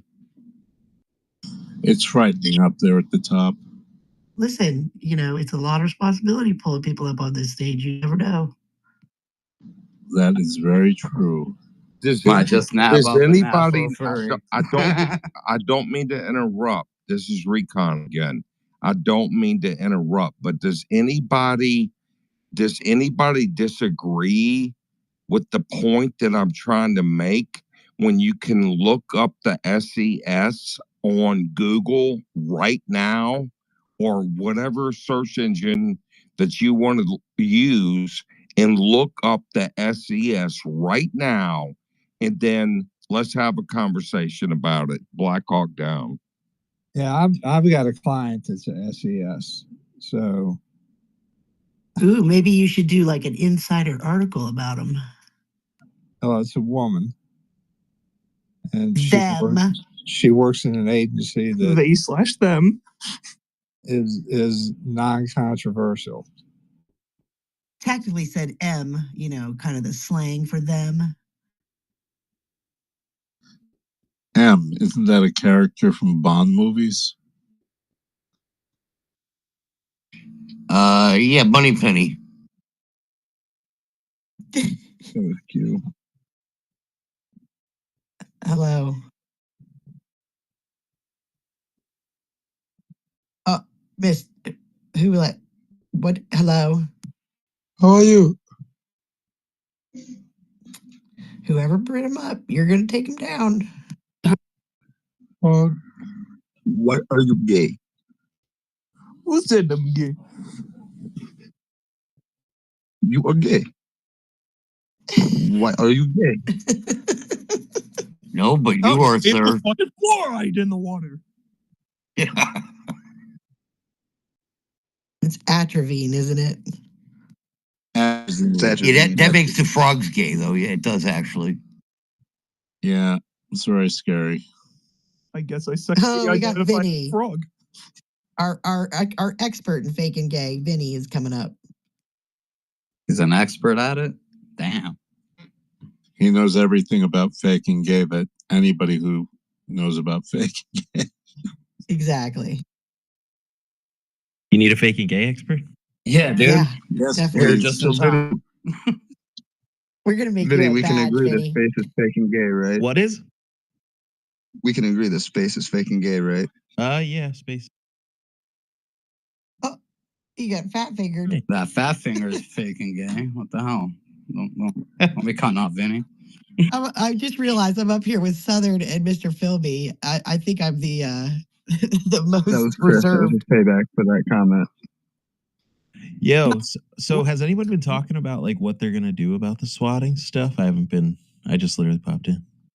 Fucking 20 plus years in prison for these people. Hard penitentiary, breaking rocks sort of thing, chaining and a ball. I mean, I'm all for the firing squad. Oh, I'm talking about the prevention of it. So I think yeah. I don't think we're too worried about it. I don't think anybody here's got too big of a profile, but I would be telling people to call their police and let them know that they have a big presence and that because I know what Tim Pool does because he's been swatted 14 times is he actually gets a phone call from the police before they show up because it's happened so many times. But you can just do that by talking to your sheriff or your police chief or whatever. So I just hope that people know that because this is becoming crazy. I hope because of this they develop some technology and we can start going after these people and then maybe start using it on scammers too. Also, Vinny, Dustin and other people were mentioning, kind of like these calls that come in that are unidentifiable to treat them a certain way, rather than, somebody that's calling from a verified number and, all that stuff. These people are obviously using VPNs and so on and so forth to mask their IP or, ESIN number, basically. So when it's not a valid like source that's reporting this, like you can't confirm it because they'll ask you what's your name, what's your number when you call in 911, right? So like to categorize a call like that in a different way that the SWAT team or police, have a different standard operating procedure to treat it a little bit more like, it might be one of those fugazis. And, I heard that certain states and certain, municipalities handle it in that manner and have become pretty good at like detecting it. So those were international real numbers. quick, guys. I have an announcement. Kelly is ready to shut down the stream, so we want to thank everybody who has been listening or watching on Rumble, Pill.net, QUX, XLive, YouTube, Locals, and if you're a streamer, we're streaming. Yeah, we are. That's all. Hi, Pi.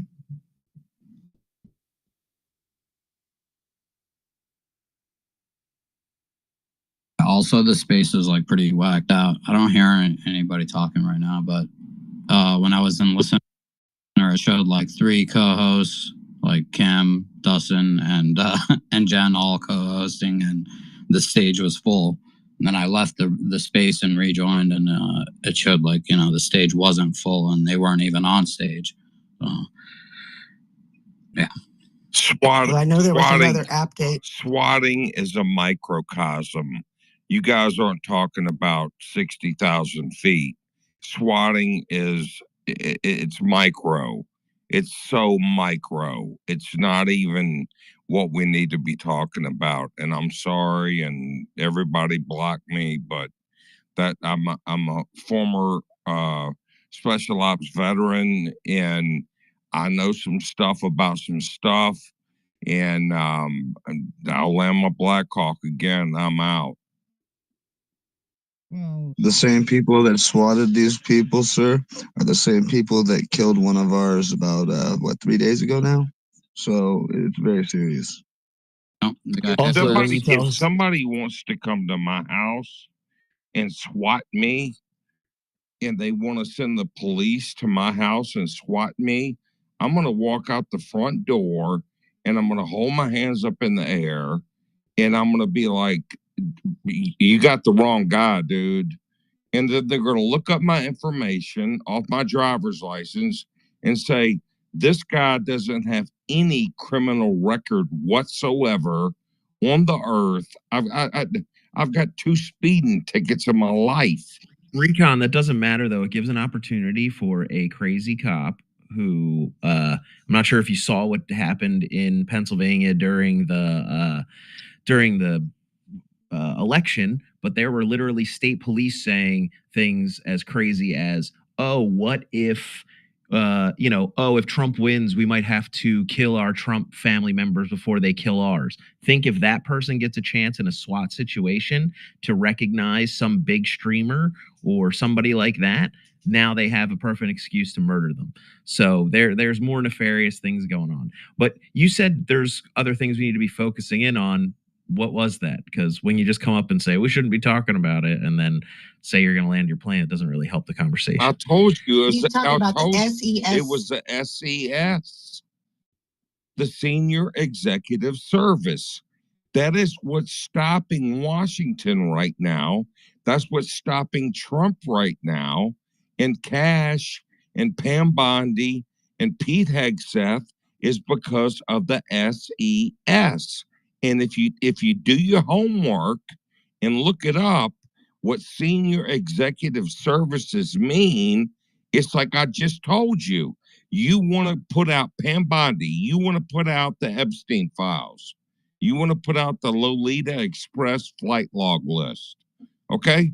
And then you've got the SES right below her, who's going to tell all the 20, 30, 40, 500 people that are working for her, saying, don't put this out because she's only going to be here for 4 years.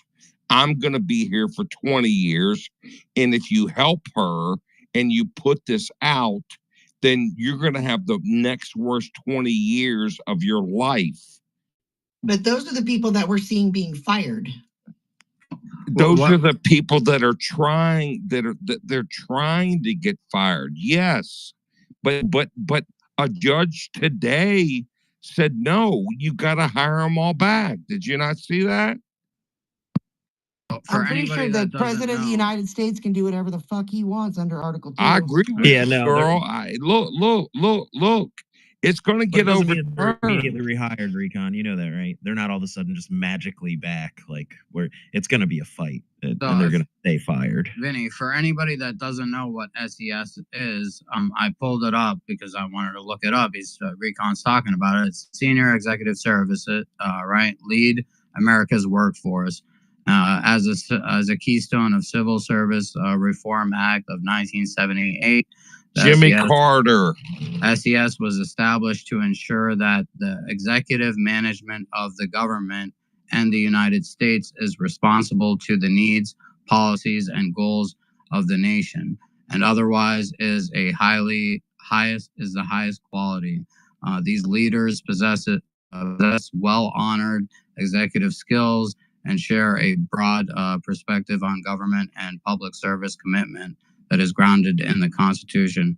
Members of the SES serve in key positions just below the top presidential appointees. SES members are a major link between these appointees and the rest of the federal workforce. They operate and oversee nearly every government activity in approximately 75 federal agencies. The U.S. Office of Personnel Management, OPM, manages overall federal executive personnel programs. All right, we got it, Adam. Providing the oversight. So yeah, that's the end of it, right there. No, the